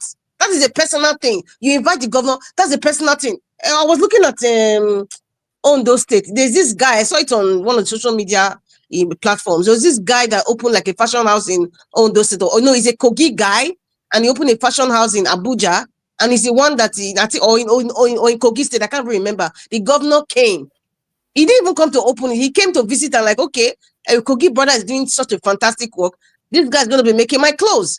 I've seen things like if someone will go and visit somebody, who is opening something that is a big edifice or something because he feels that it's bringing job or some sort of economic power to the state. What is there to talk about? Is that my issue? Is that so important? This is the kind of rhetoric that I'm so sick and tired of talking about, and people just don't get it. They just don't get it. Madam Rita, what's your position? Are you condemning the guy or you are condemning I am saying that information is not beneficial to anybody. Laughing and taunting is just the name of the game between people from PDP and APC. It is not beneficial. I didn't even see that information as like, I'm expecting to see the guy criticize like Okpebholo is starting a wall, let's say a road now, because that's the next thing some people will understand. And he will come out and say, just look at the Biscuit Road. Just look at one day. Just look at how they are walking. They look at they're putting sand, what they call it. They didn't even put gravel. They're just putting tar on top of red soil. I will say, okay, he's teaching people about something, about what this guy is doing. What is going to go on commission? Listen, it's the same rhetoric. It's the same game that's been played. And I'm so disgusted. Madam Rita, but I think you and that guy, you're on the same page with him. We're not on the same page. Because I will not bring out something like that is not beneficial to people, to Edo people at this moment in time. The guy is only saying, I think the guy was only trying that guy is a PDP guy. The guy even was President Obasanjo, so he's not even a neutral person like Mr. Elvis. He's not. Any of his videos is always one-sided. So let us not play the game here. That guy is the PDP and Obasanjo worshipper, period. So anything is going to bring out, it's going to be something to talk. It's just like that Mr. Cassie now. Cassie is coming to talk and be warning people. Oh, you're in diaspora. What the hell? What is all? Is that what governance is all about? Our people's standard should be different now. That is the issue. That's what I keep preaching. We should start bringing out things about these people as constituted authority and see what they're doing. If it's going to somebody's naming ceremony, what's our business? Yeah, Madam Rita, I think the point Mr. Jonathan is, the reason Mr. Jonathan is not getting, Mr. Jonathan, the person Madam Rita is talking about is one of the so-called touts, Oshomole's touts in Edo State. Is one of the so-called touts they used in rigging the election. So that's what the PDP guy was rubbing in the faces of everybody. As per, see the governor won our votes now. He's frolicking with touts. So that's the whole, it's just taunting the people. I think the guy was also portraying it from the fact that... I still agree. See, you don't understand Miss Madam Rita. He's not portraying from any fact. That's just what it is. And it's not just only that guy, the whole bunch of them, the bitterness they have. Obasanjo went to most of these people's their couch party as well. So how did that benefit to the development of Edo State? What's all this talking about? No, let this talk collect for more than 4 minutes. Okay, Madam Rita. Mr. Duan, they didn't allow me to talk now. So that's what I'm saying. My point is that at this point in time, I am not interested. In fact, anybody that comes to say, oh, see what PDP is doing, see what APC is doing, and they're laughing, I want to even bring it. This is what I say. When they wanted a tribe, it's our turn, it's our turn. This is the result of our turn. Because PDP brought the one from Edo Central, APC wanted to bring someone from Edo South, then they now went to Abuja, did the magic that they usually do, and they now brought someone from Edo South. So it was, Edo Central. So it's Edo Central against Edo Central. So now Edo Central was divided because it's my brother, it is my town government. Now this is the result of my town government. They haven't still learned of what happened to Edo State within the past 8 years. They haven't still learned what even happened within the past 1 year. Many people have still not learned, and I don't believe, and so I'm not even expecting anybody to understand the nitty-gritty of what I'm talking about. This nonsense should stop. I will not stop talking about it. This hatred and division caused by the political class and the people that don't give a rat's behind about you or your state, they will come to Edo State, make their money, they will leave, invest their money outside Edo State, and you people that are living over there are still taunting those in diaspora, are still doing Arsenal match and Man United match. They're still doing it, and that is what's still going on. It gotta stop. That's my point. It has to stop. It has to stop, Mr. Common Sense. If you are listening to me, please, next time you want to make a comparison, let me see you bring a video. Let your friends in Edo State bring a video of what Monday Okpebholo is doing that benefits Edo State. Please, and they will start to criticize from there. I'm not interested if it goes to anybody's party or naming ceremony. Thank you very much. Yeah, thank you, Madam Rita, but you are not going to go. What happened in the last 8 years? Excuse me, you said what? God bless you. That's a good question. What happened? What happened? They have not learned from what happened in the They have not learned from that they are 20 years backward in Edo State. They have not learned that these people come to make money and leave them, and they look at them like little rats, and they fight each other, hate each other, but they are all friends. This political class, they are all friends. They don't care about you. So stop all this rhetoric, stop all this taunting. That is distracting us from looking at the main issue. These people that are in government, how are they using the money? Is it benefiting your state? Not if they go to somebody's birthday party or somebody's wedding. In particular, I am not interested. And that is not news. Mr. Common Sense, please, you can do better. You can do better. Mr. Chris, is it the video? And it also applies to Mr. Cassie. You can also do better. Or Pastor, focus on your church and focus on your Bible. Please leave politics alone. Because you're not doing anything for those states. Nonsense. Is it the video? Yes. Is it the video where the guy who was laughing? No, I didn't watch. Madam Rita, are you referring to that guy? I am referring to that guy. His name is Mr. Commons. I'm referring to him. I'm referring to even the casting himself. I'm also referring to that other guy. Okay. See, Madam Rita, this is my own interpretation. Politics aside, this is my own interpretation when I watched that video. What the guy was trying to present was the fact that at this moment, this kind of event is not what Edo people need. It is irrelevant. That the governor should not issue. That's not. It is an irrelevant news to us. Listen, that's irrelevant news to us. That's what I'm saying. Mr. Jonathan, please. Don't you get it? We cannot take that video away from the context, and we cannot take it away also from the person that is passing the message. Is also very, very important. I beg, Papa Chris, everybody, I beg, I know so now they moderate. If anybody want to use a minute to debate on common sense, let them use their minute to debate on common sense. Okay, we're here to learn, Odua. We're also learning, not be I think Mr. Odua has a point. Maybe after, if somebody wants to interject, after the 4 minutes you come in. It can be very tiring if you are waiting for it to get to your turn. It can be very tiring and people are interjecting.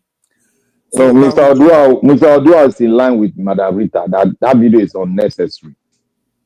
Yeah, we'll just the thing is that, let's just continue with the broadcast. So it's the 4 minutes edition of this broadcast, and now that Mr. Odua don't put him out for this matter, Odua, make you open your microphone when you talk to us. You get 4 minutes. Thank you. The reason is very clear. Mr. Common Sense or no common sense, he did not bring that video here. It is Mr. Nigeria Watch that bring the video here. So for the video that they don't make sense to anybody, now start to take the whole day, whereby the video that can make life, everybody have this own view over everybody something. The man has a people, whether he's a governor, it's not a governor. The pastor can go and commission anything for people. A book can go and commission anything for people. Prophet can go and commission anything for people. They call a person to come and commission something. Whether it's a governor, it's not a governor. He go and commission it for the person. Does not affect Edo State. Did not add anything to Edo. It did not take anything away from Edo. That does not say he should not do his own work in the office. So when Madam Rita are just shouting over something that me, I don't see it. 4 minutes, another person. So that is why I said don't use another with that thing. Not be shouts. With that one could not take a whole everything. We are here to let everybody see. They said they don't look to dance in one direction. If you look to move from this side, you see turn to the other side. Everybody have a way of viewing something. For me, what I see that is not necessary to me, I will not talk over it at all. I will just cover it. That is what it's supposed to be. When Madam Rita knows that it's not the common sense, this thing not make sense in the present, then you cover up to that thing. You go to the thing that can make sense and talk about that. So Mr. that is what Mr. Odua, my duty is to educate people. So if it doesn't make sense, I have to let the people who do not think that the effects of what this guy is doing is not beneficial to them. I have to speak up. Even if it doesn't make sense, I have to let them know why it doesn't make sense. So that's why I talk about it. For the anything that we see, as we were talking about fuel, we know that that one is beneficial to all Edo State. And this boy work, he will employ people if he has money. it can employ people, it still benefits to the people. So for me, thank you. Thank God that everybody have now seen that the prayer could no longer create anything. Although because llama doesn't know that their master is not the one that to give them food. So they are the one that will not eat food by themselves. So those Christians, so-called Christians who believe on don't talk to anointed man of God. Don't talk to anointed, sir. They know lama boy. We try with lama. Lama na be melu Cow. Ilama. The reason I'm laughing is making a parable in Benin and translating it directly to English. And in the process, losing the meaning completely. I do like your submission. So Lama doesn't know that it is people, it is them that need to chop food by themselves. So whatever the man that carries stick and they are front just go, they begin to carry meh along with it. So that is why those gullible Christians, so-called Christian Pentecostals in Nigeria, we believe don't touch the man of God, don't touch the do your own. You don't have right to judge the man of God. Thank God that those who are learned, even like Baba Falana, now have still opened his mind to talk about that prayer is not the one that make Nigeria to be whatever is be. It is not the prayer that make money to remain that amount. It is because the wickedness or whatever that our people have. And that is why it is not the prayer that make Nigeria to be in Nigeria.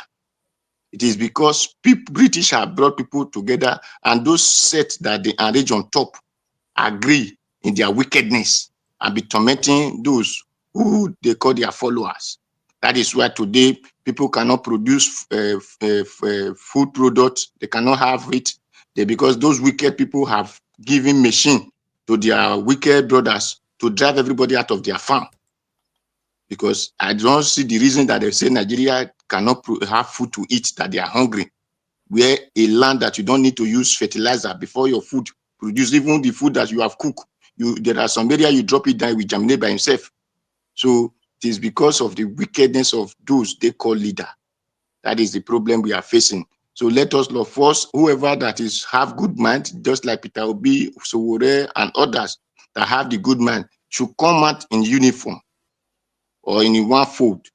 Let them search themselves. That is why I said, when Sowore say, I cannot work with this, I cannot work with this, I cannot work with this, I said, it's still a child in the brain. It is not by old age of the day you were born, but the way you think can be a child. Because if not, which one will you use to cook? So if this firewood is not good, is smoke, this one is not good, is smoke, then how will you go to prepare your food? Put all of them together, let them start burning. Without smoke, before you know, you will have fire you used to cook and food will come out. So let's adjust that is ways that I cannot work with this. This one have been this one. It should reverse that and begin to work with everybody. It doesn't matter how the color of that person, then you become like chameleon. Let them put you in a position, then you start exposing them. That's if I were Sowore, I will have looked for any position, whether from PDP, APC, let them put me in position so that I can expose all of them. So you cannot be at the fence and saying you want to score goal when you are not in the field. So you be in the field and dribble Rolando and go and score. So be inside them so that you can expose them more. We know you have been doing well in Sahara Reporters, but you need to be among them so that because no secret will not be hidden from you if you are among them. So that is what I have to say. Thank you. God bless everyone. Those who have good mind, join together and make Nigeria a better place for us. Thank you, Mr. Najawash. Thank you, Baba Chris. Thank all the panelists. Thank you, Madam Rita. Thank you, Baba Jonathan, Black Panther, and so on. Hosu, any other person I could not remember your name. Thank you. Thank you, Mama Diaspora. Thank everybody. Good night. All right. Thank you for your Mr. Can you hear me? Yes, Nigeria, we can hear you. Okay. I have to respond to something, but let me sort out this network because my network is failing. I don't know why this is happening. Just bear with me. I need to. But hold on. I guess you guys can hear me better. You are very clear now. Be like say you don't ban somebody. Yeah, somebody don't. I believe some are from that chat. I don't even want to amplify everything that they do for them. Anyway, it's true. Yeah. All right. Can you hear me now? Yeah, we Yes, can hear you. yes, you can. All right. Speak. Yes, I've been listening to every one of you, starting with Madarita, and then move on to Mr. Oduwa, and both of you, especially Madarita, saying that common sense video did not make sense and all that. You know, anybody doesn't have right to condemn anybody's video if it makes sense or not, because when Obaseki ruled for 8 years, you know, everybody was criticizing Obaseki. So anybody that want to start criticizing Okpebholo now, just allow them to be, especially Madarita. I don't understand why common sense video got you so mad, because, you know, got you so angry rather, you know, because your expression, it shows lots of anger. The guy is saying that Okpebholo went to be commissioning a fashion home where they are doing native and this yeye cap and all that. You know, is that supposed to be the duty of a governor? You know, so as a citizen of, hold on, madam, hold on. Okay. As a citizen of Edo State, he has right, common sense have right to come on air and criticize anything you want to criticize about Okpebholo. You know, we cannot from this beginning and put cap on how he needs to talk. You know, let him criticize Okpebholo anyhow he wants to criticize him. I don't understand. That video doesn't make sense. It makes lots of sense. What you should be doing, Madarita, is to come in, disagree with the video, but not to tell him not to do that kind of video again. He can do billions of it. He has the same right as you in Edo State.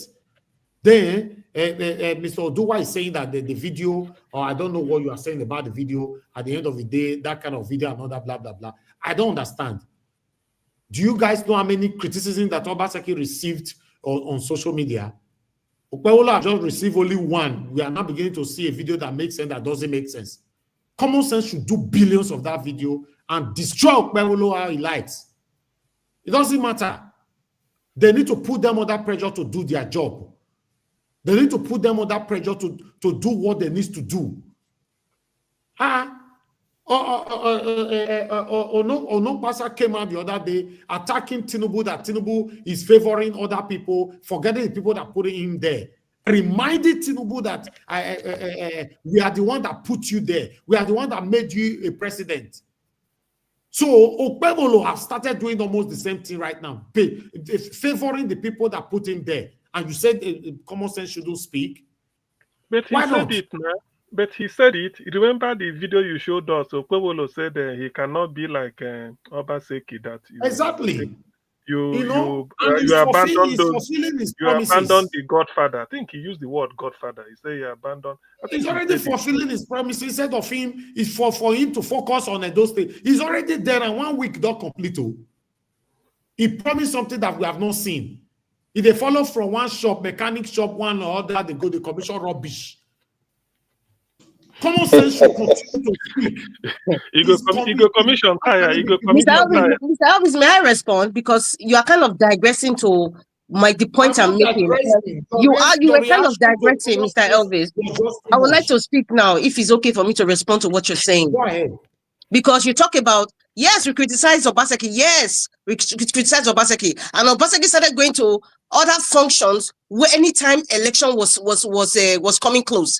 He started trying to acclimatize with the people, going for people's functions. We saw all that. Yes, we saw all that. But my point here, I am not saying Mr. Common Sense should not, or he doesn't have a right to criticize the way he wants. Because Mr. Common Sense made a comment which is contradictory to what he just showed. Because if we have to be straight with something, we gotta be straight. Mr. Common Sense said, you people should allow this man to focus on his government. Something of that nature, that all these are distractions, when he was referring to what Mr. Kasi was saying.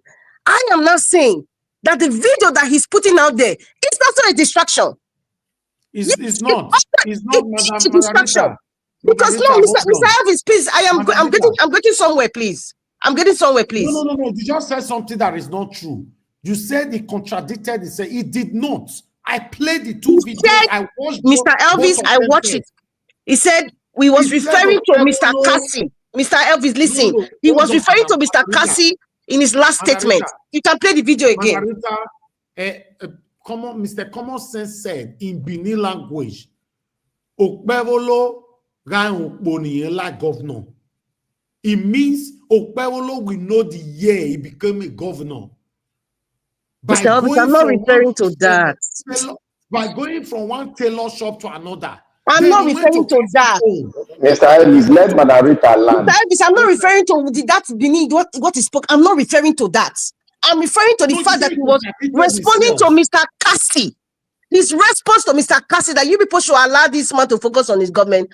All this one are distraction. You are warning somebody that is in London.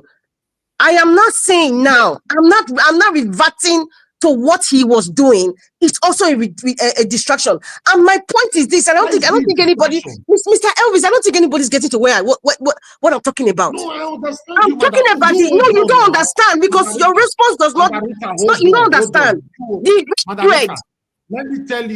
Let me tell you why I understand. According to the first video of him criticizing the governor for opening a fashion shop or whatever, or comedy or whatever that happened there, he was criticizing the governor, right? Then the second video of Cassie, he now said, you people should allow this man to focus on his job. Now, according to you, you think his first video was destructive, while his second video is calling for others not to distract the governor. Then he's contradicting himself. No, the first video was not destructive. That is what I'm saying. Mr. Elvis, in terms of awareness to the people, that is a destructive. Listen, everything I'm saying, you people might not understand it until it will consume everybody. Mr. Elvis, what Mr. Common Sense displayed is what has been playing on for the past 4 years plus between APC and PDP. Let us not kid ourselves.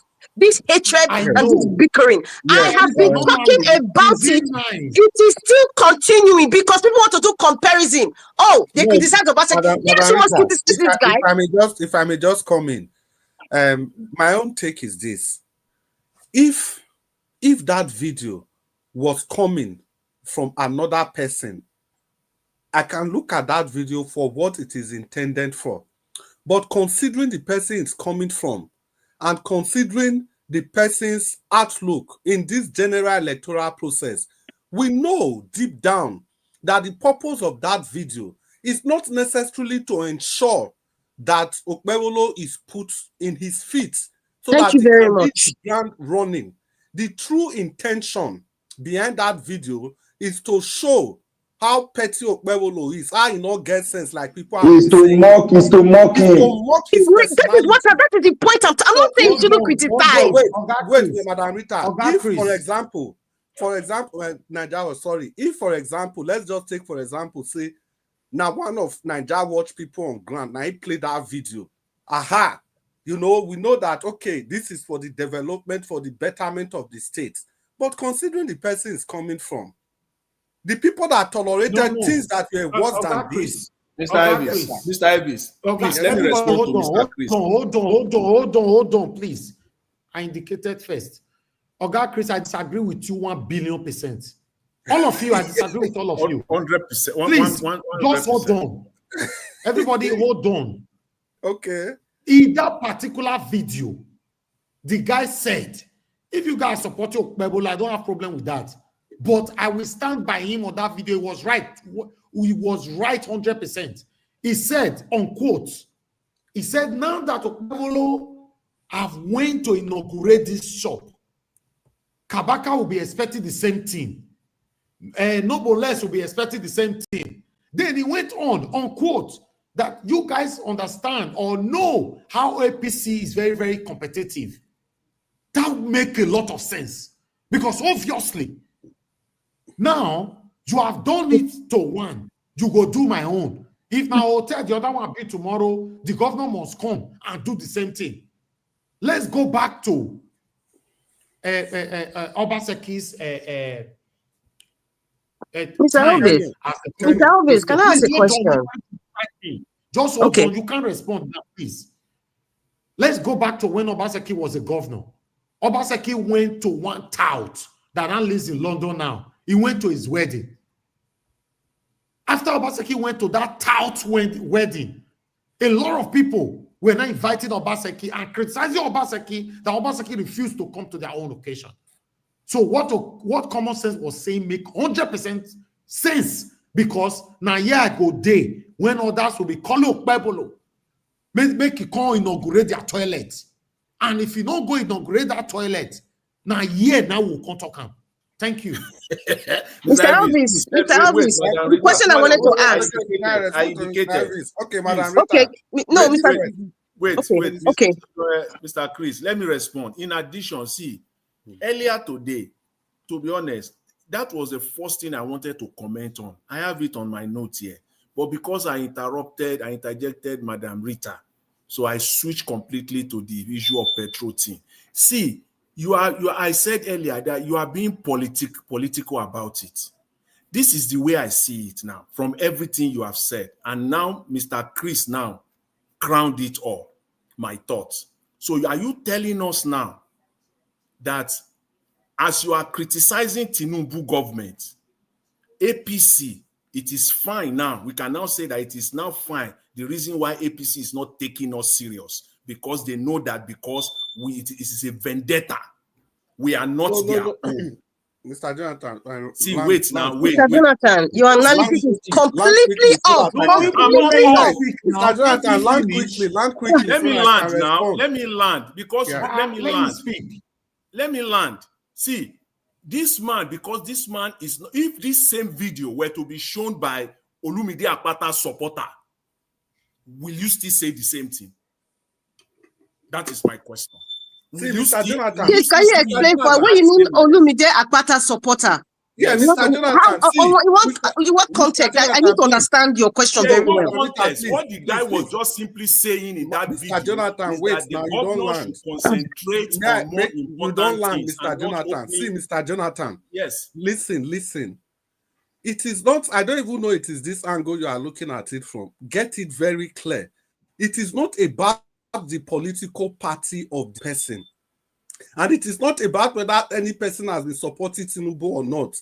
It is about, has this person been very objective in his criticism? That is my take. So, if any other person from the PDP, there are a lot of people. No, wait now. The devil's advocate. Wait now. I beg. I go talk something. I beg. There are a lot of people from the PDP that will play the same video. Then I'll sit back and say, yes, this guy is doing this thing from a place of good faith. We know those ones that no matter what you say, it will be obvious they will look for things to make that defense. It is different completely. See, I don't have a dog in this fight. I don't have any dog in this fight. My only dog in the fight is Edo State. And Edo State must move forward, either they like it or not. We are saying Edo State to move forward. Your governor go the inaugurate toilet, and you say it's right. And you want Naija Watch, you see, Naija Watch, no, I never said it was right. I beg, I think do something. I will put a caveat, Mr. Naija Watch. Say if I say it depend on who they do that video. Why must it be I put that caveat there. Some people are doing it for bitterness. No, it will depend though, because some people are doing this thing for bitterness, which has to stop. When Obaseki go that out, where did that time? You don't know what happened concerning many of their satanic followers. Naija Watch, that one I know that thing all together. That's now. why Mr. Chris. Naija Watch. No, Mr. Jonathan, beg, face Madam Rita, not be by just. After Rita, beg, I please say something. I would like to speak. Can I say something? I would like to speak. The question I wanted to ask Mr. Elvis. Mr. Elvis, if it was your multi-million naira, let me use the word hub now, multi-million naira film and production hub you just opened in Edo State, and you invited Monday Okpebholo, whether you worked in his campaign or not, and you invited him and he came to do the opening. Now, if I come and I start to laugh and I start to make mockery, me now, that is maybe God forbid I was in PDP, or God forbid I was supporting Obaseki, and now come out now and I'm mocking, you're not part of the government of Okpebholo. You did not campaign for him, or you're just a neutral person now, and then you now open this edifice of film and media and invited the governor came. Now me now that was supporting, God forbid, the PDP, I will not come out and start making a mockery. Not on you, oh, not on you, on the present governor. How would you look at me? How would you look at that information? In the other end, what if you work for the government? Mr. Elvis, I have to give you this story so that you can get the perspective, because you now nobody understands what I'm talking about up till now. What question? I already understand. Let me answer. No, I know what question did they ask me? Sorry. Know. Mr. Elvis, what other question now? Okay. Okay, go ahead. No, there was a question that somebody asked me. I think you said that he no answer. Or was it Mr. Jonathan? I can't remember the question now. No, you said you are asking me question. You just asked me. Ask you a question. Yes, please respond before I speak, please. Okay, good. Madarita, you just said, if I did not belong to the cabinet or the party, or I did not do anything for him, and I opened a multi-million naira film media in Edo State, and I call my governor to come and inaugurate it, that is a different ball game. Okay, I gave you another scenario. Hold on now. I said, what if you participated? Okay, go ahead. Please. The person, except you want to pretentiously ignore that you did not know that this person worked hard, heavily, put his life out there to make sure that Okpebholo become a governor of Edo State. Mr. Elvis, I gave you two scenarios. Second scenario is the one that if you worked in the government, you're not listening to me. The first scenario was if you were not in that government, if you were a neutral person. The second scenario now is if you worked in this person's campaign and you were in this person's administration, and now the person, you now invited him, your boss, and say, come and help me open my company. Now, if I now come out, now, just like Mr. Common Sense, that is also part of the PDP. The Common Sense that is Mr. Obaseki, how would you feel? Madarita, it's not politics now. Madarita, unfortunately, I cannot work with them. So I can't answer that question. It's like, no, Mr. Evans, you have to, because we're all Edo people, because we need to see. The reason why I asked this thing, up till now, everybody's responses is not aligned with what I am saying. People still do not get it. You guys will remember me. I'm not going to talk about it. Let the rhetorics continue. Let the criticism continue. Everybody has the right to do whatever they want to do. They can be coming out and talking about who has husband, who has wife, who has children. Let it be continuing in the name of, okay, we're criticizing. I criticize Obaseki on issues. Issues. It's not about hatred. I criticized him about issues, and I didn't even get answers. And nobody still gets what I'm saying. It's okay. A lot of people, Madarita, a lot of people criticize Obaseki with hatred, and you can testify to that. Mr. Elvis, that is not my problem. I'm speaking on behalf of myself. I'm speaking on behalf of myself, because I'm the one that's always been attacked. I'm the one that's been called an APC person. I'm the one that's been called I am Olumide because as a disguise. So I have to clarify myself. Although I don't owe anybody an explanation. Margarita, if you know you are speaking on behalf of yourself, leave Common Sense alone. Let him finish Okpebholo. I like it. Just leave him. Any video you do will destroy Okpebholo, I'll bring it here. Mr. Nagawash, thank you. Mr. Nagawash, before anything. Mr. Nagawash, and if Common Sense is bringing bad blood, I have to speak. Who doesn't want to listen? That's okay. But I've made my point. That direction you went is not fair. Why? Because Madarita also have the right. No, who be APC man? And so I'm telling you what is right and what is not right. Wait, but God, you go hear person out now. No, I don't want to hear you, because how many times you don't want people? You don't want people to exercise their right with that now. I don't see make I say something. Wait, Oga, wait. No, how many times did you criticize people to stop criticizing Obaseki that time? See, Oga Nagawash. What I'm saying here is like this. You said this man had a right. Then you don't stop Madarita his own right, our own right. Not to criticize this same man that is a PDP stone osh. No, she says she's only concerned about herself. That's why I use that word. I mean, you not hear that one. I hear that, but Not be that contest to the talk, and not the APC person. If they talk, if you say wait first, more retrieve something back. I not the APC person. If I tell say this governor will do something right, I'm not talking on this. I'm not talking as say because na party. If I tell somebody do right, I say I do right. I not go to say do right thing. Because this Nigerian contest, everybody like to they stand person with party. Now, talk your own now because your body the pepper uses. Wait wrong. No, now the way you defend, common sense. Common sense not be PDP person. Answer the question. PDP or not PDP, I'm not interested. Okay, any PDP person can look. You talk to somebody. You this platform. Have I used any party you belong to against you? Yeah, you never use. See, you say somebody, some people they jealous. They Labour Party the last time. Did I use it against her? So no. See, man, let me tell you, may they not deceive you like this. You see, those are people where they against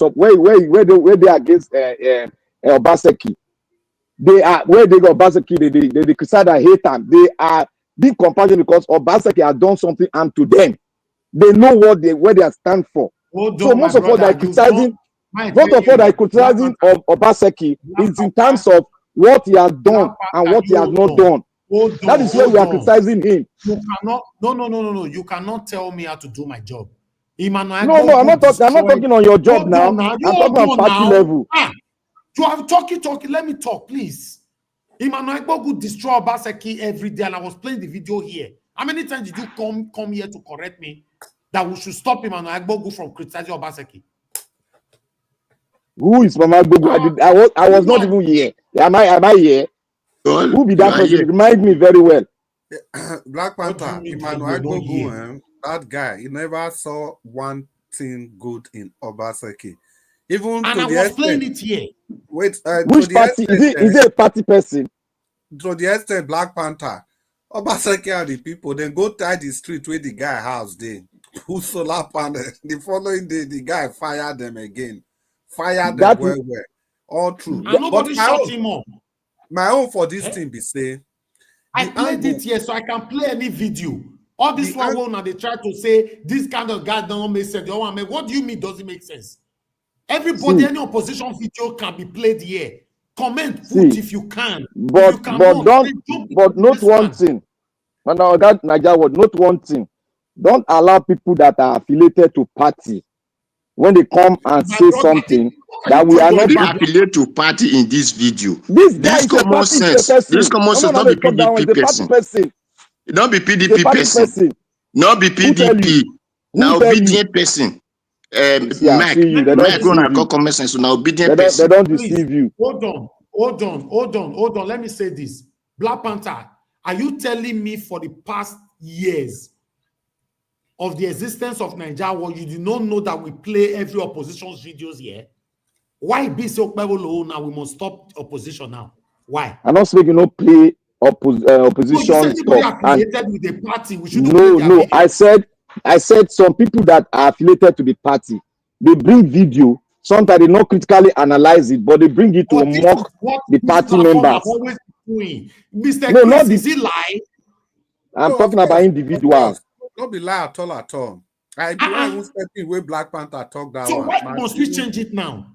Yeah, the thing be said. There is no video where they not fit play. But my own the intention. See, Oga Naija watching the intention where you get criticism from day one, which is perfectly okay.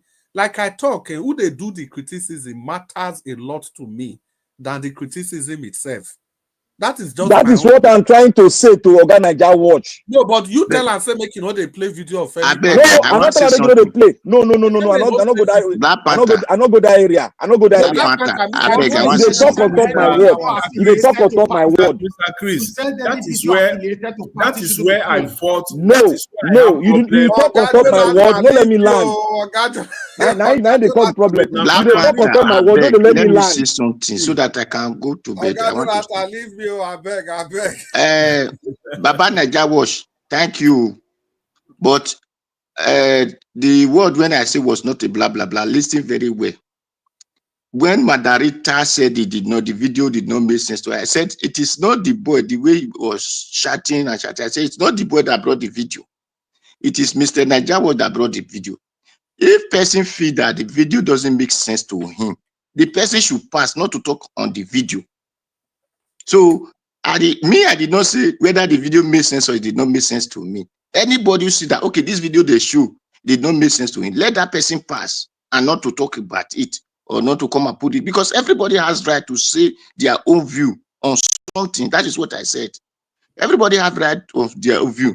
This boy, the view he has over the governor, elected governor, whatsoever they call him, that is what he says.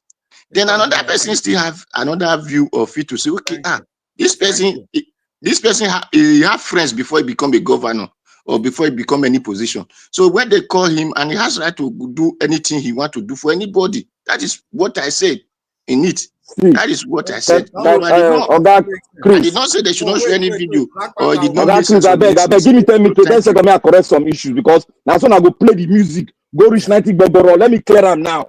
Because now today I like to carry word. Look at the word. Let me clear one word. Because Naija was now say, accuse me, say, look, no play this thing where this person. I not talk like that. The direction I was going, the direction I was going, wait, I beg. Before the direction was going, why even tell you no, that's possible before Naija Watch even can tell you. The direction I was going, because he doesn't want me to talk. When you talk, I dey talk, you talk, you not understand me. Quickly. The direction I was going was the direction Oga Chris laid down here. That was what I was where I was going.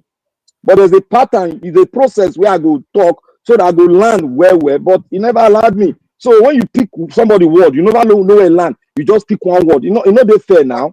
Black Panther, you know, get different. I say wait. I say even wait till you they talk. So before Naija Watch talk, me myself, I even fought wait till you talk.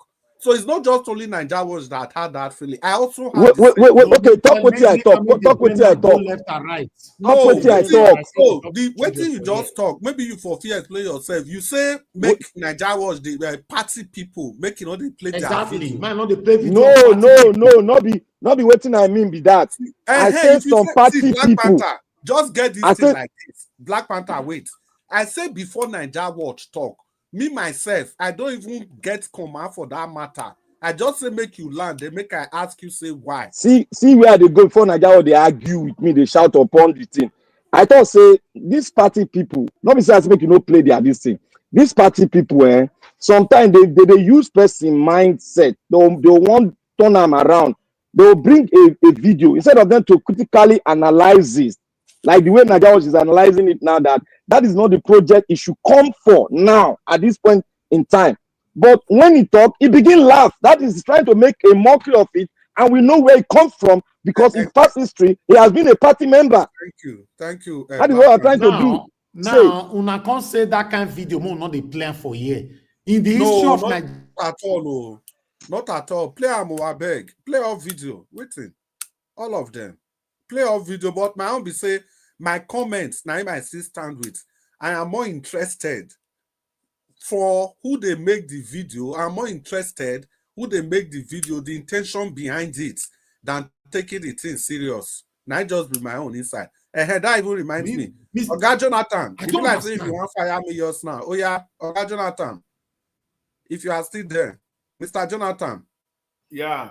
You wanted to fire me. Yeah, quickly. 10 seconds.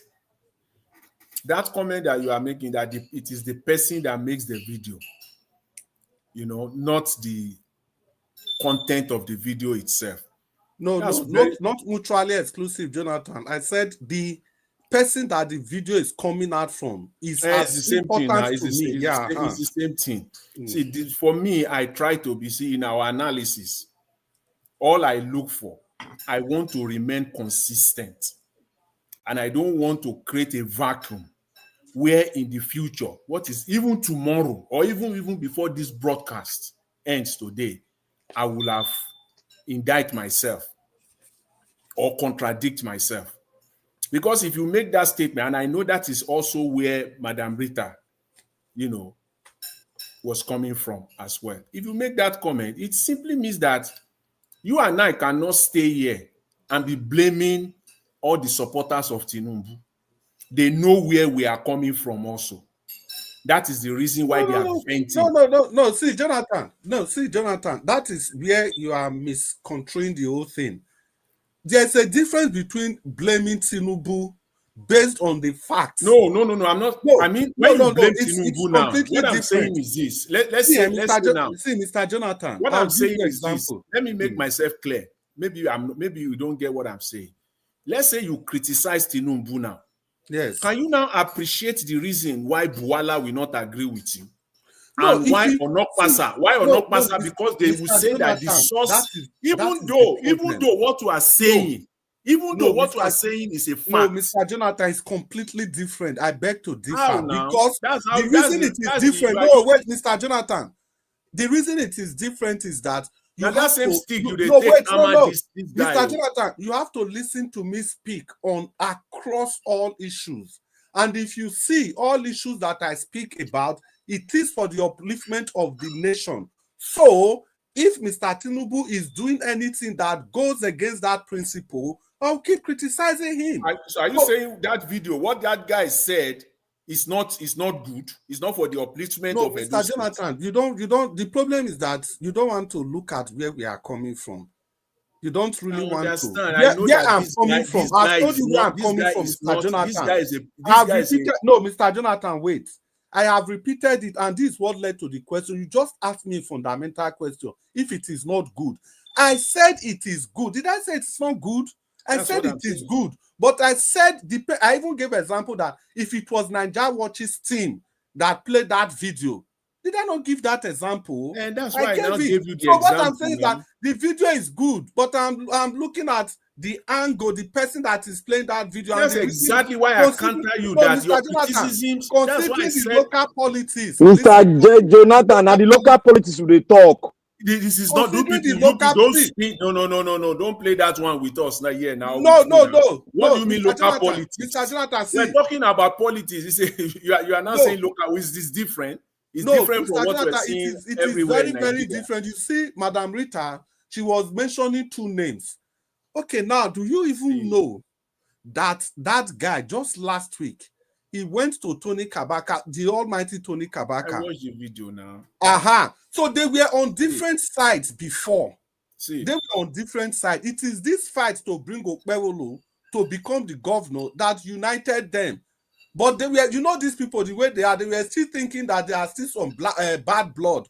So they had to tell that guy to go. And if you must also know, that guy, there was one thing he opened before. Philip Schreiber was there when Philip Schreiber was the deputy governor, full-time deputy governor with Obaseki. In short, it was the government of Obaseki that was invited, and Philip Schreiber was sent to go and represent the governor then. So if I say local politics, it's a trend. It's the only thing I don't like. The only thing I don't like about this version of our discussion is that it has taken too much than it should. There are more important things. Let's just move on. But let's lay the ground rule, Mr. Jonathan. Let's just move on. The fact that Mr. Jonathan, we may not agree on this one, but you know what? It's Mr. Jonathan, let's move on. Let's move on. But one thing, even if we must move on, let's not raise further dust. But one thing must be said here. I think in this broadcast station, Mr. Nigeria Watch has the right to play any video from anywhere, at anywhere for that matter, as long as it is not cryptic, it is not offensive to the public, it is about the upliftment of our society. Any video contributing to that. In media, let me tell you something.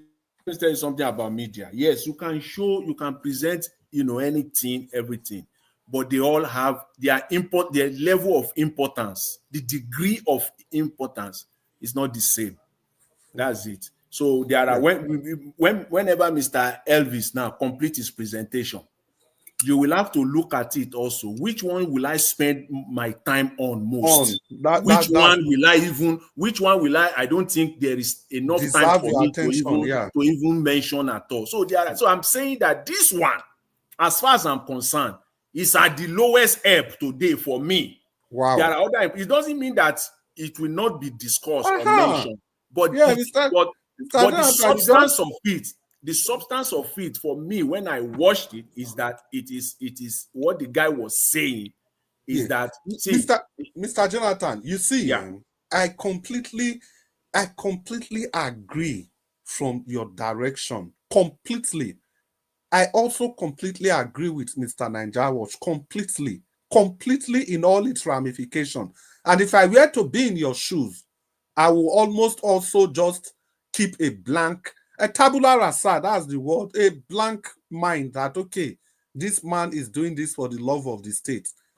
But we are looking far, Mr. Jonathan. Mr. Chris, I thank God Naija was played that video. Yeah, Black Panther. And nobody, none of us, let me just land it.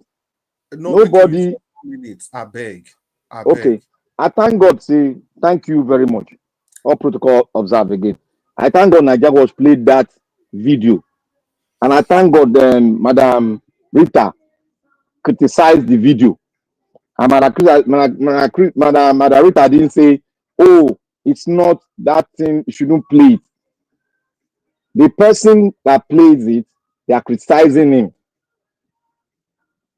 because we know where he stands. And apart from that, after everything, there was a reason for us to say he was mocking.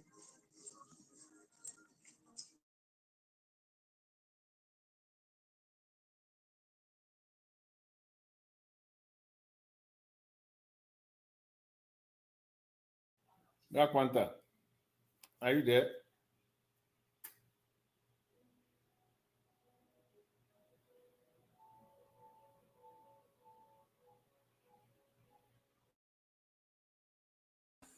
Black Panther, are you there?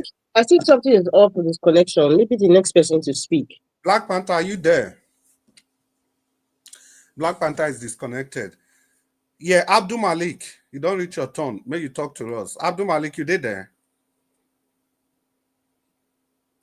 And Abdul Malik is not there. It's quite unusual. Dr. CM, are you there so that you talk to us? Your 4 minutes. Dr. CM, I like this part about this broadcast. There will be a time everybody wants to talk at the same time. Another time, we'll be calling names. CM, when you talk to us, 4 minutes. Yes. Let me give you my say on that video that you people commented. As for me, wait, Dr. CM, may you know, well, it's your choice. Just know that you have 4 minutes so that you limit your time. I like what Jonathan said. He said that video, it should be at the lowest rung of the ladder of all the videos that were played today. No, to me, let's not give too much there. To me, I will concede the right to play it to Naija Watch, yes, but to me, it's not worth it. Mm-hmm. I don't believe in feeding on somebody when he's down. I'm looking for, to be honest with you, I think was it Black Panther I was discussing with, I don't know. If there's enough evidence for any governor in Nigeria now to succeed, I know why I'm saying this, there's enough to look around to succeed. So that Okpebholo went and commissioned one this thing. Well, that is, he's bringing himself down. To me, that is what I take it to be. But do we have people have the right to know about it? Yes. It's free press, it's fierce an opinion. But to me, I just look at it and then look away. Where will he stop? Within 1 week, you don't decommission. You are so much in a hurry. But that thing showed me something. That man is like a man in a cage, to be honest with you. The earlier he becomes his own man, the better for him. Anyway, as we're the tribunal, so let's just give him 6 months, so that he can, if he want to make a name for himself, he can, because he didn't win. But to me, he's in a cage, not only from Oshomole North and Izeyamu South, all those Agbero will just resume the same day he resumed. That says a lot. But I wouldn't like that, because in the end, it's Edo treasury that will suffer. I don't want it. Even if you came through the backyard, if you use the resources of the people very well, people will clap for you. The man at Enugu, It doesn't stop people saying he forged his NYT certificate. But he came in, abandoned project, abandoned over 20 years, everything completion, immediately initiating new ones. So people were happy. Roads he built even without noise. But that doesn't mean he did not forge his NYC certificate. So sometimes, like the Yorubas will say, out of a black pot, you see a white pap. So if Okpebholo, that is my advice to him, because in the end, I can't just be this thing. In the end, I'm talking about this is about the life of people. If he continues to behave this way, or maybe anywhere they open saloon, you come and no, you can't be your own. Even if you could do, let it's too early in the day, just ignore it. Focus. If you have a plan, start immediately, knowing that all these people, Oshomole, then they are looking for their pound of flesh now, because they know if you fail to give it to them, and they can go and say the truth in the tribunal. But I know you will fight back when the tribunal must have said up to Supreme Court that you are okay, then you start to fight back. But for now, this is not what should take your time. What should take your time is you start to revisit any abandoned project. People will see you from here. They say, yes, it's action governor. And you start to bring bill of quantity, start completion immediately. So that is what we help people. Now Yes, God, please. now go bless you. That last statement, so is supposed to start visiting the pending project and all that. You know, this is what we should be focusing on, not that the video doesn't make sense. No, to me, even that video belittles him more than the person that even showed it. It's true, because as a governor, I told you, look at Enugu where the private labor. The NYC certificate is forged. But he came in at the International Conference Center, Research Hospital, everything built, all very fast. People say, even road. He did so many, he had done so many roads. Dr. CM. Yes, is it the Enuguma you are talking about? Yes, the Enuguma, yes. Has it been there for how long? Over 1 year now. Over one. Can you guys hear me? Over 1 year, yes. I can hear you. Who is speaking? See Adeleke, a year plus in office. Look what this man is doing. Watch this video. Just watch it from here. It's muted. Look, the Adeleke is walking back to back. We don't see anything like this from Obaseki. Rubbish now we see. Okpebholo has started commissioning toilet now. Rubbish. You know, people say we could not talk. Say who talk, not know how to talk. This is what we should be seeing now. Look at Les Oti. I played his own the other day. These are the kind of competition we should be putting them under pressure to do for us. It's true. Look at this. The reason why common sense came out is that the step of Okpebholo now doesn't make no sense. We should say it how it is. It doesn't make so to me, because in the end. Thank you, Nigeria. No, Dr. CM, wait. I asked you a question. I said that Enugu governor. You were mentioning international conference, so many other things you mentioned. I asked you, how long has it been there? It just I think maybe last year he entered. No, I didn't just enter last year. So, Dr. CM, will you agree with us now? 16 months. Yeah, will you agree with us now if we say that Obaseki failed woefully? Just look at the video we are looking at. Because I liked what you just said. Somebody that has been there for 16 months, you have counted countless projects. Yes. You have counted how many projects. There's somebody that has been there for 8 years. Come, Niger Watch. This road you are showing, is it continuous or you just stop? No, it's going. Continuous. It never finished. It's going. You can see nothing is being repeated. You see those heavy duty truck. We are not seeing them again. That's to show that it's continuous. This road, I said, with the road cut across the state. Now be their journey road. How many kilometers of road is this? When somebody cannot complete a K1 road, then you complete Biscuit Road. You just counted how many projects the governor in Enugu State has done. On that you person not criticize Obaseki, Mr. Elvis, will say you are a hater. Don't criticize people. Then somebody that don't criticize Obaseki, you be a hater. To me, if I'm to be wait, Mr. Niger Watch is talking. Okay. Obaseki used 8 years to do a Kewan road. Still, the Kewan road is rubbish and not smelly finish. and 8 dirty. kilometers. And Okpebholo is about to start the same rubbish now. And you guys say we should be clapping for him, commissioning toilet and tailor. Mr. Elvis, nobody said we should be clapping for him. No, nobody said should be clapping for him. Nobody said that. So the road is still going. It's and very impressive. Mr. Chris, network knocked me come out that time. Madua carriageway. You see what Next are we? year finish, you go come back. Dr. Sam, continue. Yes, exactly. Like I said, the Yoruba people say from a black pot where you not giving near. Now inside there you will get white pap, meaning that this Enugu man will forge certificate for NYSC. Now people don't they forget that one, but they're not saying he's using our resources to improve the life of the people, which is the major thing a governor is called upon to do. They are not telling you to bring your own money. The state will be getting allocation every month, internally generated revenue. What are you going to use it for? If you are using it very well, they don't care whether you are one-eyed man on a 1 ear no day or you day cripple. Dr. Yes, Siem, please. what is the import of that? You have repeated that his certificate was forged. What is the import in your argument? In the import is that say when they say what is it called? If you any law you can't enforce, don't do it. They say bring clean certificate. So when you bring clean one, and people go to complain. So that is the issue. But as Nigerian system had it, he got in.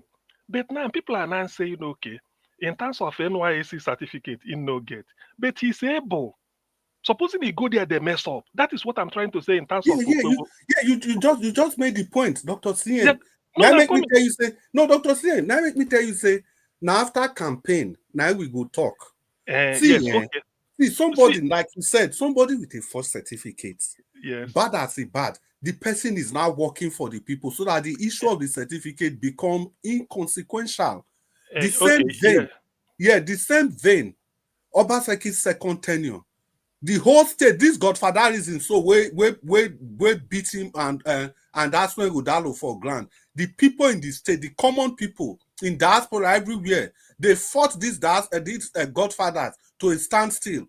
And the man came in. Any reasonable person is supposed to work for the people because of the way he came in. Then, no way, Dr. Siem. Then you mean the person with the people fought for, he's now leaving, is bringing another person.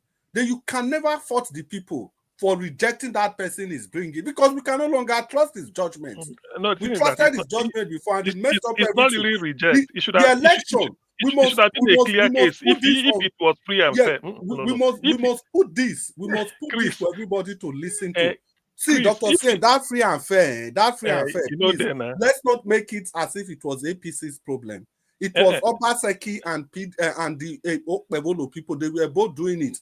See, they locked out the PDP. What the PDP see, they locked out PDP returning officers. What the PDP people fail to realize, as for Godalo supporters, their anger shouldn't be towards any person, but towards Obaseki. As for Godalo lost to Obaseki. Anyway, let's move on from there. To me, like this guy who did this video, if I'm to talk to him, in the end, he's from Edo State. When you are hungry, it doesn't matter. What is it? As once the tongue of China said, it is not the color of the cat that matter, but the cat that can kill the rat. What we dare now, who can deliver? So what I will point him in the direction is, this Osun State, what he did, go to Enugu. Get some of these things. As you say, Okpebholo, for your attention. These governors are so you keep showing, because this is positive. You are being positively, you are criticizing him constructively. You are trying to tell Okpebholo, instead of you looking in that direction of Oluomo, MCM, Tony Kabak and all these things, look in the direction of Osun State. He came in, look at their capital base, not up to Edo. This is what we want. Look at Enugu. If you don't want them, okay, look at Abia. So when you continue showing this type of thing, it will get to him, and nobody will fault him. The person showing it, they say, this man really love Edo. That's why he's pointing the governor in the right direction. Even in Enugu now, When people are saying something, they say, but the man is using our resources to help us. So what do we want us to do? Maybe in a bad person self, now go can't do the work. Because in the end, people want to see evidence of what we are doing. So the man in a donor, my advice is forget about where the one where they go wrong. Take it as if you are unofficial advisor to Okpebholo. So Okpebholo, look, we are from Edo State. When the chips are down, now me and you they do. So what I should want you to do, look at the one happening in your state or Osun State. You show this type of road, definitely then go, nobody could no if anybody that come out to tell you na bad belly, they know the person hasn't got sense. Because we are not criticized, we are saying this thing in Osun State can be good in Edo. Look at this. Okay, look at Enugu. Look at the abandoned project. The man don't level everything. They're starting own. People are happy. Look at Abia State. Look at this. So when you are putting this as a criticism, before you know, all those subscribers where you know they get. In fact, everybody go to hell and say because he's pointing. He will tell the governor, say, I love you. That's why I'm there reminding you. If you don't have money for this, you must have money for this. Look at the type of school we see in Enugu. Edo people know they forbid them. That is what I want. So when you're doing it like this, I have to add to what Oga CM is saying. All of us for here, both me, Black Panther, Mandarita, Chris, all of us here must join hands together to put Okpebholo under pressure to work for us. If not, the way you think they go now. Now, so another 4 years go, you all still waste rubbish. And I don't like that. I wouldn't like that. I wouldn't like I'd like that. to suggest something. Dr. Sim, round up, sir. Okay. Well, so it's okay. Let Margarita continue. No, I just wanted to make a suggestion. Mr. Elvis, it's what you just said just now is so true. And I would like to make a suggestion. And I don't know even if we have to contribute to that, I would like to suggest that you send some of your employers in Edo State to start going around every single work or every little thing that he's doing, that he is claiming that he's doing for Edo State. Whether it's Edo North, we can have Edo North correspondent, Edo Central correspondent, or Edo South. We need these facts. We need people. And in order to do it, we need money to do this. So even if we can go to like a pocket or like something to just donate for transportation and logistics, that would be very, very good because it's just a sacrifice. If we all want to come together, like Mr. Elvis say, for us to like really put it out there, criticize Okpebholo and what he's doing, and then we start hitting the ground running. But Mr. Elvis cannot do it alone. If we need to do that, Mr. Elvis, I don't know anybody that you can send, but if it's only logistics we can all support, we should support for logistics because we need this information. We're not going to depend on the likes of Mr. Common Sense that's just in one side. No, we need to go out there and we need to like get this information and scream it on their head because they have to do the right thing. That's what we should do collaboratively. Margarita, that is one aspect of it. Let it not be as if we only criticism. Let us point the way, direction. Like this thing, Nigeria was should. We gather this type of thing, they show and say, for the attention of Edo governor. Yes. This is what is lacking. If it can be in Osun State, this is not from Canada or Denmark or Germany. This is Osun State, Osogbo. If it can be in Osogbo, it can also be in the Edo. If this can be in... Do you know that I am proud to play videos like this from other states, but I cannot find any from my own state to play. Is that not disgraceful? Yeah, it's very painful. It's very now this is why people are angry and people will say you hate the governor. Because I've seen other states developing and there's nothing going on in those states. It's enough to make you angry. If you're not angry, you're not a human being. If it's not paining you, you're not a human being. Not even that. I don't believe in liking any governor. You don't need to like it. Dr. CM, they love Edo State, they love blindly. Forget about like love. I don't like. The debt profile for Edo State, he get one paper we Obaseki campaign man. We did record that man. He just come shake one paper for all of us. Go see the debt profile. Edo State now number 3 for debt burden. For debt, is that fair to the people? Okay, let me say this, Niger word, because we don't just invite... Can you round up so that somebody can speak? Okay, thank you. Dr. Sen, 10 seconds, please. Okay, thank you. Let it not be a case of we invite people, maybe election. If there's a top ranking person, you can say, let him come here. When they come, you show them, say, this is what they don't want. Because that is positive, constructive. They can never fault you. He said, I don't care. If it's good in Oshun, it must be good in Edo. This is what we want. Why are we not having this? By the time you worry them like this, they will know that yes. Because the person cannot say you hate him. You point the person, anybody you are pointing in the right direction, it means you love the person. That's why you are doing. You are not trying. That is the thing. So thank you. Thank you, Dr. Singh. Well, Dr. Singh, the one where you talk just now your view for the way that they go about the thing. People will point governor to the right direction. People will complain. They hate Obaseki. It is well. Oh. Let's go. Black Panther, your time remained 2 minutes that time. I beg, give me 3 minutes. Sorry, okay. the odd time. How many people here now? No, not be matter of time. Today na Sunday. But now, I want. Okay, let me just talk. There's one thing we are all saying here. As I was saying before, you people have diverted, and the network messed my thought up. Now, there's one thing that we have been saying here.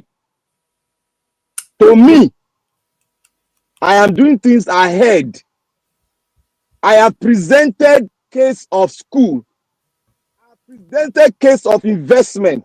I have presented case of how you fuse the diaspora into the economy of your state. I have done that because I went into my own personal thing to bring things to advise the governor, Okpebholo. Yeah. And I did that out of my own love for my own state. And I brought it here. I knew the guy had a problem in his NYC certificate. Other things I don't know. PhD and his doctorate, I don't know. And I don't have any words towards that. But I know he had problem with his NYC certificate. But I threw that aside because I'm seeing a man with senses intact in his head. He's not doing it alone. He's coming in with, if you look at his commissioners, the highest there is 55. You see them, advisor 34, 36, 34, 36. Brought light minds together. People that know the state and know the problem of the state. He worked with them, and he's even working with diaspora. He traveled all the way from Enugu to China to meet the diaspora because that's where they have a lot of the Enugu citizens there. He talked to them and he showed them the brand new city. He has already started, not on paper, started. When I did that, I knew it. So if people are saying all sorts of things, oh, now Percy, the support of people, now so Edo state politics be. Anybody where you advise or they tell, oh, you say you do this one, they go want tag you, push you join in political party because they don't know what they are doing. They don't know what they are doing. The peanut they are giving them, they are still dancing kokoma. Their road. Why I said I don't like Obaseki. I'm the one that said it. I will stand by my word. I know why. I'm not supposed to like my governor. Look at what he's serving me, and I'm looking at him, checkmating him. I said, I don't like the way he's doing things, and I will never like him. I was angry because I've gone to see other templates in Nigeria, what other state governors are doing. This man is running Edo State as if he's running a local government, one local government. People were not guessing, as if he's running bush people. Look at the video and CM brought to me.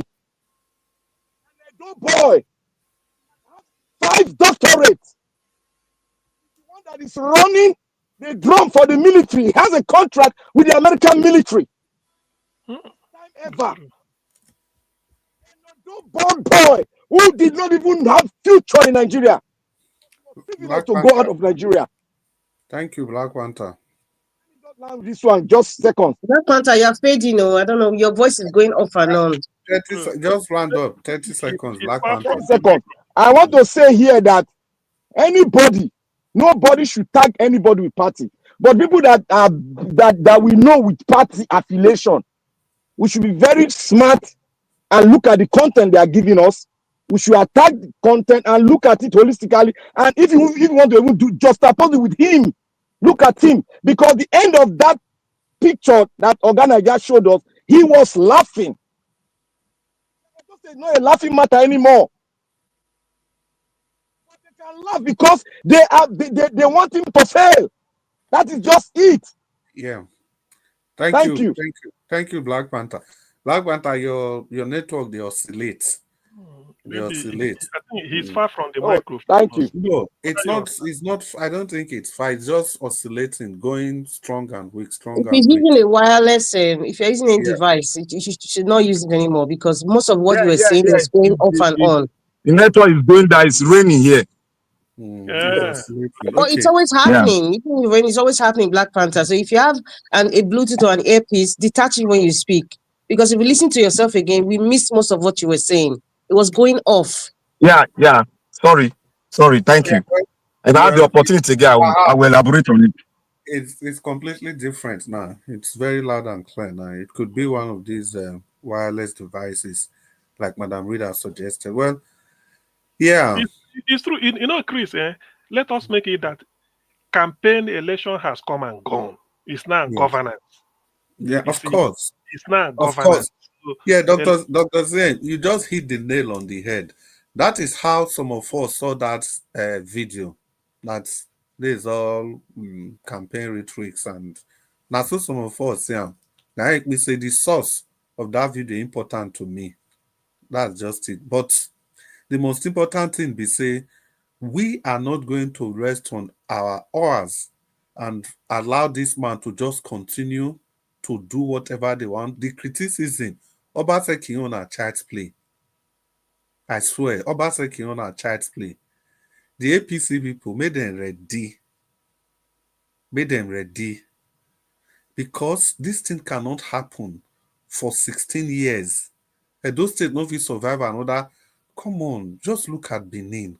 And when they talk about Edo State, we are only looking at Benin. We are not even talking about the other. Osun State is not richer than Edo State, if I'm Dr. Zed. Enugu State. I brought the fact for January. 8 million. Edo State 12 million. 12 billion. I mean, I brought it here. It wasn't about the money. And if you look at the total loans that were collected, and nothing to show for all these. Nothing. Osun State when no fee pays when Arigberaska did there after Oyetola enter. After you they laugh, no be Arigberaska after Oyetola. You know that which one be Arigberaska again? there was a video Aregbesola went to US whether he want to chop some for one somebody restaurant. catch him there. Yes, now they catch him for there. They yaba well. During Arigbeshola time, they don't let his sandwich digest. They don't let his sandwich sometimes digest. there were some states, Osun State, the total federal allocation will be like 3 naira. Yeah, so it's the guy borrowed the state, right? You know, if he pay anything before Tinubu, he was paying them half of their salary. Whatever, I don't know. That one come from there, drag. But immediately this Oga dancing man come in. What did the man do? All those things they clear. They ask and say, Oga, you tell they pay this thing now. He said because he don't get any godfather when they feed. Now wait till dancing senator talk. He said he doesn't have any godfather he's feeding.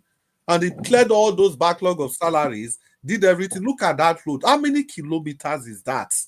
For 8 years, we don't even get half of that. Complete with street lights. I beg.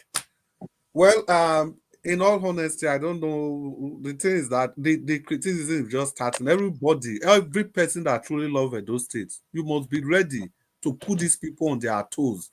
We not feel wait. And the way we go to do and be say, there's something like you go to point and the direction, say, why not this?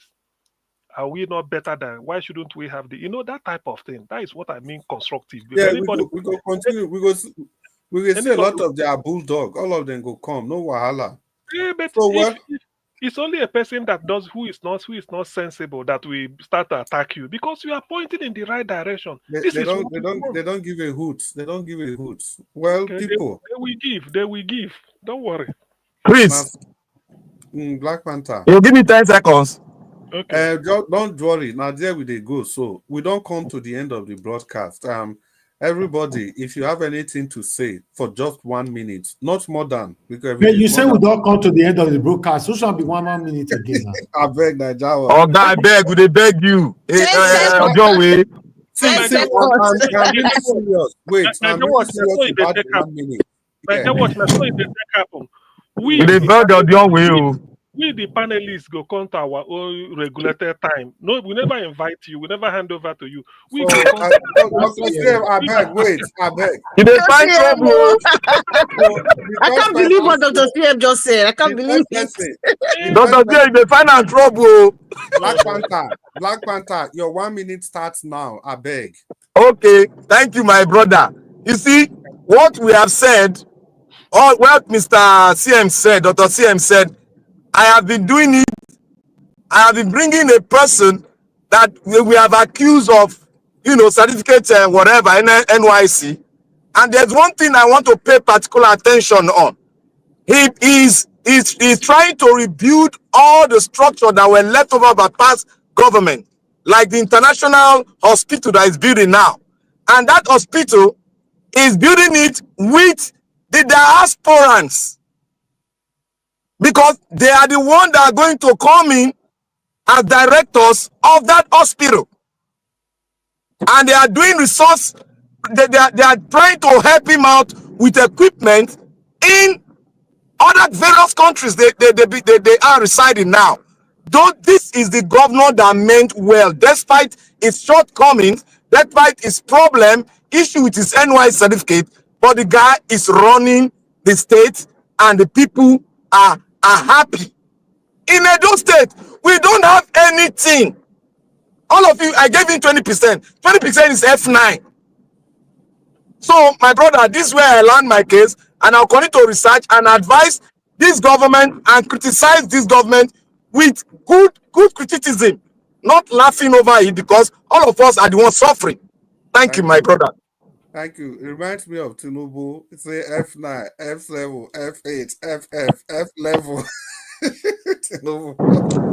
Madam Rita, give us your 1 minute. I beg. Thank you very much.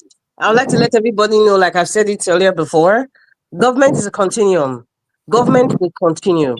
Whether 10 years ago, 16 years ago, 8 years ago, 4 years ago, or 1 month ago, we will continue to talk about every single successor that has gone to Sadebe Avenue. And we are going to make a ratio. And that ratio is not about hatred or anything. I don't even know why I keep talking about this hatred thing, because that's just the bane of most Edo people right now. My point is, this hatred to stop. It did not benefit us. The poison that has been a vial that was spread during Obasanjo's administration, we are kind of trying to clean it out now. We are going to be watching Monday Okpebholo. We are going to be criticizing, and I'm still going to stand. Government is a continuum. We must continue speaking. We should gather money or resources. I don't use the word money now, because I know Mr. Elvis does not collect in this channel. We need to kind of support Mr. Elvis to send people out there and see what's going on, what the government is doing. We don't. For me personally, I'm not interested in any of these rhetorics. I'm sick and tired of it. I'm done. I'm just sick. Whether it was even Aso Igodalo now, I will not even expect APC person to come and be making mockery or laugh or show videos. I'm sick and tired of it. Maybe when I see videos like that, perhaps I will try as much as possible to just ignore it, because it's not important to me. I need to see development. That's what I need to criticize. The quality of the work, the quality of the administration, the processes that is being going on, and also the policies that have been placed there. That is my focus now, because Edo ought to be way better than where it is now. But we have to start from somewhere. Thank you very much. And Mr. Elvis, thank you very much, and have a good night, everybody. Thank you so much, Madam Rita, for that compressing your thoughts in 1 minute. Thank you so much for spending your time with us today. Dr. CM, please, your 1 minute starts now. My 1 minute is we chart a new direction, which is election has come and gone, not to come back until after about 4 years' time. So now, what we want is governance. We don't care the color of the cat. Now the cat will go kill the rat, that is to say, this video of Osun State, in fact, I've never seen it before. I was amazed. And a double 4 lanes, 2 lanes this way, 2 lanes the other way, which is more like interstate road, very standard with gutter. And I think there may be sidewalk somewhere. So that should be the template, at least in our part of the world. So in this case, I will urge Niger Watch. Sometimes when we want to bring it, if there's a way to make those in the corridor of power understand, let me tell you, you may turn out to be the person they will love, because they will say, oh, the guy really is pointing us. It's not critical. It's being constructive, that they want Edo to be like this. We've seen this in Kaduna State. We saw this in Taraba State. Why are we not having it? Why? That's what we want from you. You and the person in charge. We don't care. So when you saying it like this, only a very compound fool that will now turn back and say give and time. No, no, this is what you want. After all, you are not asking for it for yourself. You are asking on behalf of everybody, whether you are at home or abroad. Everybody who hears it will say, yes, this is good criticisms. Governor, this is what we want. We don't want anything less than this. Instead, we want more. If other states that we are better off in terms of revenue allocation could have this, why can't we? What is delaying us? And for information, in Enugu, the critical problem in Enugu since time immemorial is water. Because if you dig to put borehole, you go meet coal. But this man was able to do a sort of offshore and then reticulate it inside the Enugu. He has done it. Water now in Enugu. Yes. So people now felt, okay, look at what we've been complaining since. Now this man with a forged certificate came. Look at what he's doing. So that's why they are overlooking anything. And I believe that is what governance should be. Put the government on the toes, point them in the direction what you want, and then be hammering it, showing them this is what we want. If it is, they should be here. That is not a bad criticism. The person will love you for that. Thank you.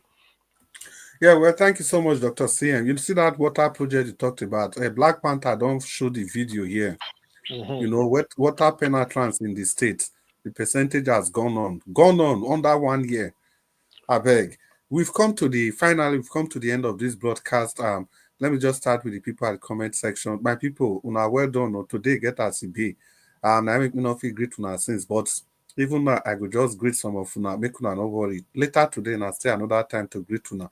Madam Peggy Modi, we see you. Thank you for staying with us to the end of the broadcast. Everline, Madam Love Maduka, and Abuazi, you're always there as usual. Uyi Desmond, I'm glad it's Oyabo. All of una do well. May the good Lord continue to bless all of you. Eva Line and Uyi Desmond again. And I hope you guys will join us today, later today, so that we continue with the broadcast. And everybody that made it to the panel today, we greet all of you now. Black Panther, Madam Rita, Abdul Malik, Oga Jonathan, Dr. CM, Ipao Duwa, everybody that has left. We express our profound greetings to all of you. And also to you, Mr. Niger Watch. It's surprising. It's a Sunday and we are still here. And I can see Amaka just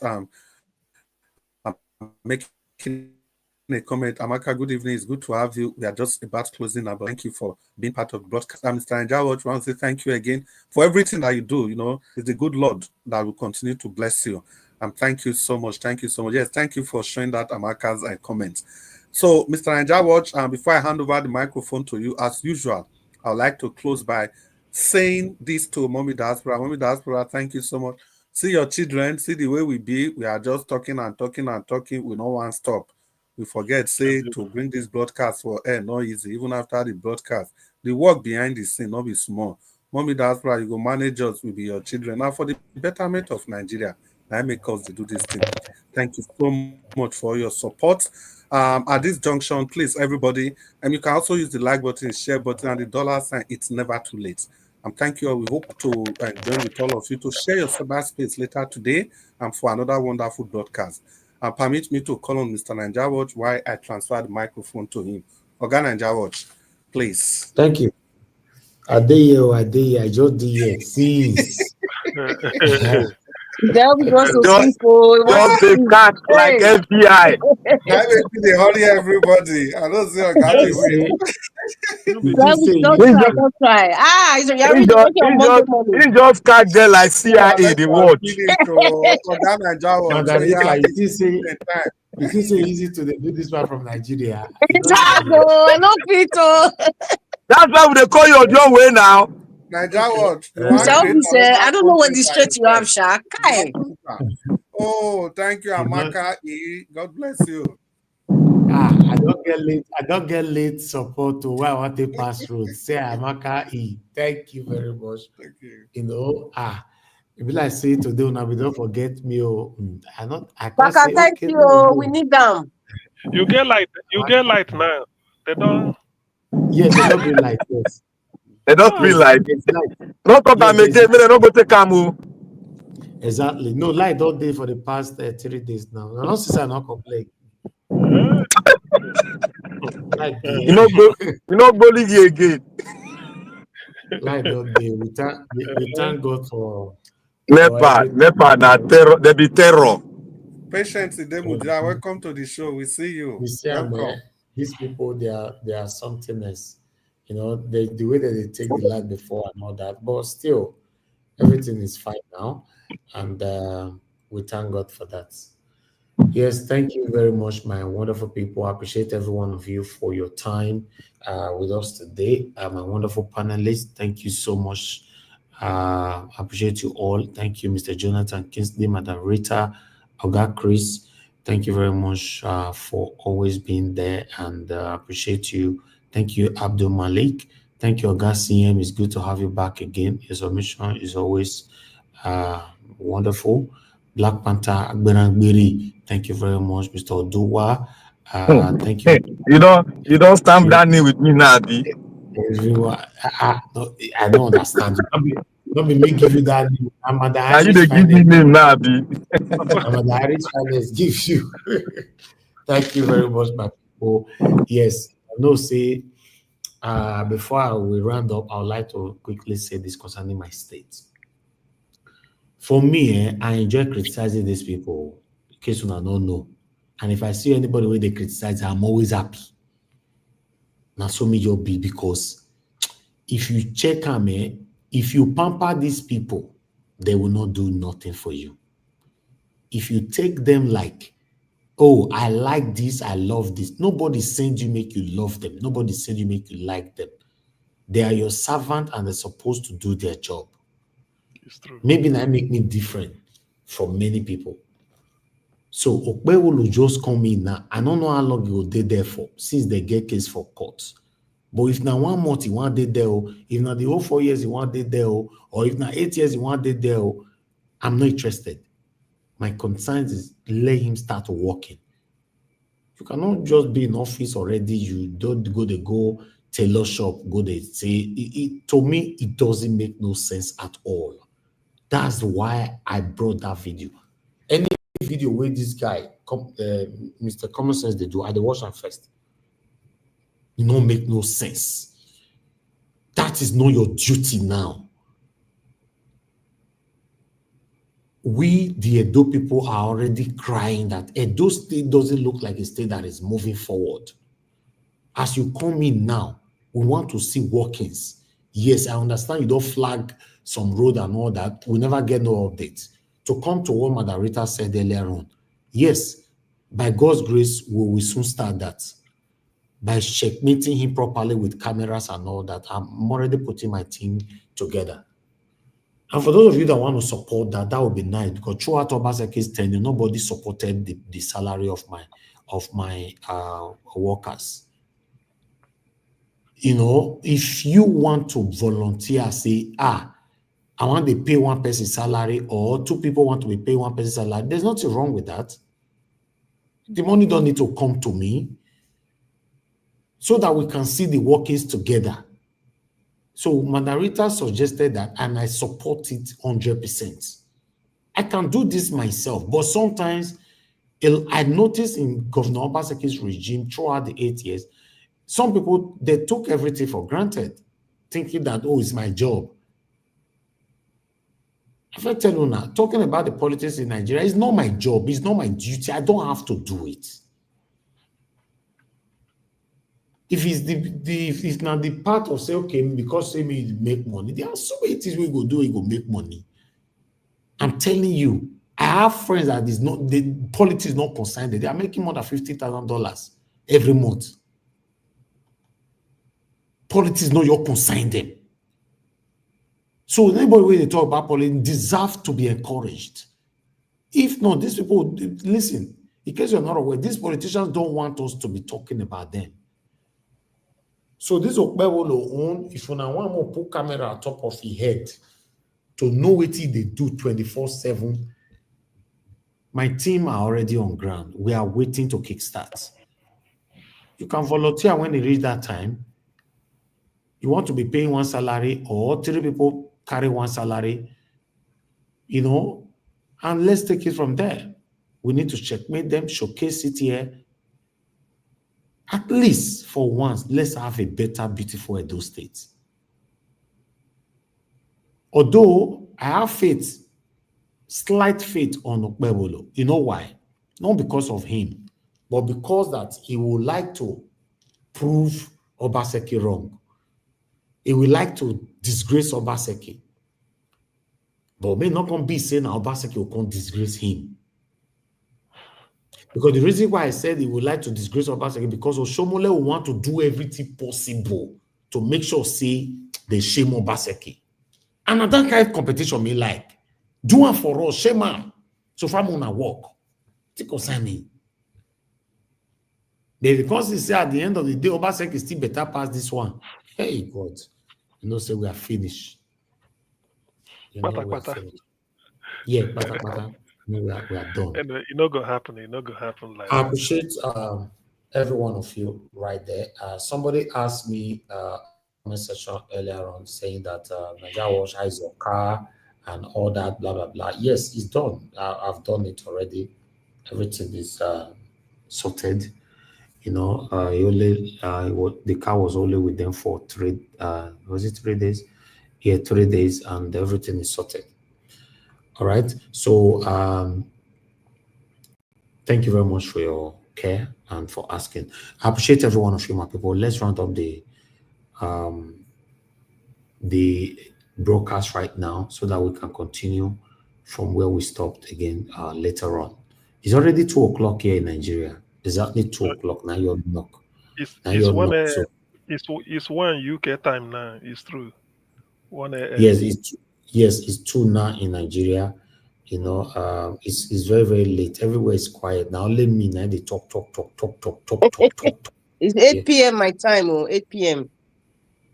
You see now, very after. You see now, for Madarita to be 8 p.m., you know what that means? It means say now 7 o'clock. As we just drop now, Madarita don't go enter bed. No, you go eat first. It's too early now. Come on, 8 o'clock. Haba. 8 o'clock too early for South America now. Some people they sleep for 8 o'clock. Now 12 one they work for radio station.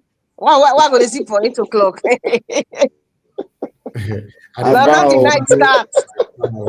I make me never press this button. And the video of my car, they find my show and say they don't do everything. Yes, let's see the car. I hope they don't do it well. Next time when you do big this thing do I don't run now. Yes, that's I don't see him. Because I know I recorded the day where I can't go for balancing and everything. So yes, everything. Nigeria Watch. Yes, sir. Nigeria Watch. You want to buy me coffee? When you the corner, wait till your body to the hot. When you the corner next time, they bring your hand out too. Now the hand, when they don't see the hand, they go stop. They don't look right. They don't look that yellow light too. I don't know that they bring guys because they bring down for Lagos. I don't know they do for Lagos too. You know. They see light too. Now for Lagos, you go home for Okada. You go stop. They warn you. Say, "May that thing no touch me." You go home. All right. Let me play the video for you, guys. Thank you very much, everyone who supported me today. I appreciate every one of you. Now, God bless you. Now, Amaka E, thank you so much. I really do appreciate this. Thank you so much. I will acknowledge the people in the comment section shortly after this my video here. That is it. Now, you miss a sorry girl, my dear. You just do something. Okay, the call.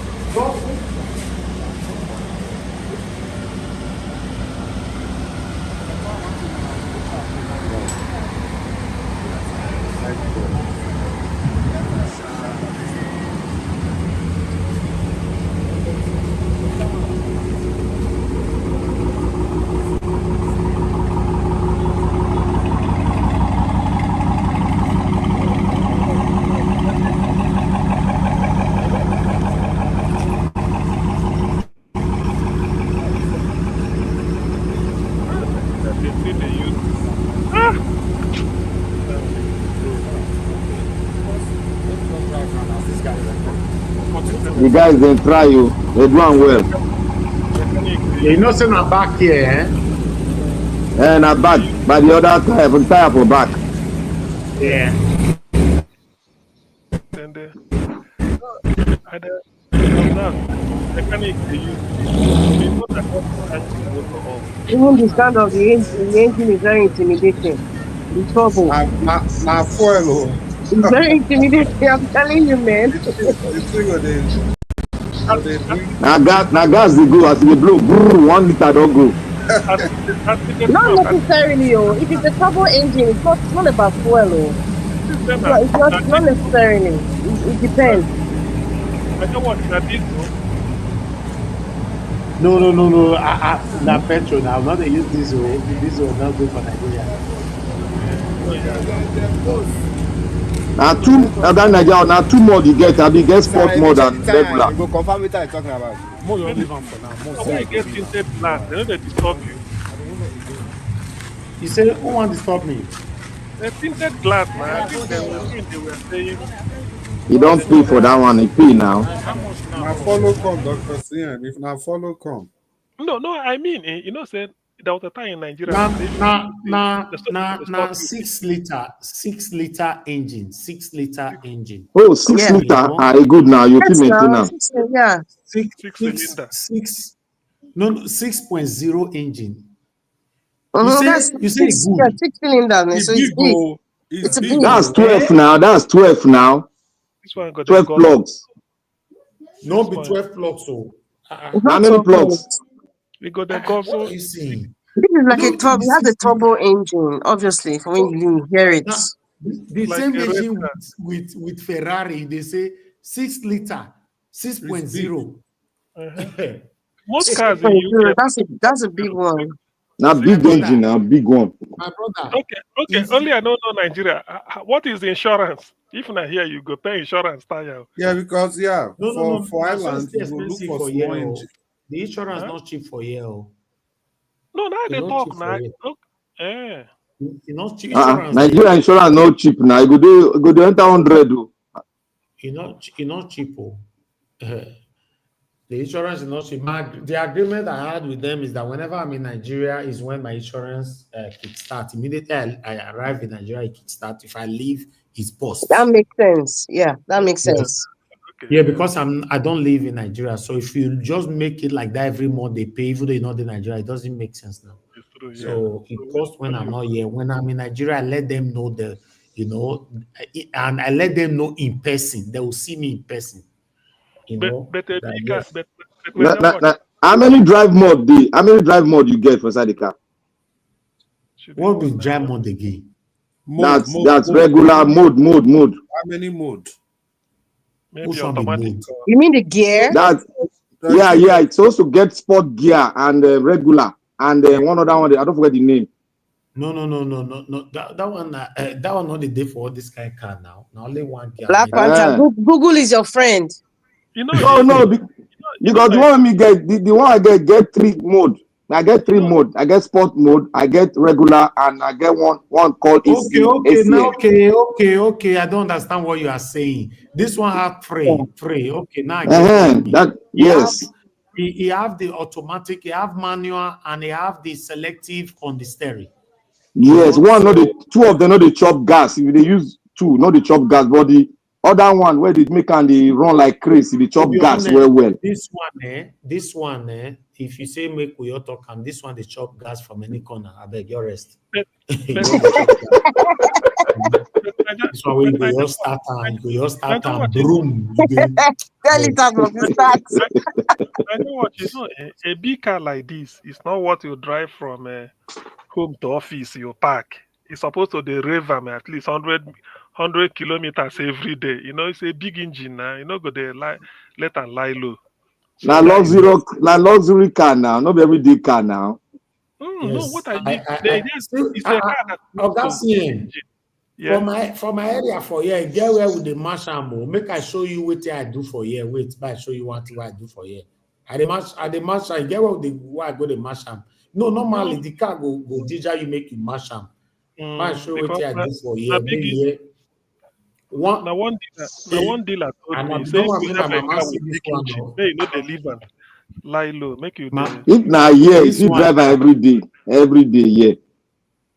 My mama go scream for this one because the speed I drive 100 kilometers in 6 seconds. Wow. That one they run no. Nigeria. Yeah. Said, no, Mr. Elvis, what did you just say? 100 kilometers in 6 seconds? That's risky in Nigeria. See for screen. Look at my SS. Yeah. Can you see it there?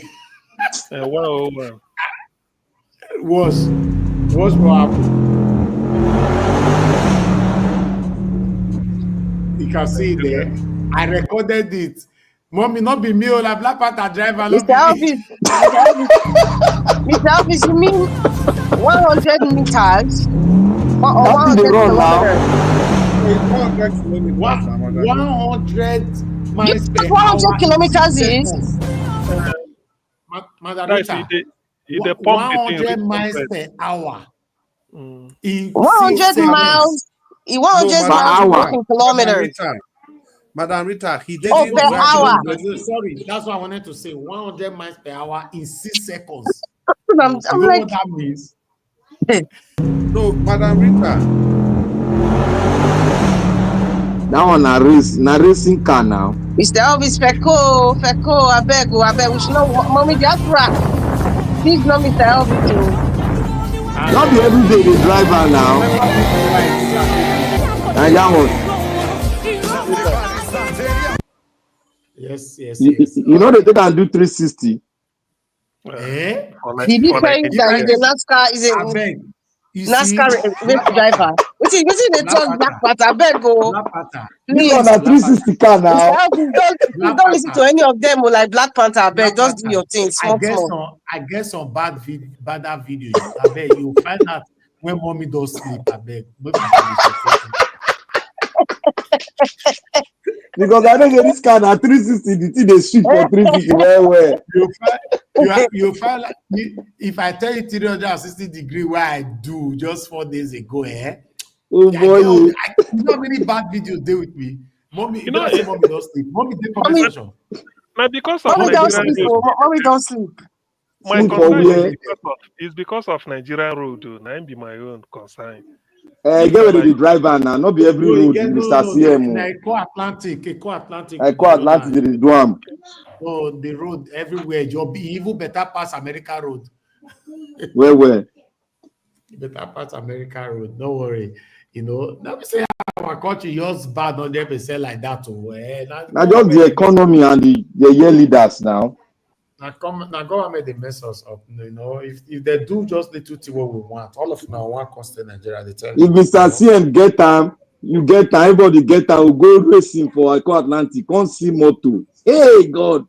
Now they go see driving. If you want to be seeing all bad videos, you follow me on Instagram. My mama not the reach that side. She don't sleep. You don't give her secret.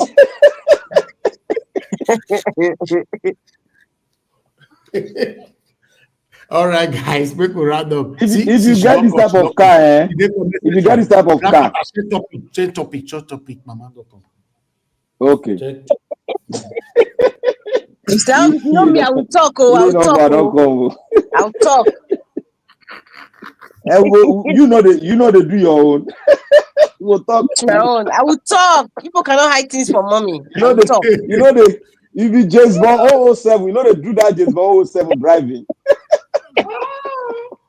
Oh my God. Thank you very much, people. Let's round up. I'll say we get over there once more. Julius, Anthony, thank you very much. Amaka E, thank you. God bless you all. But whatever people write down the comments section, whatever all mommy diaspora, we teach you just the mommy, you know, we just talk about Pastor Adeboye for here. You know, I take the speed run more than the shadow. That's what we're talking about.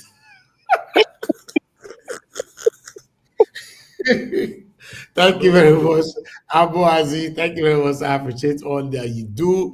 Thank you, Jadima, Amaka E once more. Thank you, Mr. Johnson Emmanuel. Thank you very much, sir. Thank you, Mr. Johnson Emmanuel. Will stand broadcast with me from 1 second as I enter. I will finish with us last minute. And in fact, very soon I suppose call the that me will call the bless on that very soon. But I'm not worried by God's grace. No, don't to bless me for this platform. Upon my ye character. When I see they manage me, they go like that. For example, now as we take they manage someone like Black Panther, for example. Just imagine. As he get the character rich. Now the manager now constantly manage someone like me. No, Are you the teachers now? We are learning from you now. Black Panther dey patriotic, no be in the point direction where Edo go, where he want Edo State to be. He dey patriotic. Mr. C, make you tell them. Now tell them. Tell them. It's true. No being go the research, they bring something where me self I don't even remember, I don't even forget, I don't even know. Because they don't. It's Anyway, good. It's patriotic. thank you. Eva Line, thank you very much. I got your advice. Thank you so much. Thank you. I appreciate you all. Yes. My people, make we round up. At 2:00, now you knock or knock so. Make we the. You see, this my broadcast don't make me speak PG finish. Before I start my media, I know I speak PG like this before. Me, I don't see me na first class now for Pidgin English. Margarita don't know how to speak Pidgin now. It's I like it too. I'm telling you, Pidgin is sweet die. It's part of our language. We should embrace it. We should embrace it. It's the best communication, for our country. Anyway, thank you so much, my wonderful people. Now, God, I will bless you now. We don't come to the end of this broadcast. Let's join together again to continue from where we stop later on. Although we are not sure what the topic is going to be later. As you all know, there's always a breaking news or things to talk about. But I suspect no pastor will go to Arise to finish a cry for there. So in case he go, look at that guy that come. Oh, sorry, enter house. Oh, sorry, enter house. Now what? You don't show that no pastor cry. I watch we don't talk about the past 4 days now. The guy cry not be small. He pen him. The guy cry not be small. He said to mess am up. Say after everything he do. Dr. CM. After your friend is in a coma. Who? Komeni is in a coma. No, I don't get any friend where they coma. Ayatollah Khomeini. Oh, really? Okay. Wow. Yes, in a coma. Wow. They just hit their nuclear site now. That's the head of Hezbollah, Nabi. That's the end of them forever. Now, wow. Anyway, my people, I appreciate you all. So Oga see him. That will not post a video. You don't see him. I don't watch him. I watch him for this, but I know follow and I watch him here. The thing I cry tired. In fact, I cry on. You need to watch this one. So I post them for private chat. The one where I do about time, you need to watch them. I just put them for private. This thing now. You click on. I've been thinking say the guy don't buy you. I don't know. Say he's still there alive. Wait till that guy talk. He say after if I move place more for his side, listen to him. So after what did he do for Tinubu? He go the gift, he go the reward. That you will stab all of us in the back like this. All right, guys. Fire on the mountain. Let me look for where you talk. There is fire. Who insulted all of us, called you a drug dealer, a drug baron. You stab all of us in the back. I beg, I leave her like they say stab all of them in the back. Garcia, go watch her later. Thank you very much, my people. All right, I'll see you guys later. God bless you all. Oba Eware the second talk me. We say. Thank you, Nigeria. See you later. Thank you so much. See you later today. Bye, everybody. Good night. See you guys later.